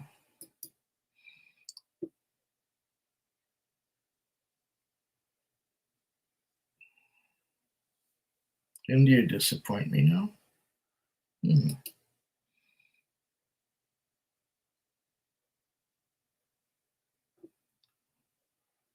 Okay, you guys are talking amongst yourselves. Maybe I should just go home. Okay, what do we got here? People say to have an emergency fund of cash. Quig is an emergency stash of whiskey. You have your priorities straight, sir. Yeah, and there's always enough money. Not a problem.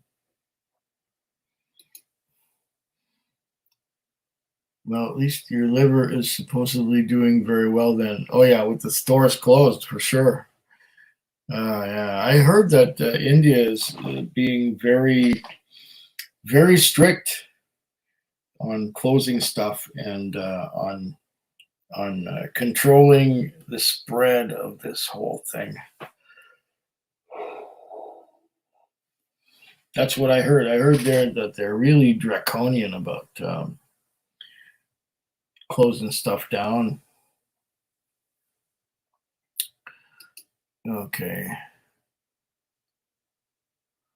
Glendronach 15 years. I have not got Glendronach 15. I can't find it here. I've never seen it. May try it someday when it becomes available. And remind me not to visit India, says Blue Ribbons. Oh, gosh. Whiskey Pilgrim says, good morning at Food Quig. Hope all is well. All is well with me here. But some of my viewers are having a few issues. Aside from that, yeah. Whiskey Ace is saying hi to Pilgrim. If I had to live off my stock, I'd get along quite well for a year or 3. Yeah, yeah. I'm in the same boat. At least a year, I'd be fine, and then I'd have my infinity bottles to go on. I'd be all right. Is it Chicago style pizza? 480 or whatever? That's some hot shit. Yeah, maybe it is Chicago style pizza. I don't know. I haven't opened the box yet, but it's bacon. It's bacon pizza. The oven is preheating right now.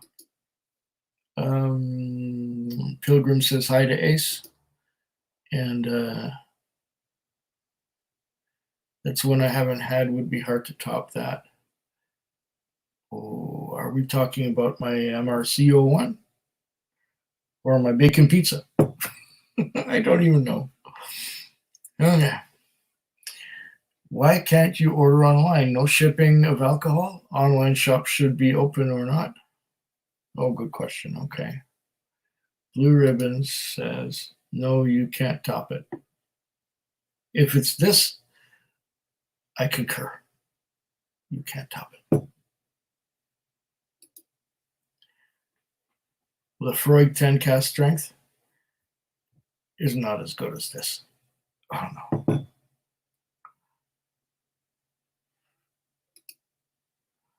Here in Norway, is many shops closed, but not alcohol stores up yet. Thanks. Thank Odin for it. Very good. Can you top the MRC? I will join you if you can. I thought I was done too, but if I can top it.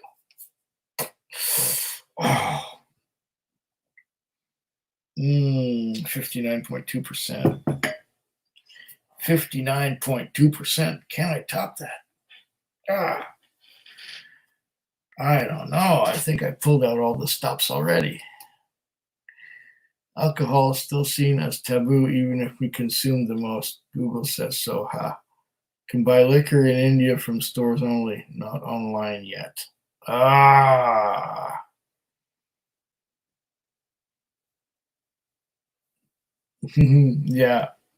Yeah. Google says that India is the biggest consumer of alcohol in the world.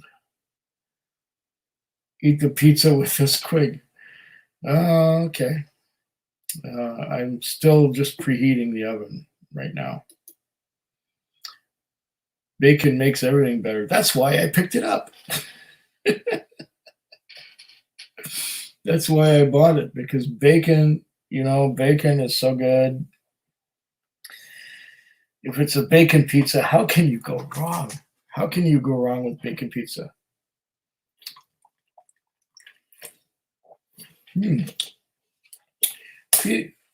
Feeling a wee bit tipsy now, as I've had some of this and a couple other things before that, which were really good.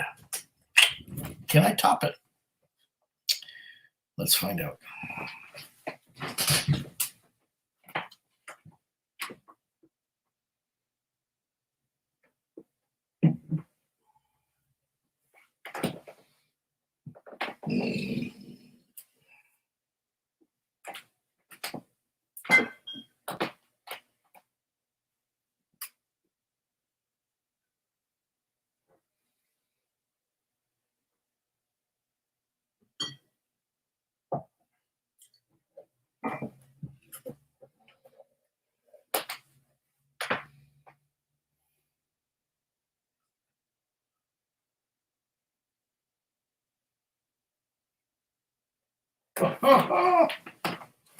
Maybe. What's the percentage on this? Ooh, 61.5.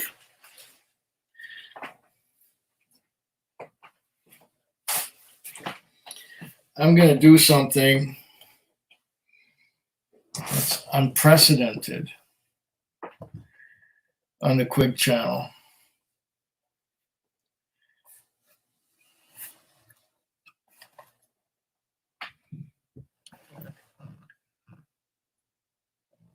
61.5%.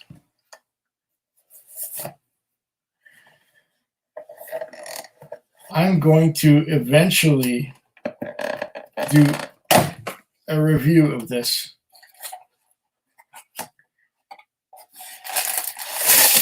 But I'm going to open it now to top the MRC01, just because it's got a higher ABV. It has the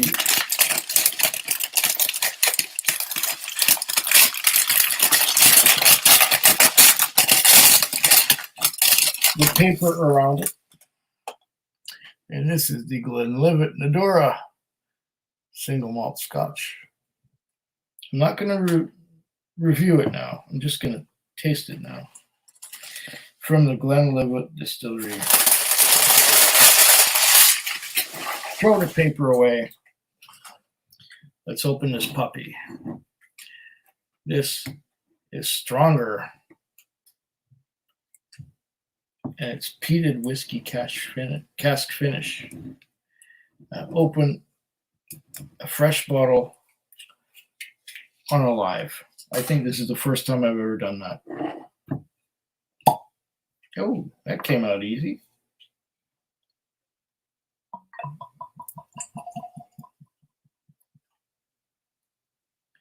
(61.5% ABV). Ooh. That will have to go on the wall.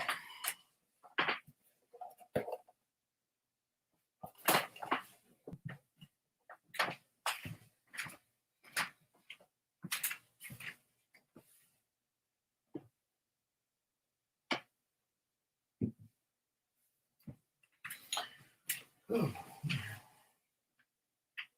Wow.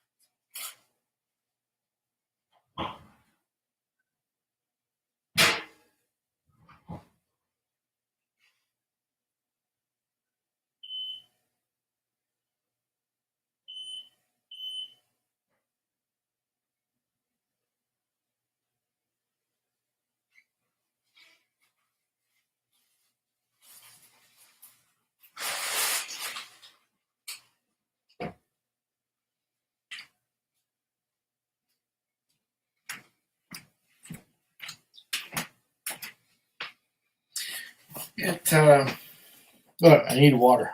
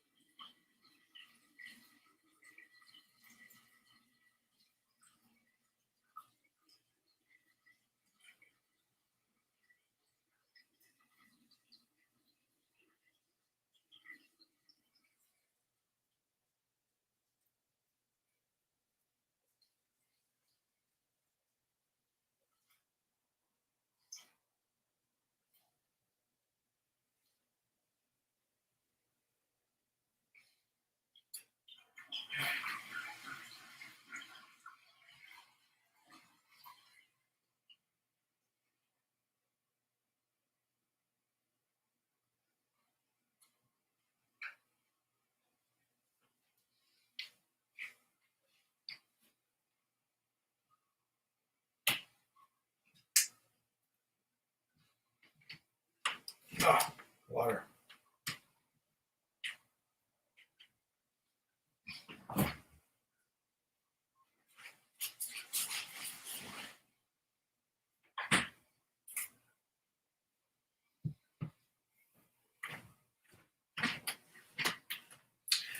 Okay, I am back. The pizza is in the oven already because it preheated faster than I thought it would. Yeah. I got my Glenlivet Nadura, which is a Speyside, isn't it?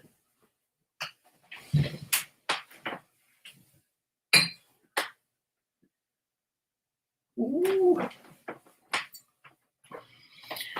Here's my Infinity, my Speyside Infinity. Let's put some in there.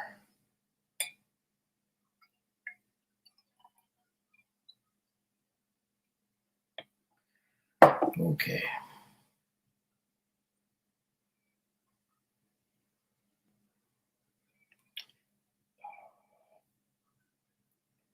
Here's my Speyside Infinity.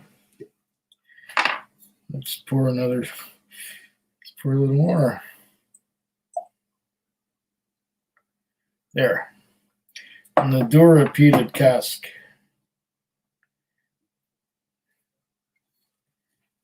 Speyside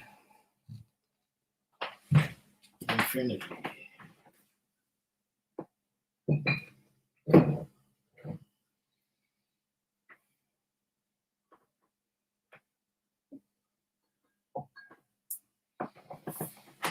I will get to that Nadura eventually and review it when it comes up.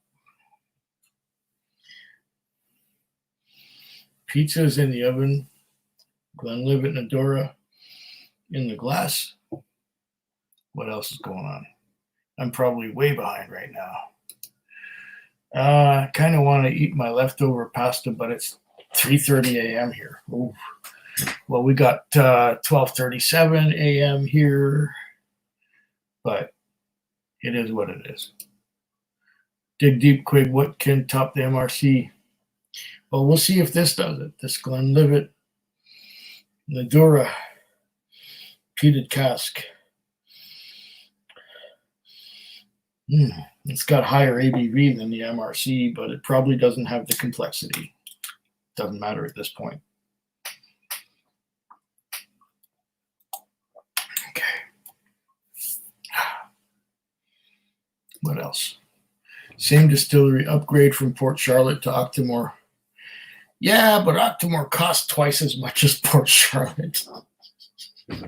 I did an Octomore recently, a sample, and I can't justify the price. It's just weird, but I'm just like that. Nadura, yes. Oh, yeah, that'll go into the 60s, yes.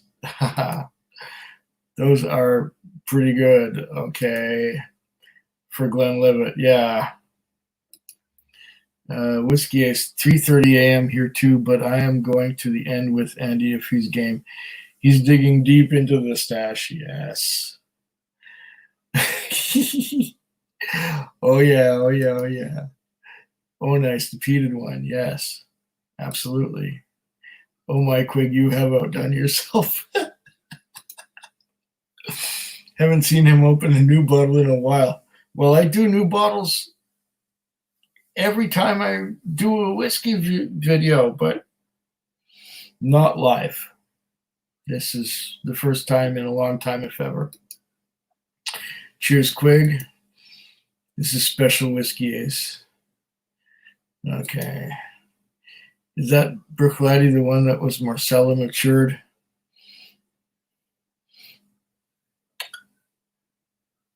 Yeah, Moynia Marcella. Tried it last year at a whiskey festival in Germany, but got too drunk to remember how it tasted. It's good.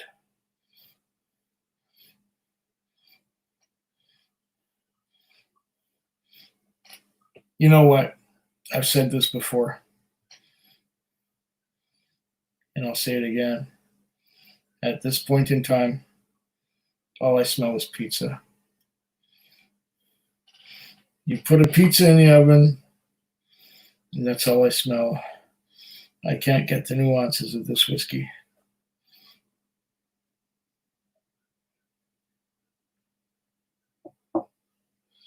Mmm. Mmm. Thick, chewy mouthfeel. Oh, it's thick. It's viscous. It oozes down the throat, leaving behind a sweetness. I'm not getting so much peat in this.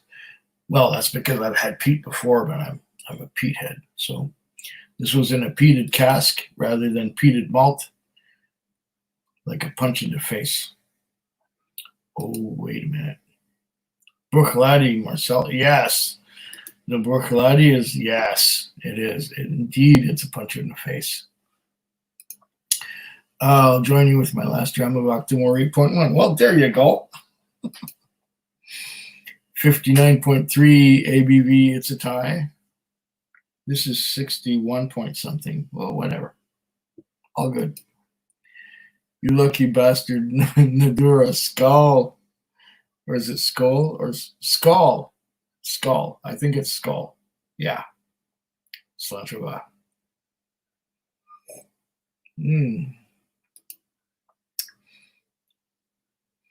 I'll bet that infinity bottle is amazing. Oh, the Speyside one? Yeah, I'll have to try it again.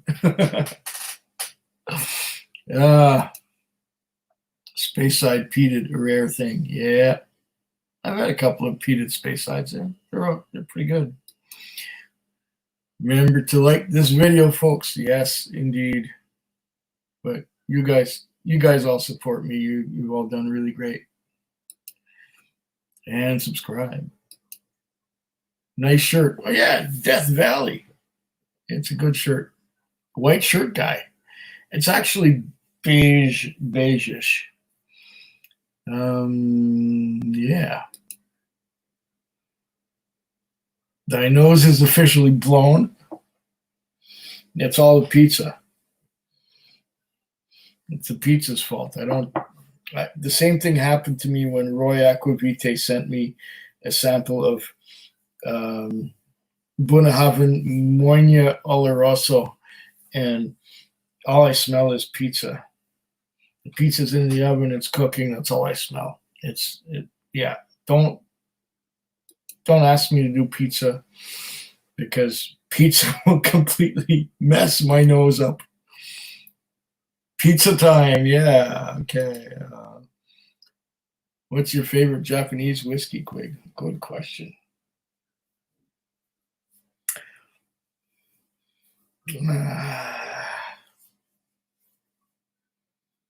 My problem with Japanese whiskey is that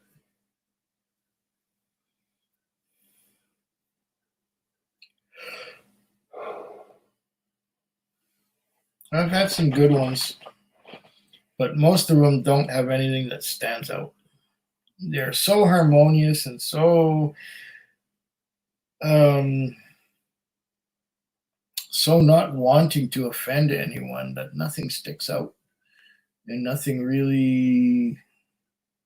It's such a harmonious blend that it's so easy drinking, and all I smell is pizza.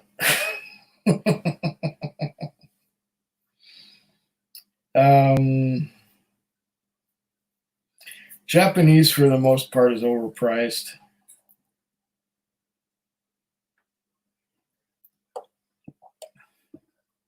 And it's often too subtle for my taste. Even things like From the Barrel, Nika From the Barrel, is still pretty. All I get is pizza. I'm not nosing anything on the whiskey now. I'm just nosing pizza. The smoke alarm's going to go off soon from all the pizza vapors.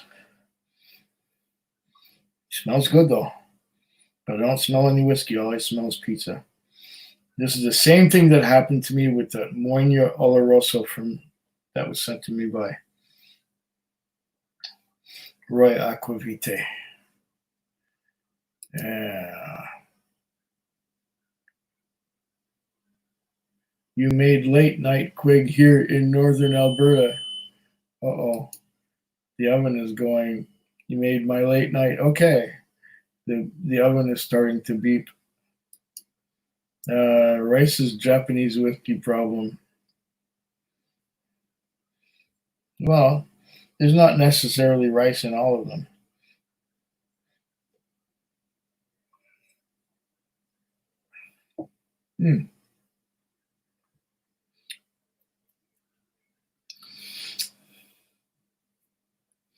It may not smell like a hell of anything but pizza, but it tastes lovely.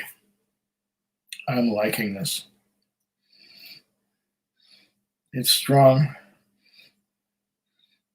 but I'm getting some of the peat and some of the lightly fruity notes. I'll have to come back and make a video about this whiskey, and I will. I promise I will. No, I'm smelling bacon pizza right now, Carlton. But the taste is different. Is bacony a word? I thought it was a balcony. It's beeping at me like crazy. I have to go get the pizza.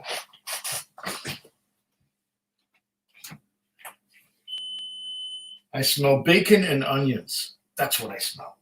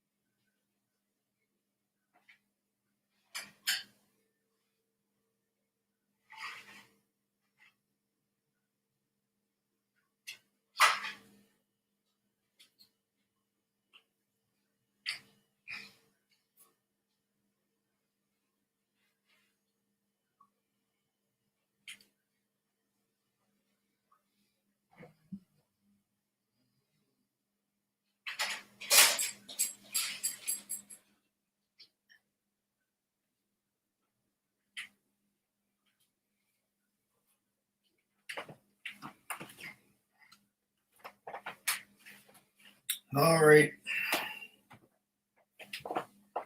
I'm guessing you all have commented a lot since I Went away. Here it is. Bacon. It says bacon right there. Bacon.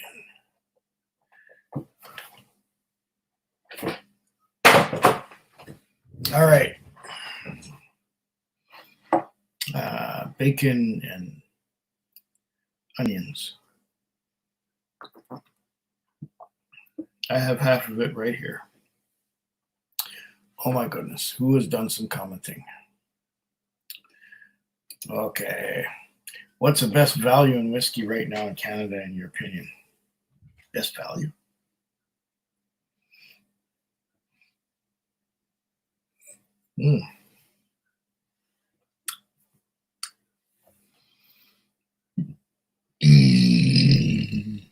Wow. What a burp. And a lot of flavors came up with that too. It was well brought up.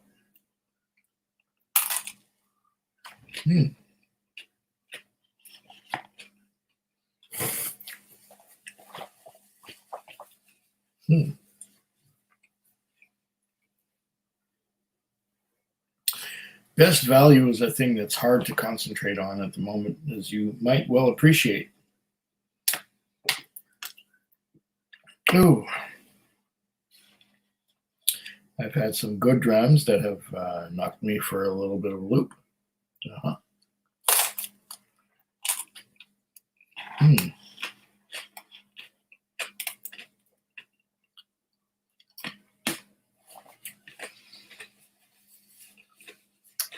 Best value right now. I see that you spelt whiskey with an E. So we're talking Irish or bourbon, yeah? American whiskey, Irish whiskey. Best value for whiskey with an E would be the Wild Turkey 101. For Irish whiskey, probably your regular Jamesons without any added cask finish or anything like that. Now, had you spelt whiskey without the E, it would have been a different story. Yes, that was my pizza timer that beeped.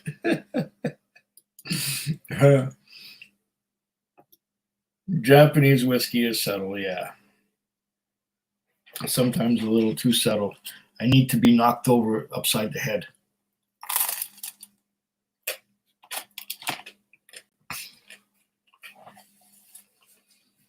Subtle is another word for weak, I think, much of the time. It didn't burn. It's just right. Just right. Damn, I want pizza now. You got the neck pour out of the way on the Nudura. Look forward to the review. Oh, it will happen eventually. Might be a while though. But I got to be really patient and not touch it until I do the review. Oh, but what a neck pour. Ooh. This is a nice dram.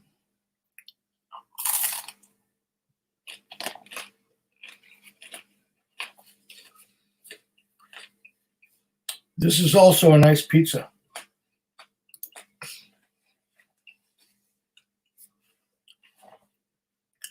Can't you just smell that pizza now? Yeah.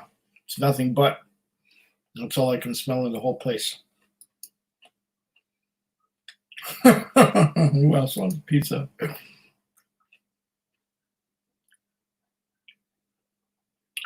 Yeah. Okay, let's go on. Good call at Whiskey Ace. Okay.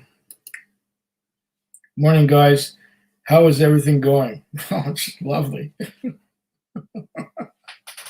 Lovely.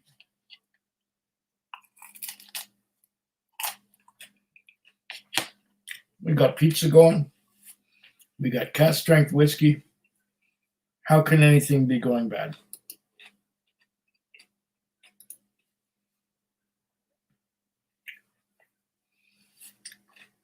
Timed it so Quig coming back with bacon pizza. Yeah.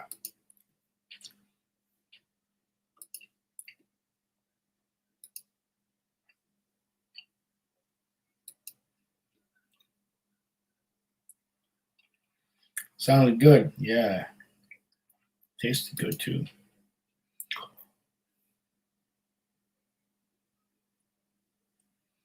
Cup of coffee. Ugh. I don't drink coffee anymore. I'll drink whiskey.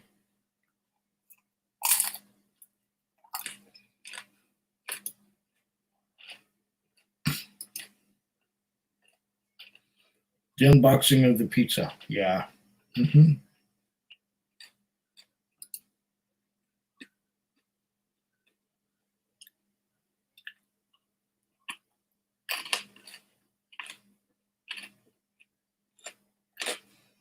Mm-hmm.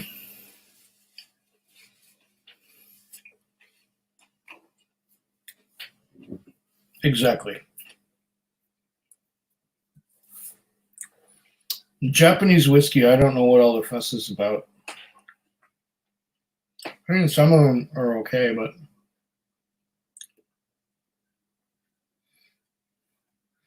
the rules are pretty light in Japan too. Like you can have something that's 80% Scotch and call it Japanese whiskey just because it's bottled in Japan. But the casks were sent from Scotland to Japan, and they blended with some Japanese stuff that was produced locally, and they call it Japanese whiskey. But it's still 80% Scotch. Yeah. At Food Quick, didn't you say when you got on that you didn't want to be on long and stuff to do tonight? That often happens. Sometimes what's happening in the moment is more important, and we just go along with it.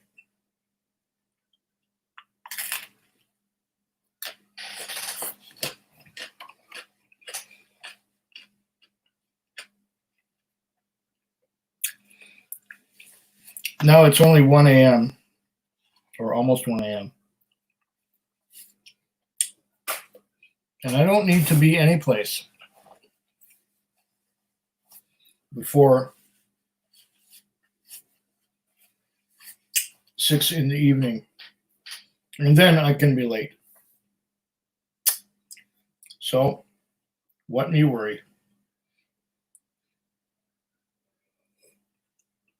One of those stuffs that I had to do tonight was to eat pizza. There you go. There you go, Dustin. There you know.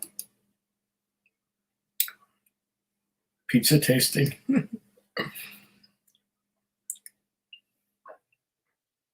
Dr. Erdker should sponsor me. Yes, I concur.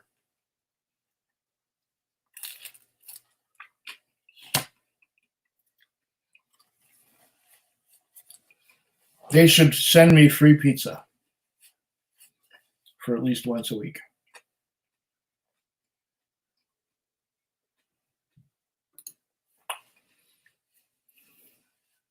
Subtle and expensive. Yes. Japanese whiskey is that. Damn, the crunch on that crust. Yeah.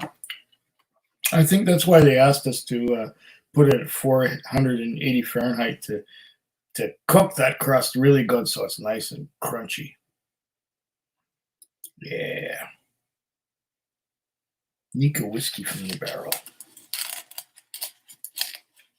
Oh, wow.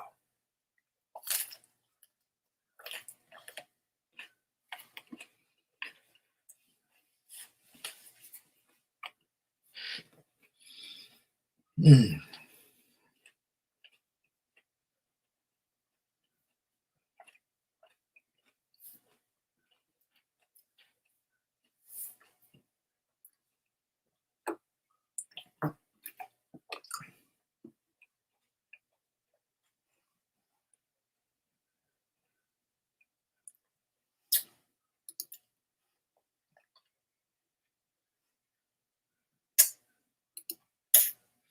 Another good thing about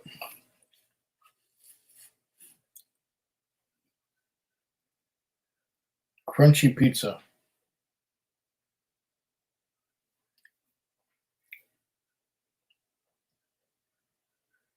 I forgot what I was going to say. I was saying something about whiskey. And then it changed to pizza, and then I don't know.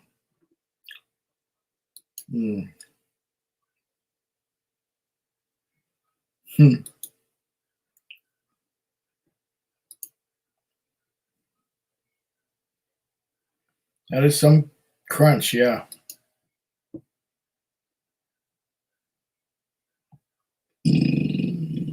Nika whiskey from the barrel.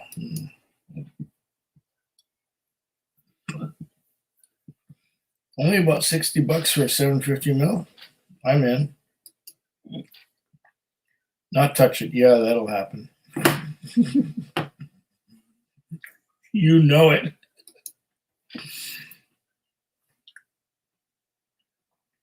Regular Jameson is all right. Yeah.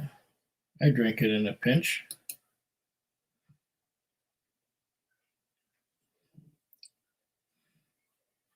Nika from the barrel, but it doesn't persuade me much. Decent dram, though. Okay. Do you have any local pizza shops you enjoy at Foodquig? Because I buy so much whiskey, I've become a cheap son of a bitch when it comes to pizza. I get the stuff at the supermarket. Local pizzerias, delivery and that, it's expensive.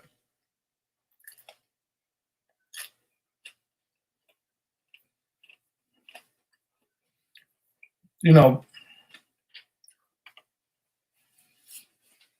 when I can buy 2 pizzas for $8 at the grocery store at the supermarket, the two pizzas will cost me like $28 from a pizzeria. So I figure every time I buy 2 of these frozen pizzas, I save myself $20.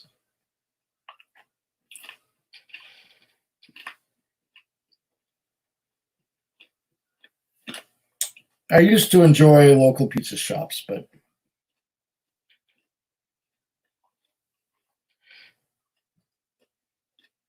I don't do so much anymore. I suppose I could.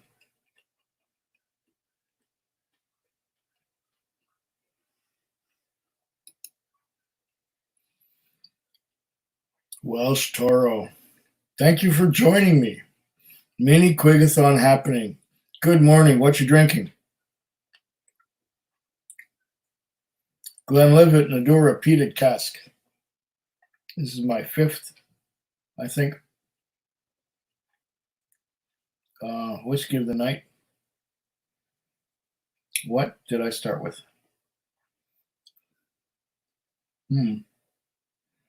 I'd have to go back and take a look, but I'm still recording the video.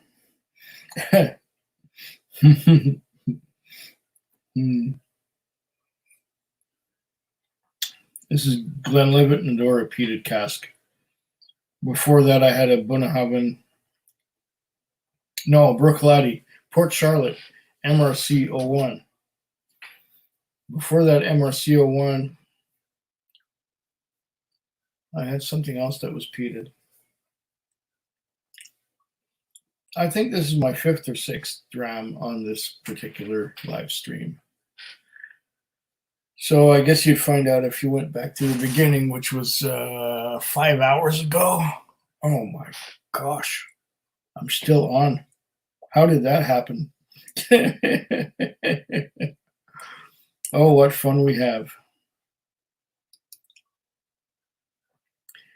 Jay Fretless says, what a great surprise. Hey, Quig. Yeah, you come in kind of late, but that's okay. And DJ Beacon says, cheers and good morning at Welsh Toro.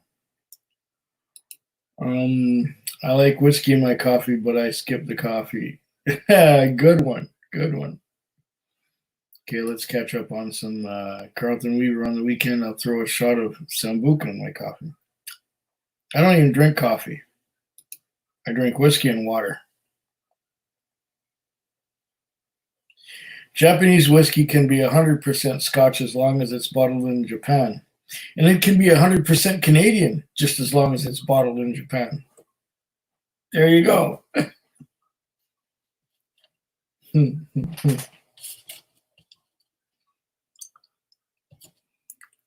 And I know they do that.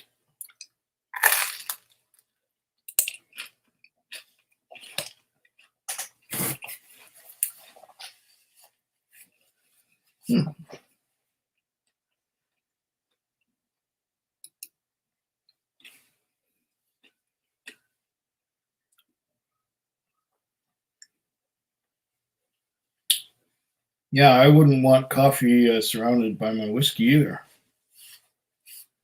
Yeah. There you go. Live in the moment. Right now, more than ever. And then the pizza. Pizza's good. Very good.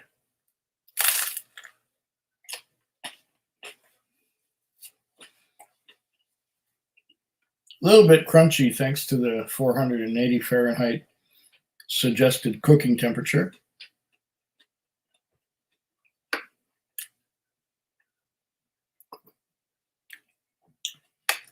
But I get a lot of bacon and I get a lot of onion.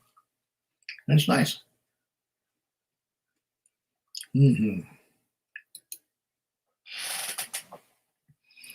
I gotta try it now. Way to go, Blue Ribbons. Checklist: eats pizza. Done. Okay. Another thing about crunchy whiskey. Hey, at Food King, I'm hungry. Yeah, I knew you would be, Phil. I knew you would be. I'm sorry to put you through this torture. We enjoy pizza from Costco.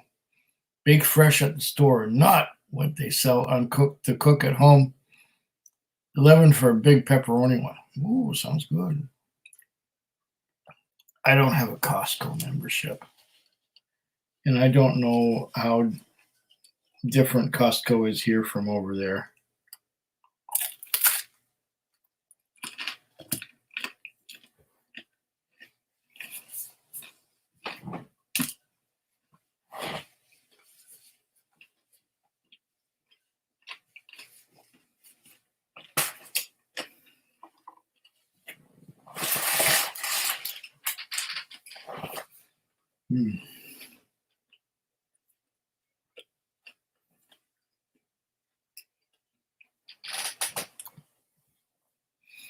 But I know that Costco sells you bigger packages of things that you could possibly use. That makes any sense. Good deal at DJ Beacon. Cheers.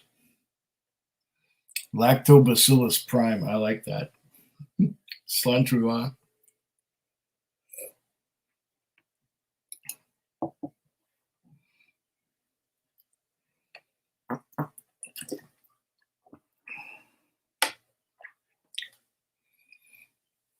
Quig's so deep in, he forgot what he started out with. Alberta Premium. I remember now. Not too much till you forget what's in your hand, Quig. Well, I know that this is a little bit of the Glenlivet Nadura peated cask. The one before that was MRC01. What did I have before the MRC01?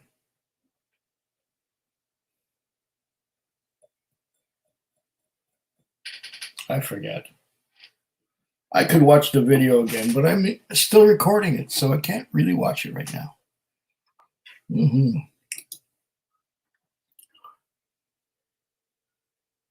Oh. I hate it when pizza gets stuck between your teeth. I have a thing of jumping on live streams at the end of them. Been going 5 hours and me just jumping on. Yeah. Okay. Well, we still have people commenting here. Welcome and cheers at Lactobacillus Prime, says DJ Beacon. Way to go. I have never seen your icon in detail at Welsh Toro. Very nice, says Whiskey Mystery. Yeah. And oh, what fun we have indeed, Quig. Been a good flight. Oh, it's still flying. It's still flying. Hasn't landed yet. Okay. And what's going on here?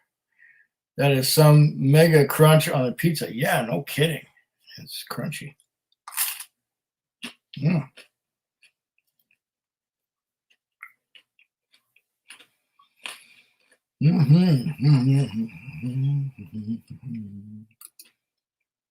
Ah! Vegas Art, thank you very much. Hey, Quig, just realized you were on. Something for the pizza fund. Oh, that will buy 2 pizzas. That will buy 2 pizzas like this one. Thank you very much. Thank you. Oh, very good, yes. Thanking you. Thanks for showing up. I appreciate it. What do we got here?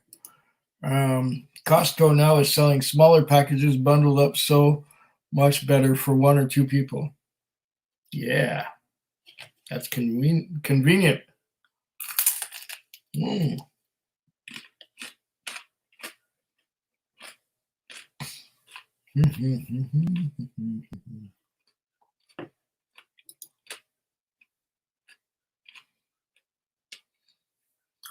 Sounds like toast, but is a lot better, no doubt. Getting a lot of onions and bacon, really. But aside from that, it's a lot like toast.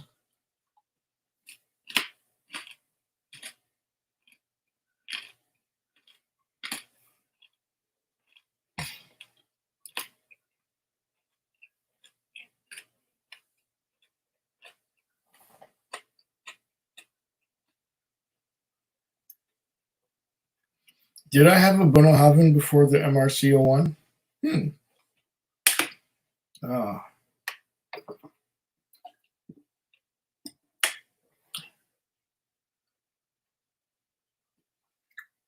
Oh, yes. Yes, how could I forget? It was the Bunnahabhain Moynia Marsala. And before that, a couple other whiskeys. Yeah, that's about right. Thank you, Carlton. My memory is shot to hell right now because I've been smelling pizza rather than whiskey. DJ Beacon, thank you. And something for a dram to wash down that pizza. Keep it going.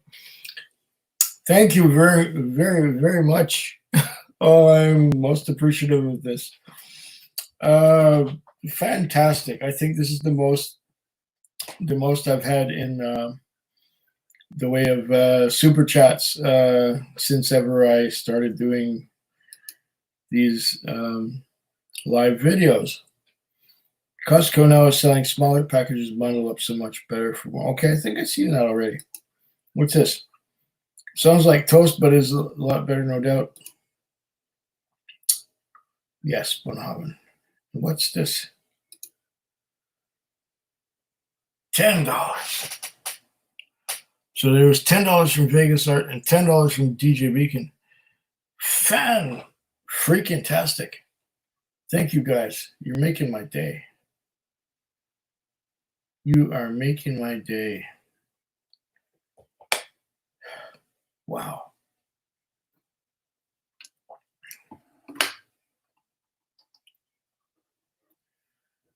There will be a big, huge blip on my earnings for the month on YouTube. Oh, wait. What else is going on here?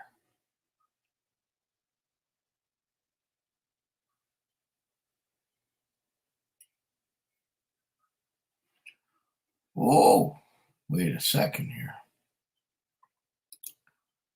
Carlton Weaver, 20 Canadian dollars. You guys are too good. You're too generous. Fantastic. I don't know how to thank you for this. I'll keep on pumping out content, and I'll keep on making videos, and I'll keep doing what I'm doing. Oh man. Whoa, how generous you guys. Kudos. Yeah, no kidding. Fantastic. And what do we got here? For the pizza and whiskey fund. Yeah. Speaking of pizza, I think I still have some back there. I only brought half of it out, and I need some more water. And oh, this whiskey is so good.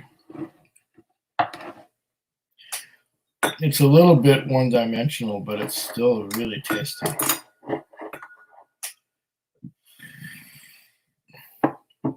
And we're talking about the Glenlivet and Nadura peated cask. Oh yeah. Got it. Oh, there's still some water in here.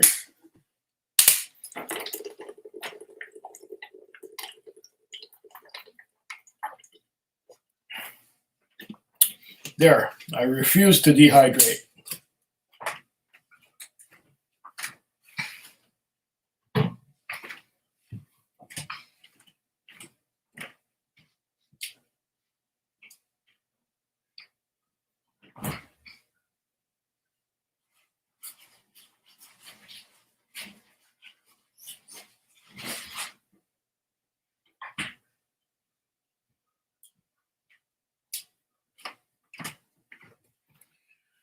Oh yeah. Got the water, forgot the pizza. Yeah.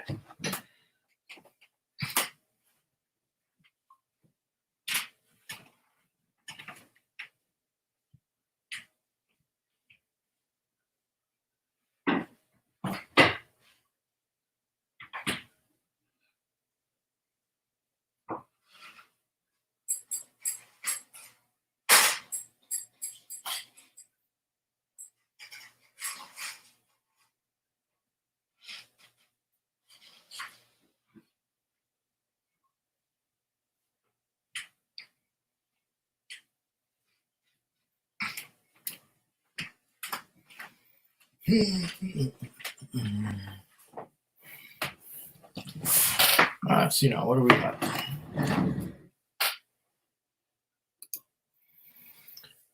Yeah, generous, man. Pizza and whiskey fund. Okay. Was drinking some old Pulteney 13-year store picks Saturday night. Lots of almond flavors. So marzipan. Very nice. Interesting.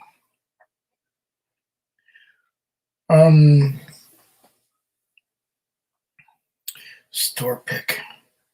Yeah, I'm not too familiar with store picks, but a 13-year-old Pulteney is not something that I've ever seen.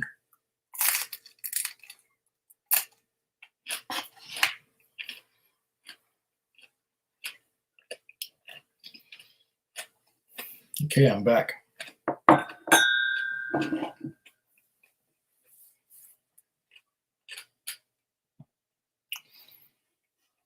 With more pizza.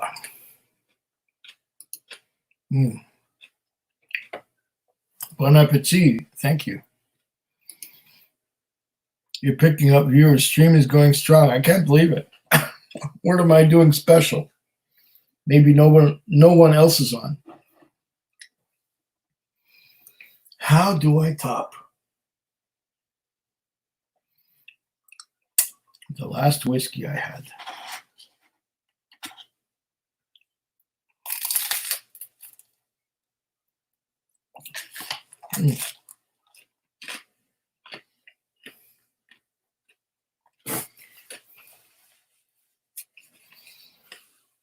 How do I top?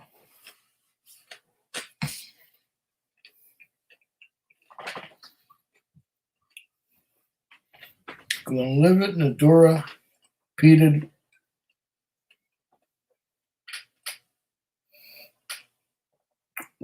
Was it 61.8%?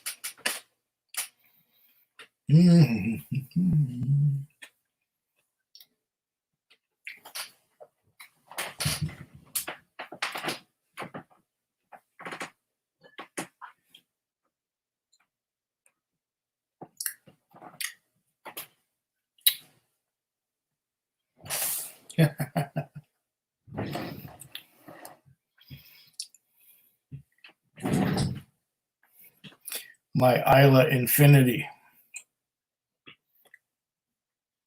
That's how.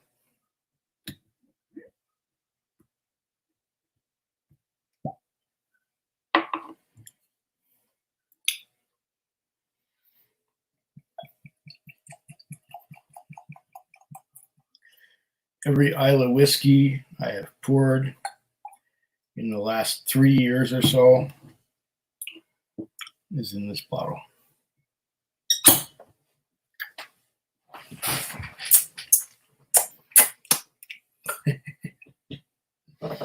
Yeah.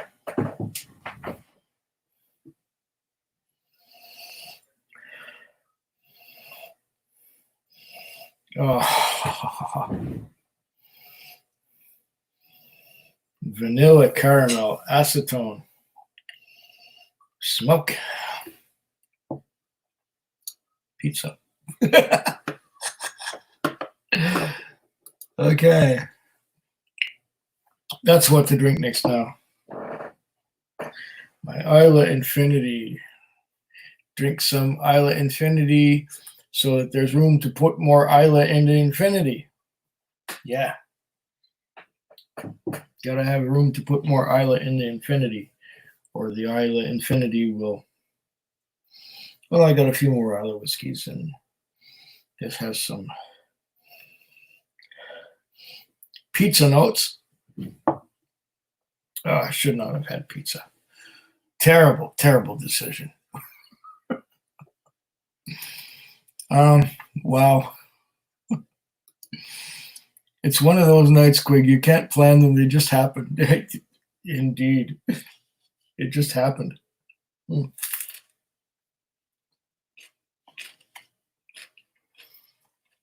Yummy. Yummy.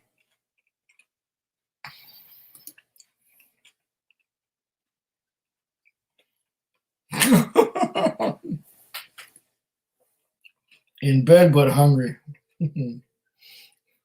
I got my bed right over there, and I could go to bed anytime. But I'm enjoying this too much.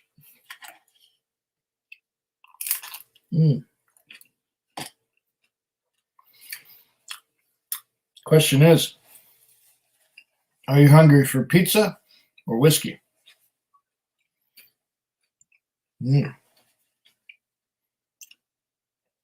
Uh-oh. Here's DJ. Highest ABV bottle I own. Huh. I would have to check. I would have to read all the labels and figure it out.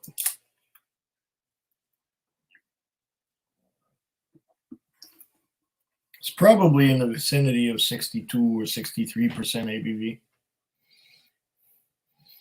Nothing extravagant, you know.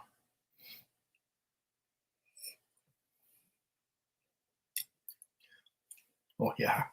Oh, yeah. Ah. The Quig blend does it again.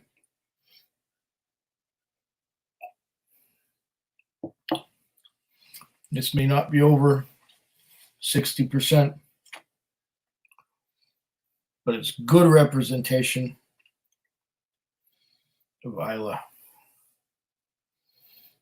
Oh, lots of peat smoke, lots of iodine, lots of all the things you'd expect from an Isla malt.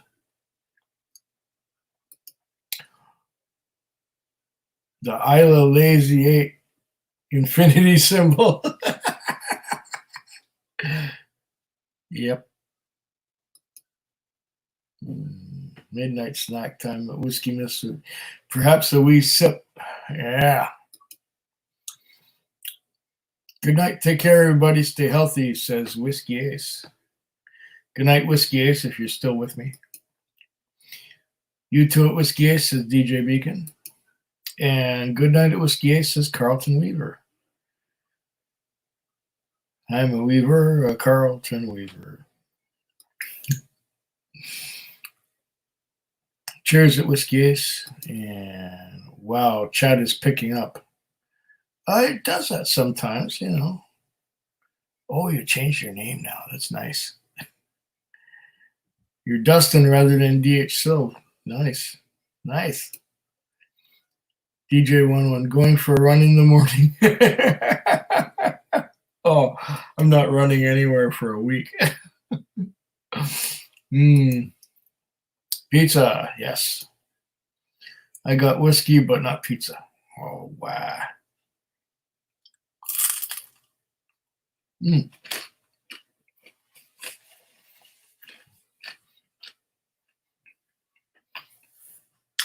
I was planning on the pizza, but I was not planning on drinking so much whiskey.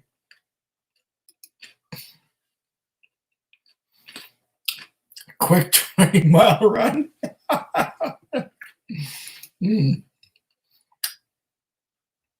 To the liquor store and back.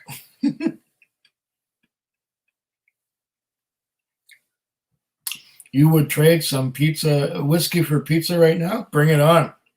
What do you got?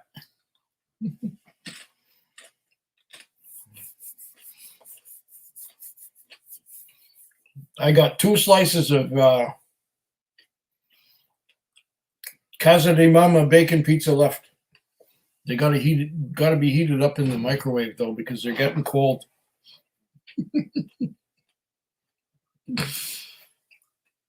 Maybe. Laughing out loud on my cell phone. Oh, the cell phone has a different name than the computer. I understand. Mine does the same thing.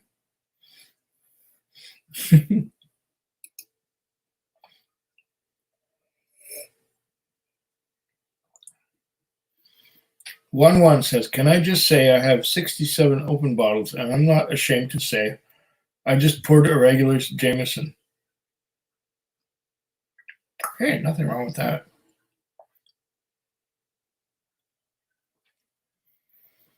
I don't have a regular Jameson. And at this point, I probably would not pour a bottle of that because this stuff is about 50%, maybe a little more.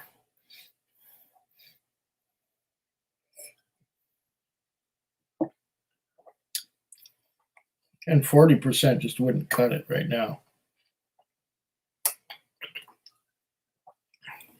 The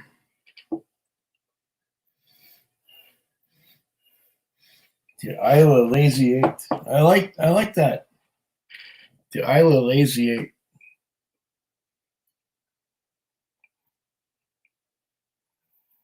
Yeah. Used to have Port Charlotte in this bottle.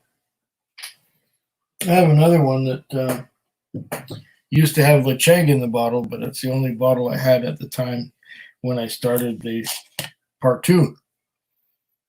So what I did was I poured half of the bottle into the Lecheg bottle, and then I kept my infinities going from there. With every time I opened an Isla whiskey, it went into the infinity bottle.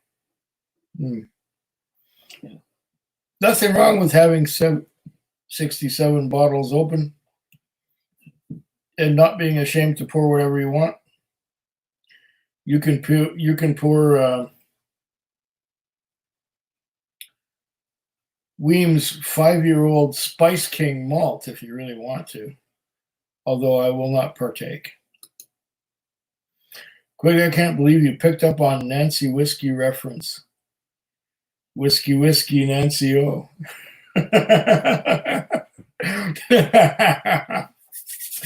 Yeah. I'm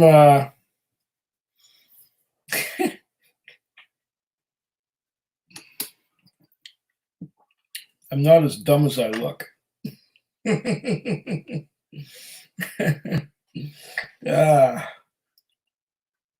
And I've been kind of an enthusiast of Irish music for a while, even though that one was written by a Scotsman, if I'm not mistaken. I've gone to Irish music festivals for the past 5 years or so down in Ocean Shores, Washington.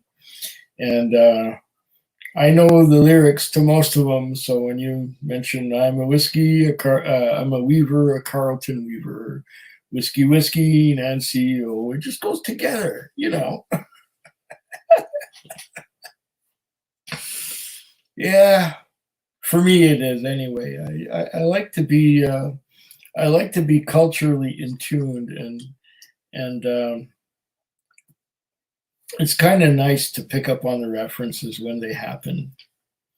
So, well, I thank you for giving me that little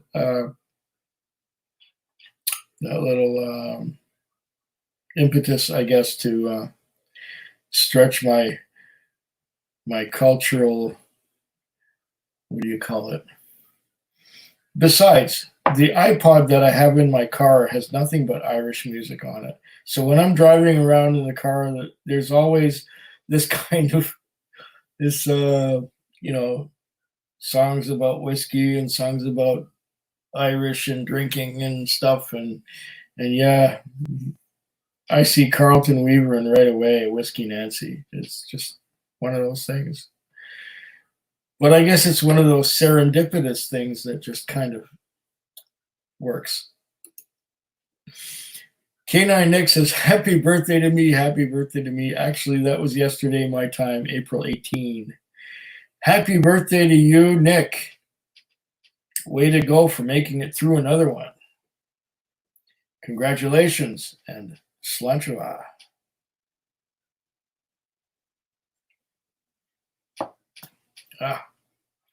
What else is going on? Carlton Weaver, me too, says Blue Ribbons. Okay. Cheers and happy birthday at K9 Nick, says DJ Beacon. And it's my go-to palate warmer. I actually like it. Oh, which one are we talking about now? Got me going. What were you saying, Day One? Oh, you're talking about the Jameson. Yeah, it's good for that. Very good for that.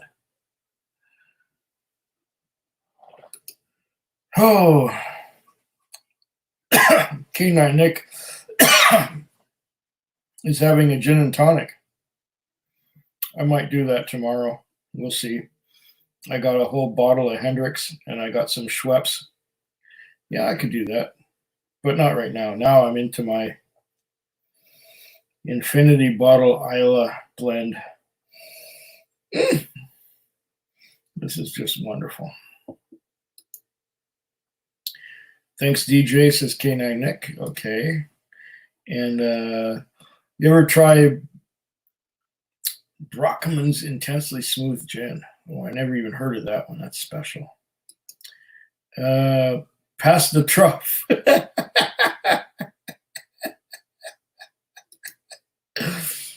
Okay, Night Owl says Whiskey Mystery. Okay, see you later, Phil and Deepa. It was great to have you with us. And Slanchua.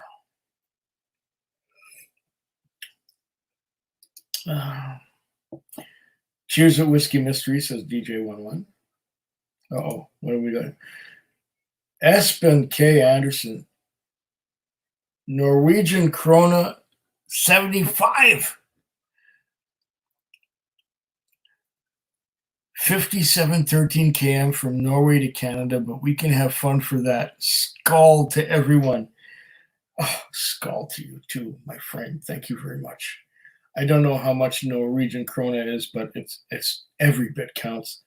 Thank you once again. Slanchava.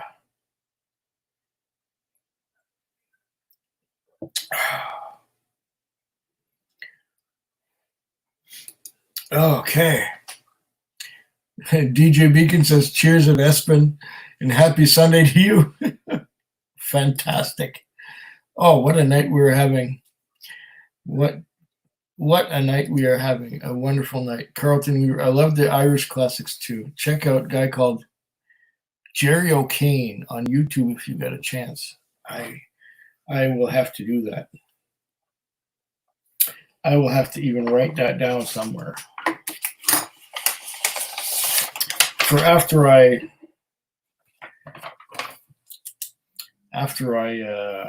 sign off. Jerry O'Kane. Jerry O'Kane. Okay, I will look at Jerry O'Kane after I cold pizza. That's going back in the microwave. Hold on.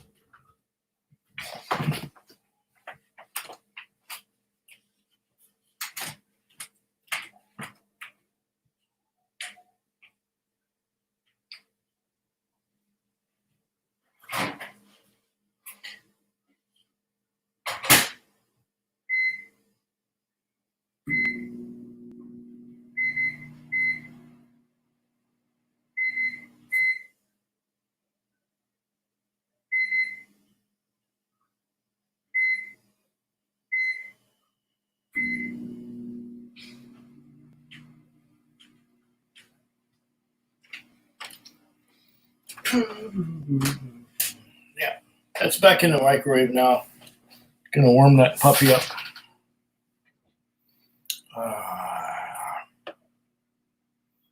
Okay. Canada is 6,000 km wide from coast to coast. Indeed it is. Indeed it is.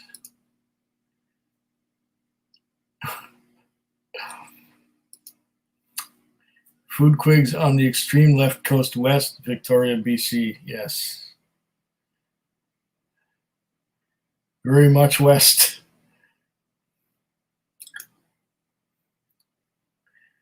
Canine Nick says that's an impressive wall. Yeah, it's getting there.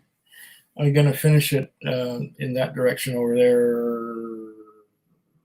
That way. It's going to go to the door that way. And then it's going to go the other way. The other way. Other way. Into the kitchen. Eventually. But that's getting there. Yeah. It's from floor till ceiling. If I can flip that up a little bit. You see? Floor till ceiling. And got to go that way and got to go that way. Yeah, it's on the way. I need to move into a bigger place.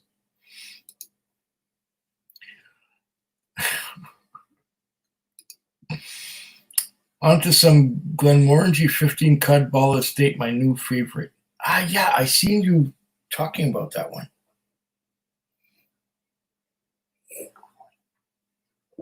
But I've never seen it or tried it.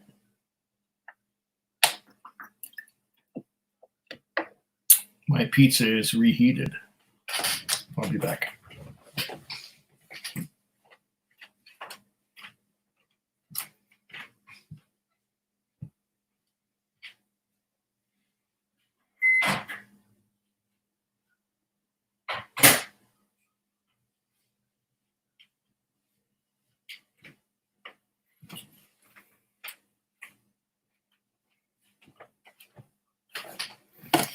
All right.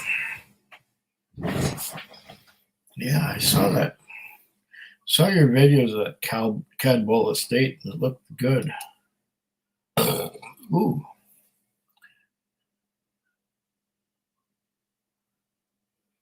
Hey, quick, move out of focus there.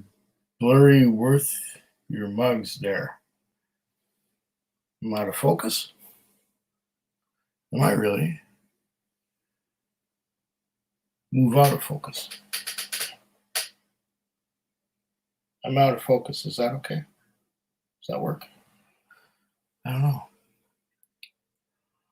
Mm-hmm.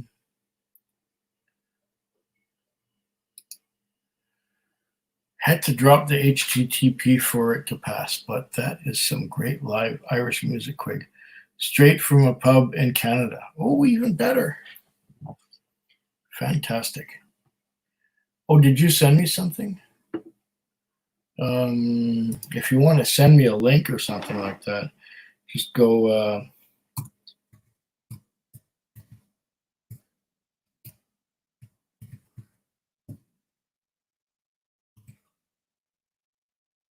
Did I get that right? Or did I put a comma in there instead? I think I put a comma in there instead. The .ca. See if I got that right, because Drunkovision and everything that too. Yeah, there we go. Okay. If you want to send me anything, send it to foodquig@shaw.ca. And if it's a link, I'll get it.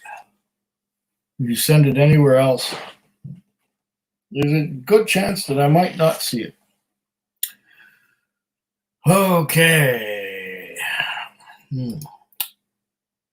You're in focus, though. The wall might sharpen up. Oh, if I went to the side, yeah. Move the chair too. Okay. Okay. You want to sharpen up the wall. Yeah. There. How's that?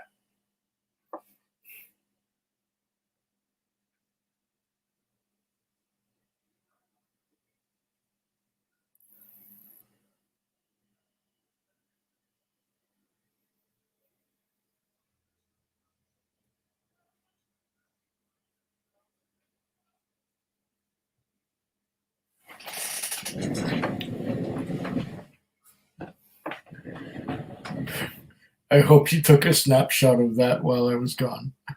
All right.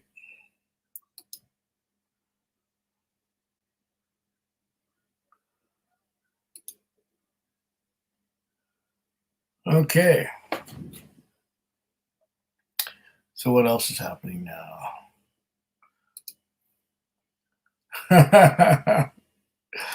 Very cool. I think it's a little clearer. Just a thought. Oh, fine.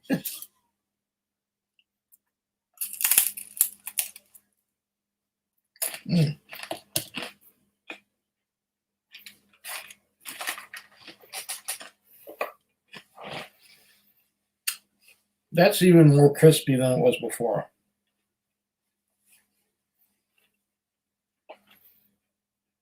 Maybe it's a bit too much.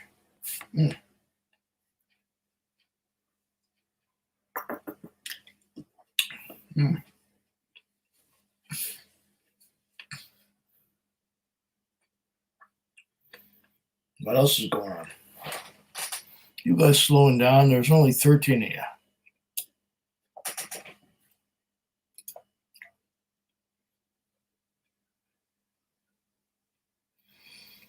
So much good stuff. How many memories you must have from that wall? Oh, many, many, many, many. There are many things from that wall that are unforgettable.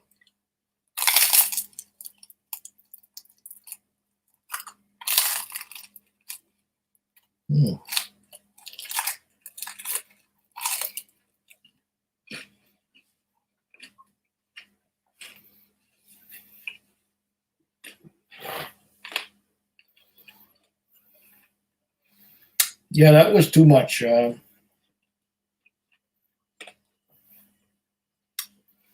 Setting the microwave on pizza was too much. It's too crisp.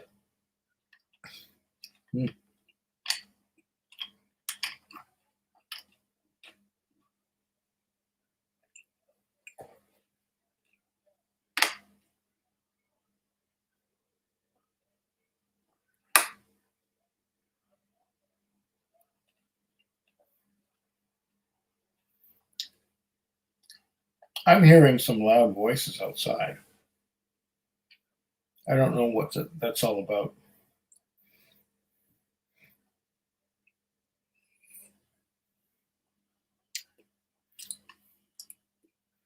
This is still my island blend. my Isla blend.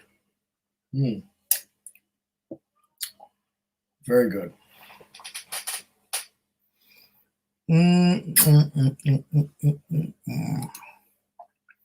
That crunches my headset. I'm sorry. I don't have a headset. I have a surround sound kind of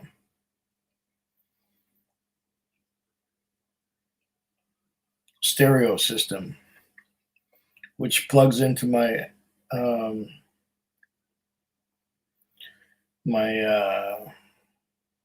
iMac computer with a Dragonfly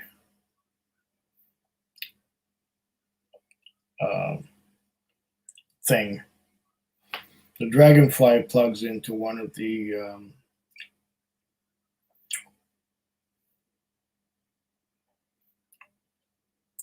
what do they call those connections? Anyway, it plugs into the Dragonfly, which plugs into the amplifier, which is a Marantz amplifier. And the Marantz amplifier has two speakers that way and two speakers that way. And it has a subwoofer directly behind me.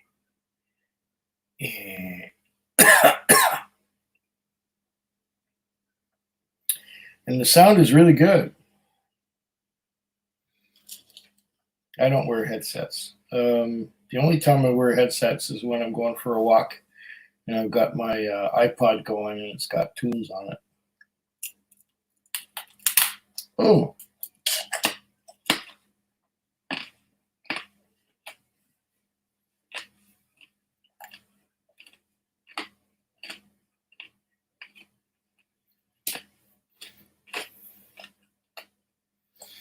I'm sorry.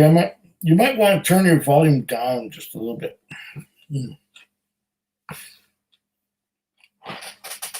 Mm-hmm.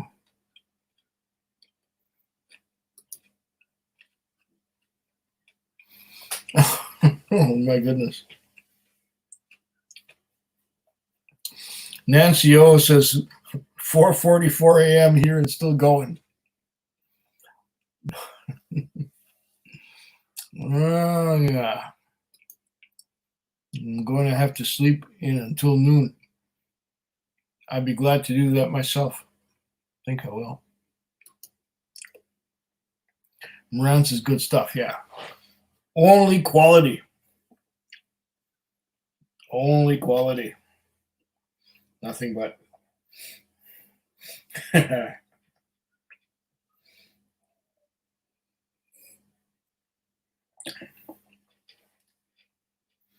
I used to have a Yamaha A1 amplifier, but that got completely short-circuited thanks to the rabbits. But that's another story. The rabbits, bless their little hearts, they were such sweetie pies, but they used to chew wires and short stuff out. Yeah. Marantz is good, I know. It's a great amplifier. Sounds wonderful. What do we got here? What's your favorite music? Oh, God, goodness gracious. My tastes are eclectic when it comes to music. The last thing I was listening to was some Tangerine Dream. And I go all the way from opera towards British progressive rock towards what a question. I have to shift gears. I have to shift gears from whiskey to like music. Like it's like it's the synchros are not working, and I can't get the RPMs to match. So it's like it's not shifting very well. Good gosh, what a question at the moment. Oh, Blue Ribbons, you really tax my my drunken abilities at the moment. Good gosh.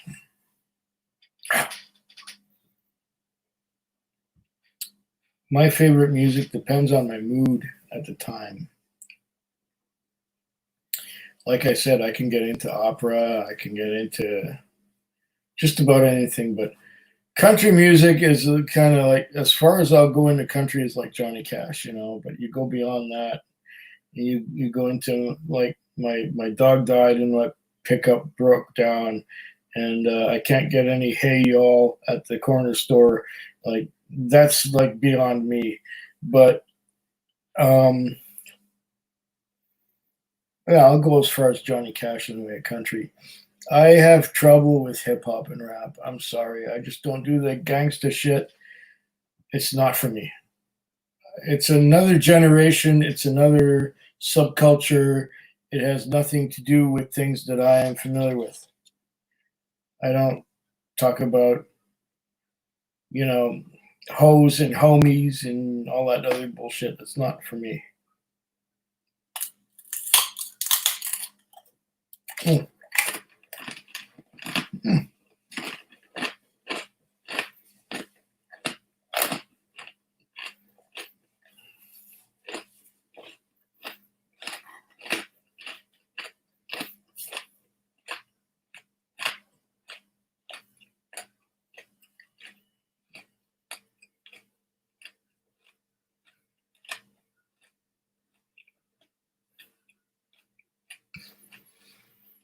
Mm. That fucker did get crunchy, didn't it?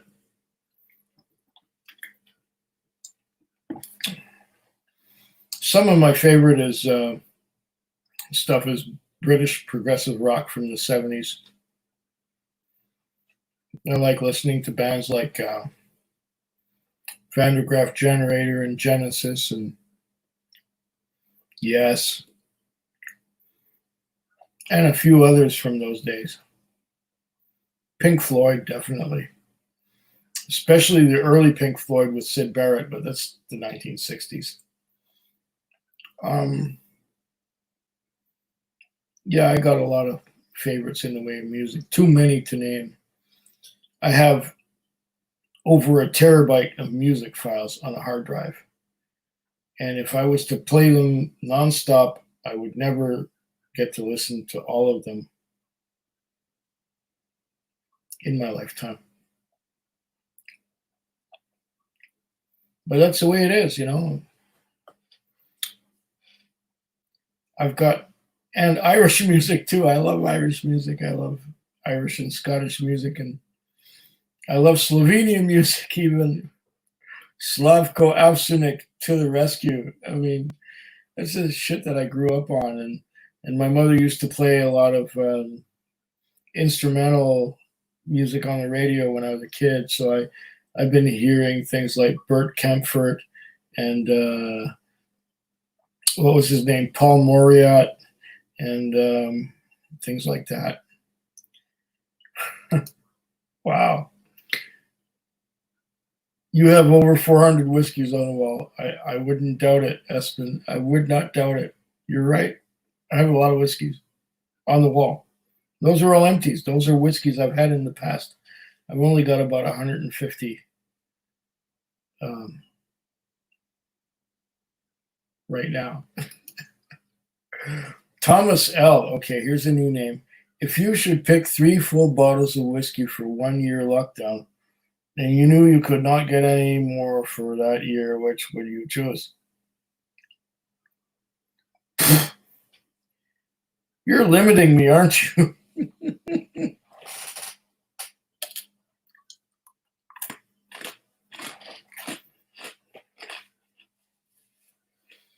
Three full bottles for 1 year?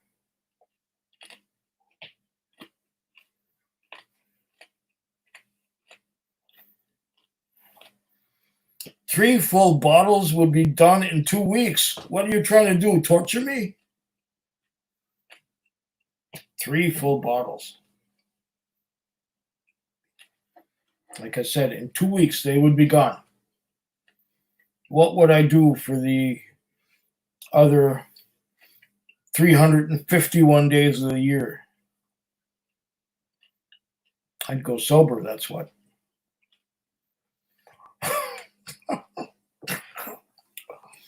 Oh, this is impossible. What would I choose? Fuck.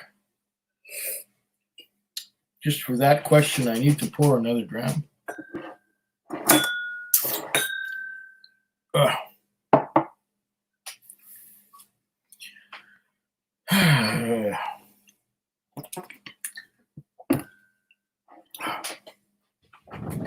My gosh. Ugh.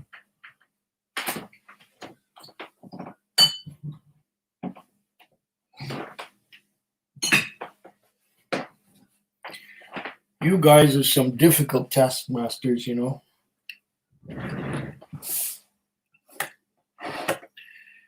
I have here my bourbon and rye. Excuse me.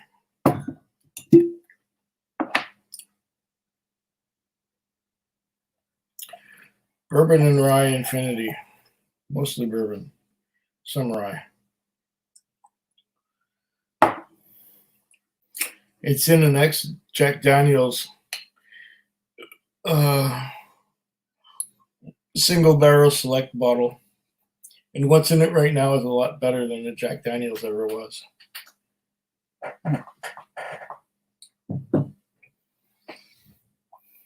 Wait. There is one slice of pizza left, and I'm not putting it in the microwave no more, just because.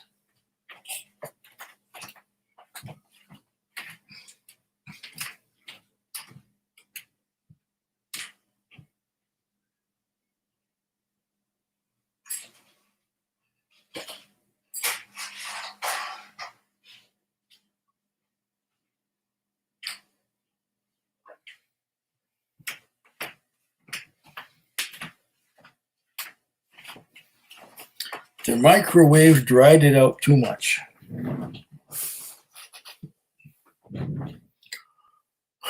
3 full bottles of whiskey for a year. Oh,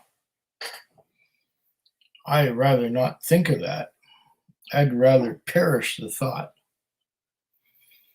1 year lockdown, I would escape.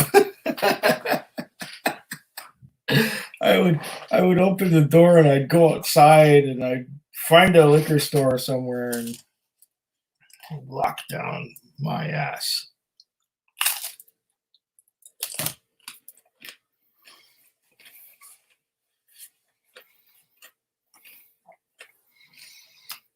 Three full bottles, huh?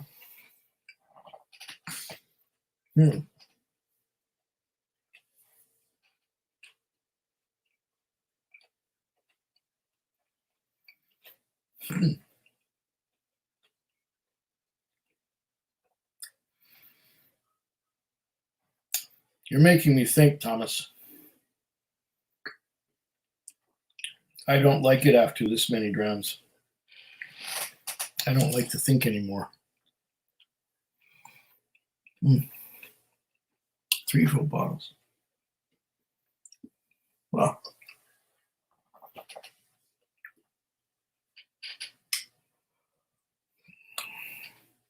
Redbreast, 12-year-old cask strength.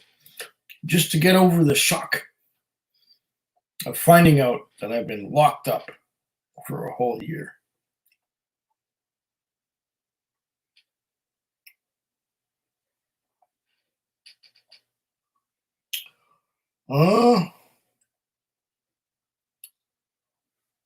Alberta Premium, but it would have to be a 1.75 liter bottle, like the plastic one I got over there. That's 2. Third.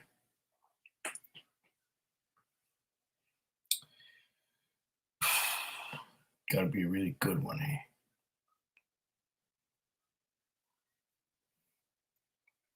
Lagavulin 12, 2014 edition. That's it, that's all.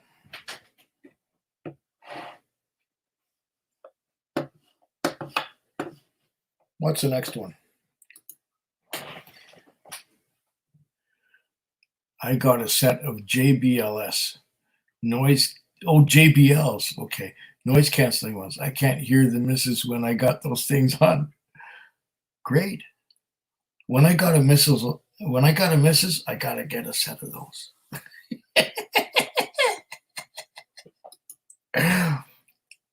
Which is a bonus. Rabbits? Lol, yummy. A1 is classic.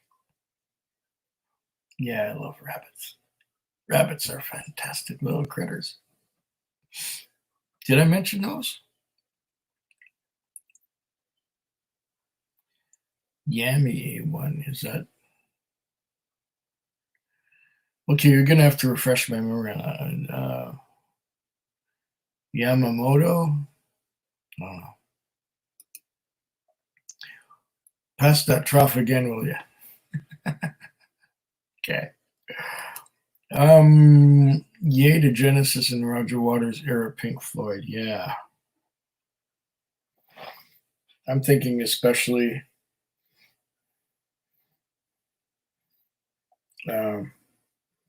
Pink Floyd from the days of Syd Barrett.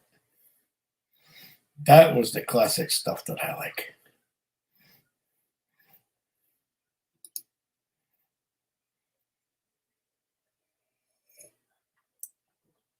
Favorite movies that you've watched earlier in your life? Wow, Blue Ribbons, you're taking me back.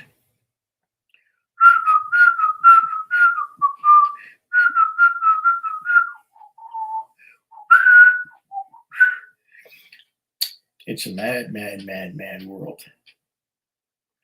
Love that one. That's my favorite. I still have it on my hard drive. The Poseidon Adventure. I thought that was cool. There's got to be a morning after. What else did I like from back then? Favorite movies watched earlier in life. My goodness. Those Daring Young Men and their jaunty jalopies. I think that was done by Blake Edwards.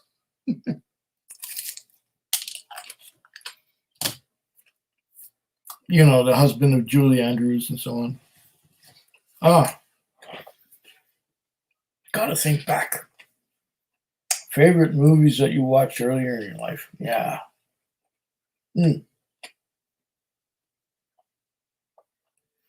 Those are two or three of the good ones. The Magic Box. The Magic Box is one of those that I used to watch late night TV. Back when TV was still being transmitted through the airwaves. About this man who invented the movie camera, and he invented moving pictures, and then he invented color film, but parallel to the real invention of those things. Like, you know, Edison was credited for the invention, but this guy, his name was William Freeze Green, or Willie, or according to his first wife, Willie. She was Swiss, you know, and he was British. And The Magic Box, I love that movie. That was fantastic. It was from the early 50s, I think 52 or 53, something like that.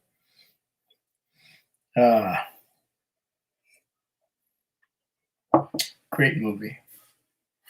Love that one.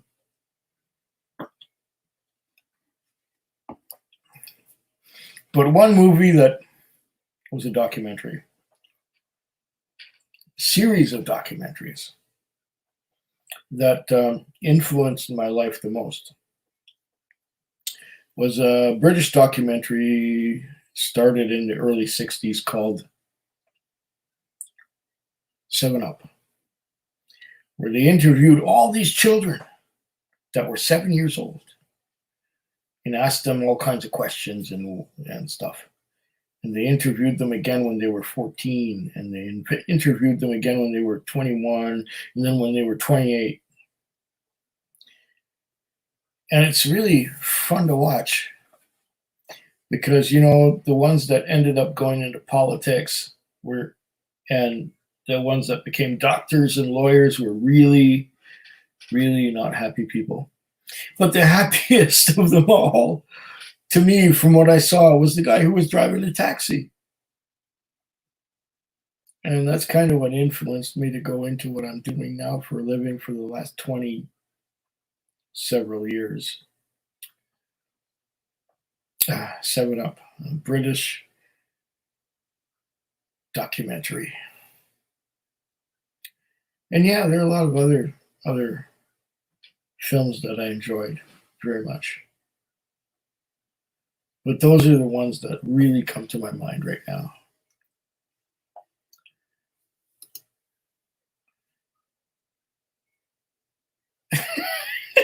Fellas up and down like a stripper's knickers. You talking about me, Nick? You're funny. Yamaha A1 amp. Yeah, it sounded great, but then it shorted out. But that's because the rabbits ate the wires. The Intelligent Job original. Oh yeah. I don't know if I've seen that. I may have. It's been a while. Smokey and the Bandit. Oh, the Gumball Rally. I love the Gumball Rally. That's another great one. From the same era, the mid to late 70s. The Gumball Rally was one of my favorites. Oh yeah. Fantastic. Smokey and the Bandit. That's good stuff. This pizza stuck in my teeth.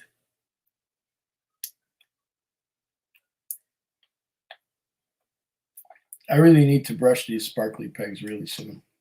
I think I'll do that as soon as we finish this live. 6 hours.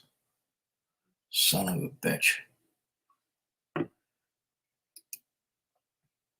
Jackie Gleason stole the show. Yeah, no kidding.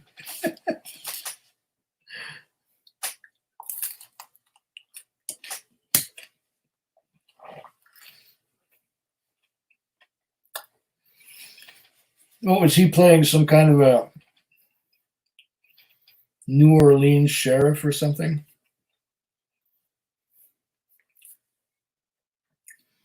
I can't forget the Pontiac Le Mans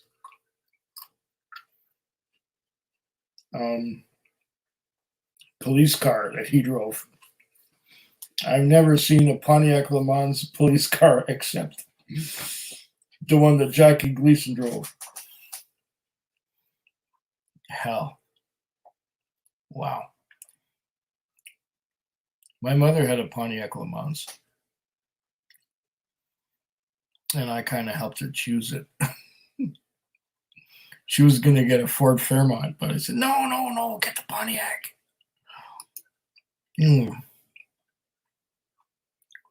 Gold Heist, the minis revving through Rome. Oh, yeah. That was that Italian Job. But wasn't there an earlier Italian Job or something like that?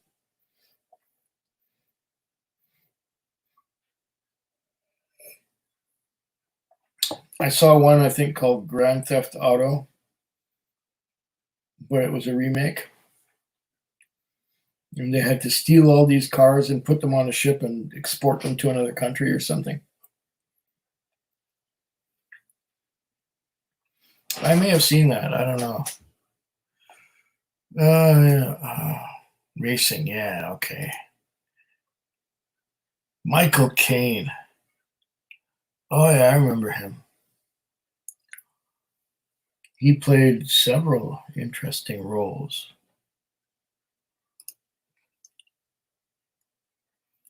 Buford T. Justice. Yes. Yes, indeed. Everything was Pontiac in that movie. I think GM sponsored it. I wouldn't be surprised. Oh yeah, of course. The Trans Am that Burt Reynolds was driving was also a Pontiac. I've owned a few Pontiacs myself. I had a 1980 Sunbird. I had an 87 Formula. I had an 87 Trans Am. Yeah, I've had a few Pontiacs. I've had some related cars like a Buick Century, and I've had two Chevrolet Monte Carlos, three Chevrolet Monte Carlos. I've had a lot of cars. Now I have a Geo Metro, which is a 3-cylinder, 1-liter Suzuki Sprint clone made by some place in Toronto or in Ontario 25 years ago. They don't make them anymore. But it gets the job done. It gets my groceries home and stuff. But yeah, I've had a lot of GM cars. I've had a couple of Cadillacs. I've had a truck or two, GMC truck. Yeah. GM sponsored a lot of things. Then they went tits up bankrupt back in the late 2000s. And you don't see no more Pontiacs. And you don't see no more Oldsmobiles are gone. You see Buicks, Chevrolets, and GMC and Cadillac. But all the rest are gone. There are no more Saturns. There are no more Saabs, because they were all under the GMC umbrella or the General Motors umbrella. Nothing wrong with Pontiac, believe me. They put out some good cars. Remember the Le Mans well, nice cars. Yeah, my mother had one. I learned to drive with that car. Cars, yeah. There was a later one, early noughties. Oh, okay. We're talking about Jackie Gleason and Smokey and the Bandit? Or have I gone off the track? Best line from Justice. Oh, marinate his walnuts. I love it. This is great. You've had some nice rides, Quig. Yeah, I have. I've had a lot of rides. I've had a lot of rides that took me from one end of the continent to the other, but I don't have any credit no more, so I can't do that like I used to.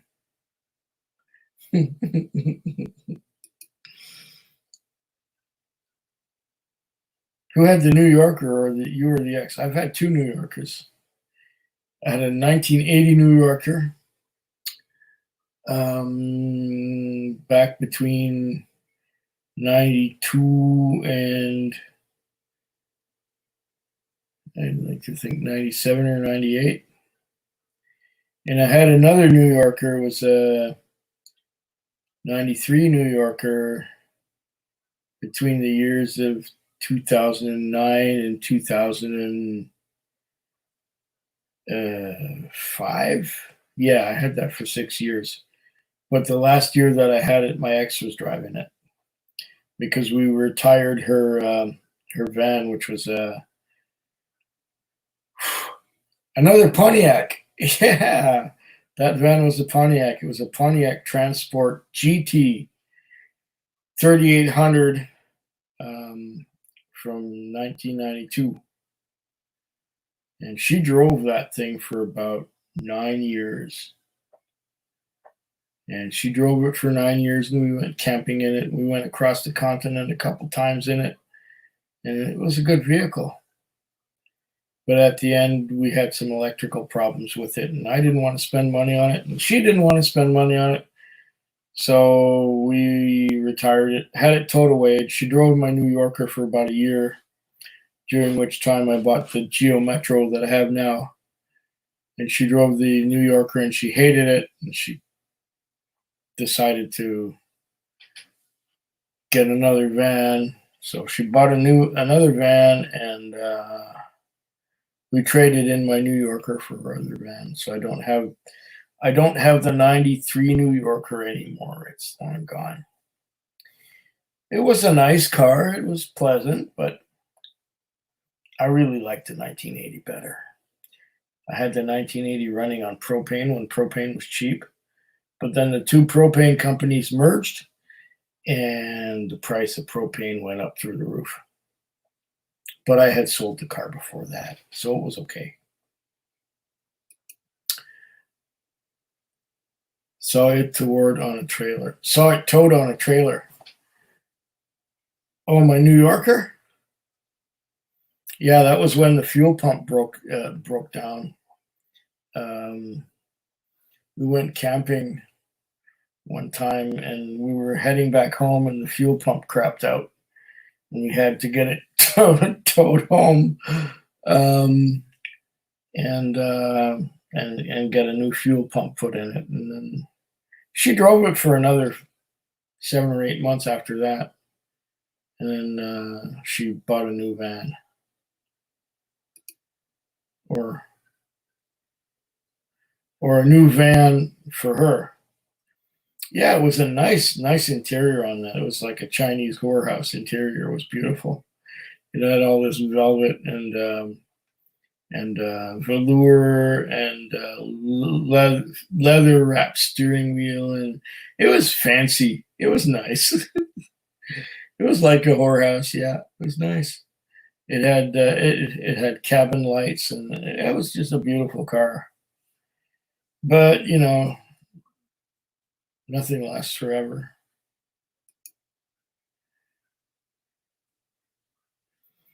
I miss the boat cars from the '70s and '80s. Yeah, me too. I've had a few of those. Yeah, things like Oldsmobile custom cruiser station wagons from 1975. Oh man, what beautiful vehicles those were! Tufted leather interiors and lovely cars. Big and ugly, but pleasant to drive.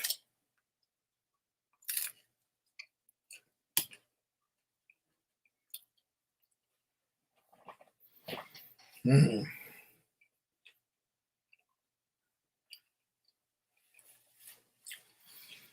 In the '80s, the cars were getting smaller already. But when I started to drive taxis, we were driving cars from the late '70s and early '80s. Had some Cadillac sedan DeVilles that were nice to drive, and some Oldsmobile Delta 88s. They were big in the taxi industry around here. And they were very nice to drive. They were smooth. They were softly sprung. They would just float over all the bumps. And you wouldn't feel any bumps because they would just float over them. They don't make cars anything like that anymore. Oh, wow.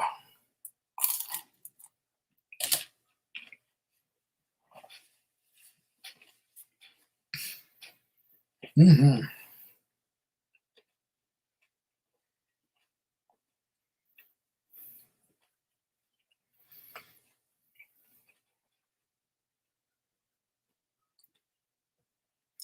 Yeah, back in those days, even your basic Chevrolet was a floater. They would just like float over the bumps.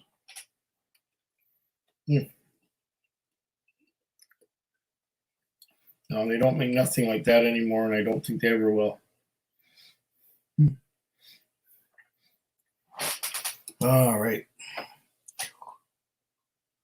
Love the floating ride. Yeah. I had a 1964 Cadillac that did that. It was so softly sprung, you wouldn't feel a thing. It would just go over everything. It was beautiful to drive. It had that really thin steering wheel with thin spokes on it and a round hub in the middle. And the hub wasn't too big. And was there a horn rim? Or no, there were just two extensions to the horn, and you could go like this with your thumb, and you could beep the horn. And the steering wheel was very thin but very big. That was beautiful to drive. And you could see the two fenders extended out in front of you, and at the end of each fender was a turn signal, so that when you turn your turn signal on, it would blink on one side, or you turn the turn signal the other way and it would blink on the other side. It was cool. And when you looked out your rear view mirrors, you could see the tail fins going out the back. Beautiful. That was my favorite car, even though it was the most expensive to own and the most expensive to run. 1964 Cadillac Coupe de Ville. It was still on the road about a year and a half ago, and it had Nova Scotia plates on it, but it was here in town. And I think somebody in Nova Scotia still owns it and still drives it. And it's been almost 20 years since I sold it. That's something cool. It had a 429 cubic inch V8 engine, putting out 340 horsepower. And it had a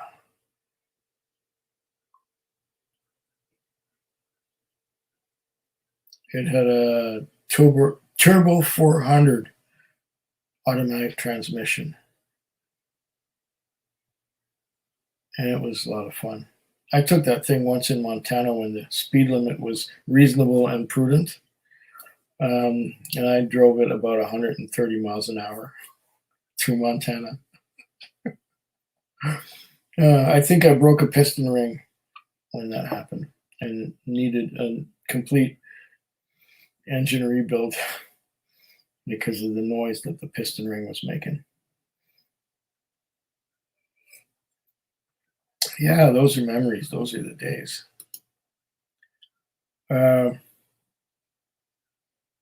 With the woody sides, they were great. Oh, right. Station wagons with the Dynock wood panels on the sides.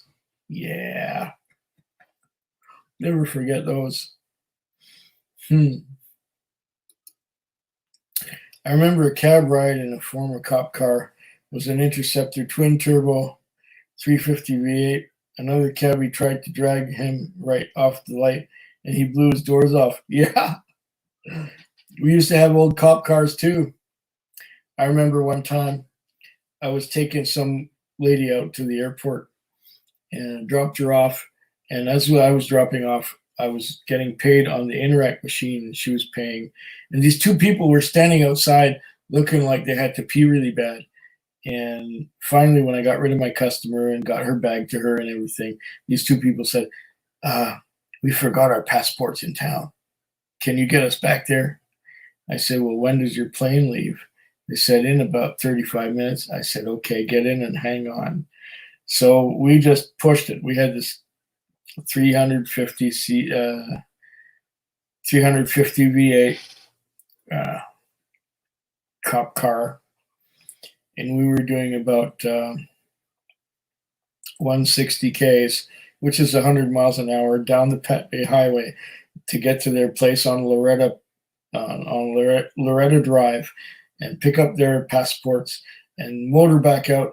But we were a little bit hindered on our way back out because there was traffic finally on the way back out to the airport. But we got there, and when she was paying me with the Interac and he was opening the door, it said final boarding call for their flight, because their baggage was all packed and everything and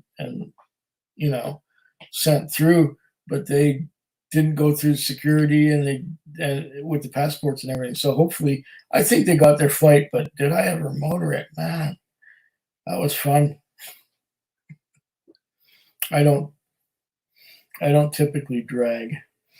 I'm driving a Prius after all. I mean, because it has an electric motor, it has pretty good acceleration it's a torquey little beast, to get going. But Nothing was more fun to drive than those old cop cars. They had it off the line and they had the top speed. I don't push the Prius. The Prius is a little tin can compared to those substantial cup cars that we used to have in the day. The Chevy Caprices from the late 80s.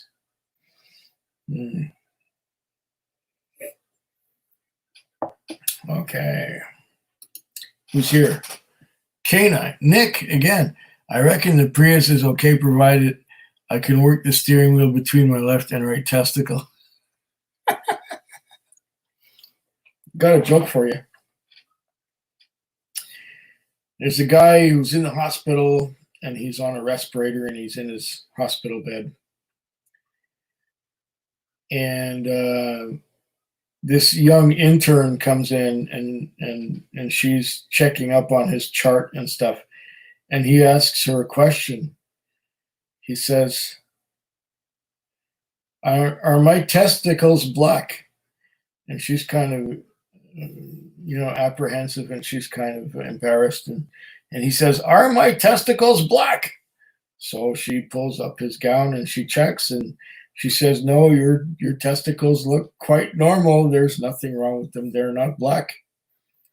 And then he pulls his mask off, he pulls off his mask and says, are my test results back? Yeah, I know, you're laughing, right? You mentioned that testicle thing, and you brought that joke out, and I heard that joke earlier this week. Are my testicles black? 64 Caddy, that must have been a sweet ride, land yacht. Yes, it was. It was a sweet ride, but it was an expensive trip. Everything that could possibly go wrong with that car did. And I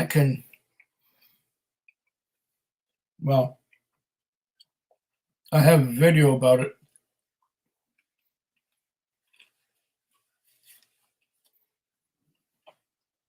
Somewhere on my Peckwig channel. Let me just put down I think it's on this channel.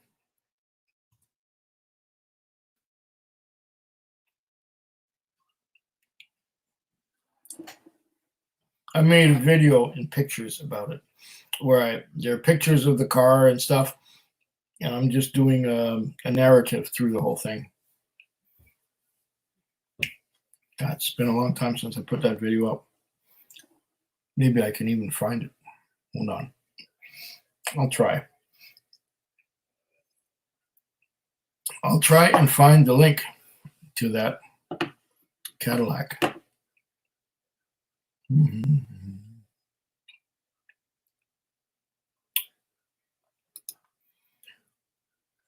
If I'm so good at it. Hold on.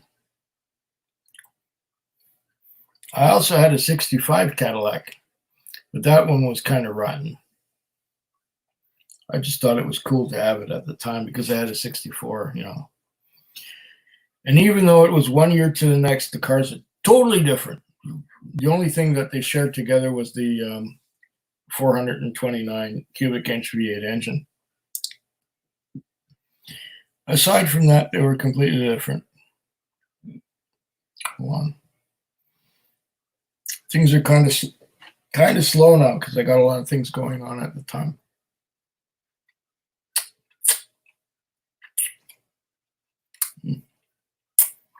Yeah, it was a land yacht. I had the thing for 8 years. But like I said, everything that could have gone wrong with it did.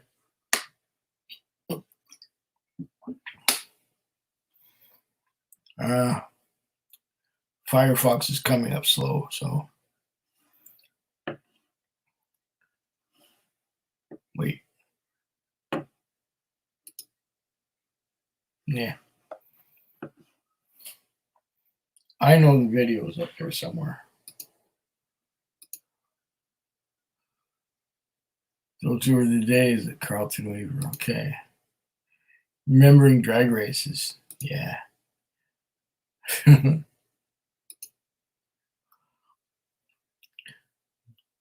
You did the cannonball run with those people doing the airport, Quig? That's awesome. Yeah, oh yeah.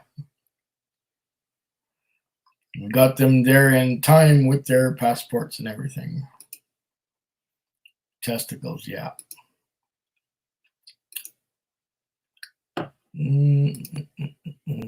Cool, I'll check it out. Okay, you'll find it?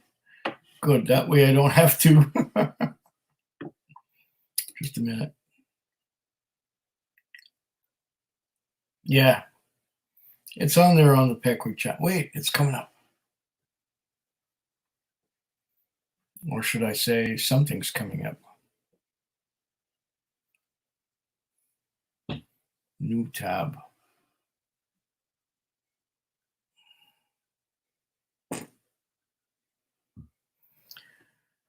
Something's coming up. Maybe I can find it for you.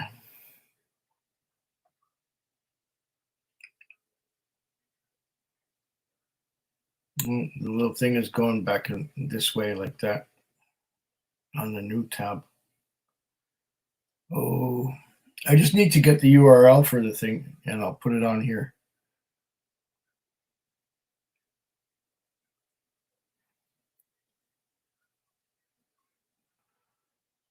It's coming slowly. Things come slowly at this hour. Oh, come on, you.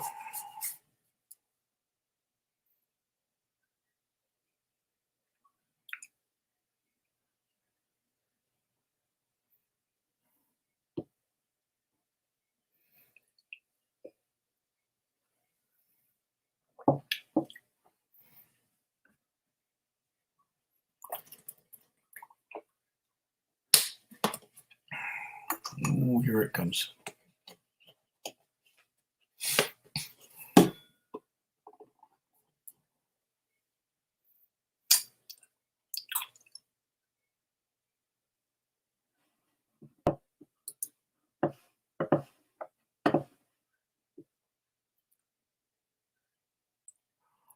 It's being very slow at the moment.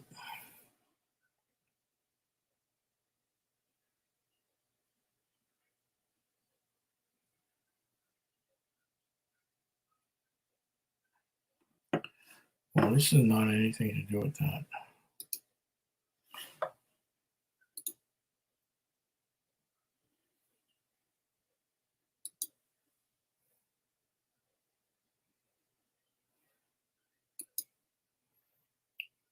Okay.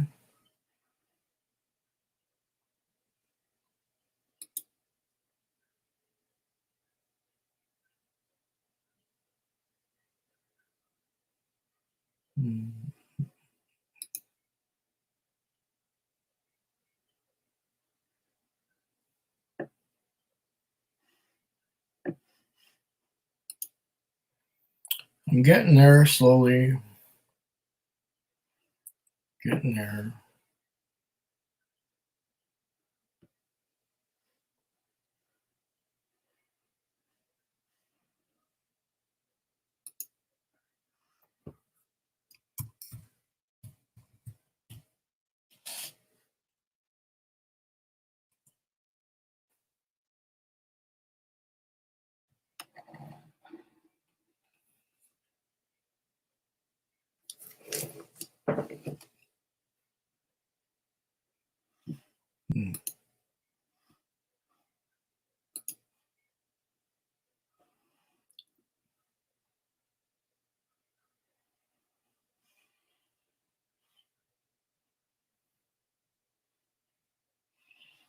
This is not good.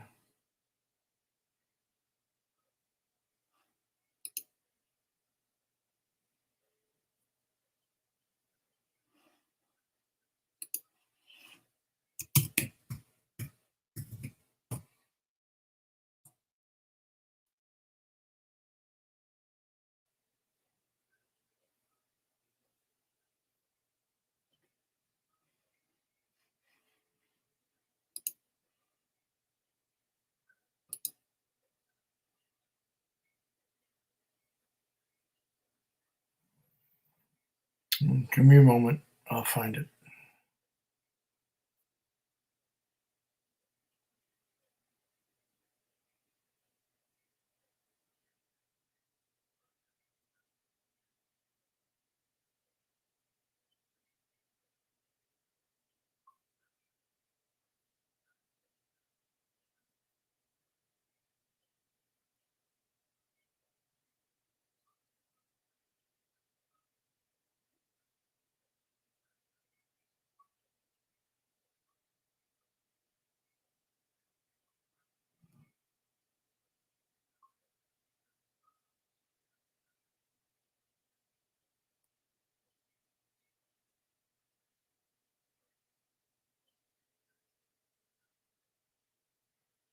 This is funny. I can't find it.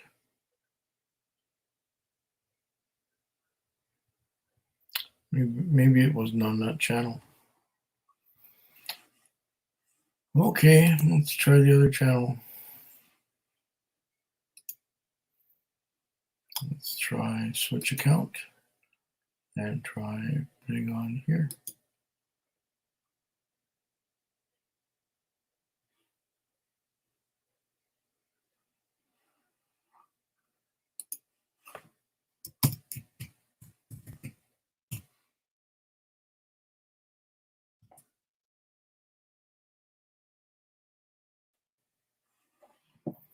Weird.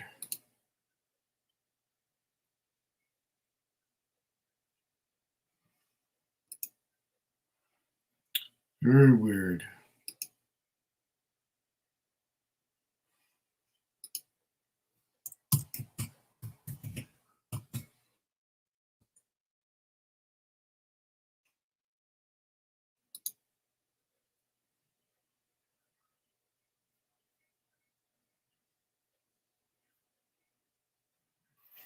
Extremely weird. This is not working right. This is really not working right.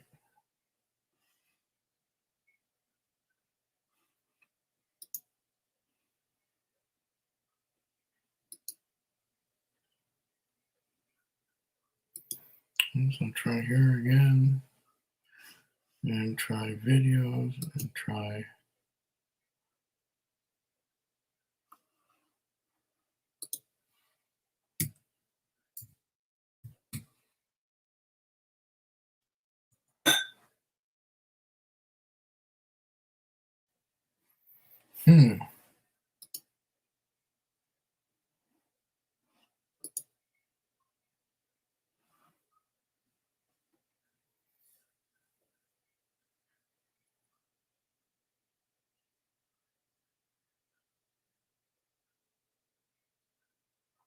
Why doesn't it show up?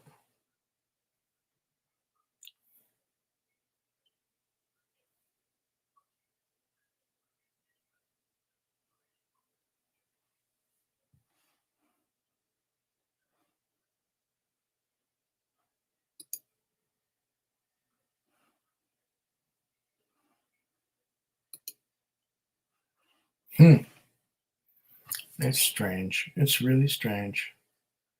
But it's not showing up on here. I will quit that and get back to where we were. And you say, cool, you'll check it out. Good. Great. I'm sorry about that little detour there. Where are we at? Well, it's 5:30 a.m. here, Quig. Thanks for a great night. Sent you a link with some music. Slanchava. Thank you. And out here, see you, Quiggy, says K9 Nick. Okay, great. I'll check tomorrow for the URL. Okay. And Blank says you. Okay. Well, you know what? I think it's time I shut it off and finish the broadcast because there's only 10 people watching and nobody commenting.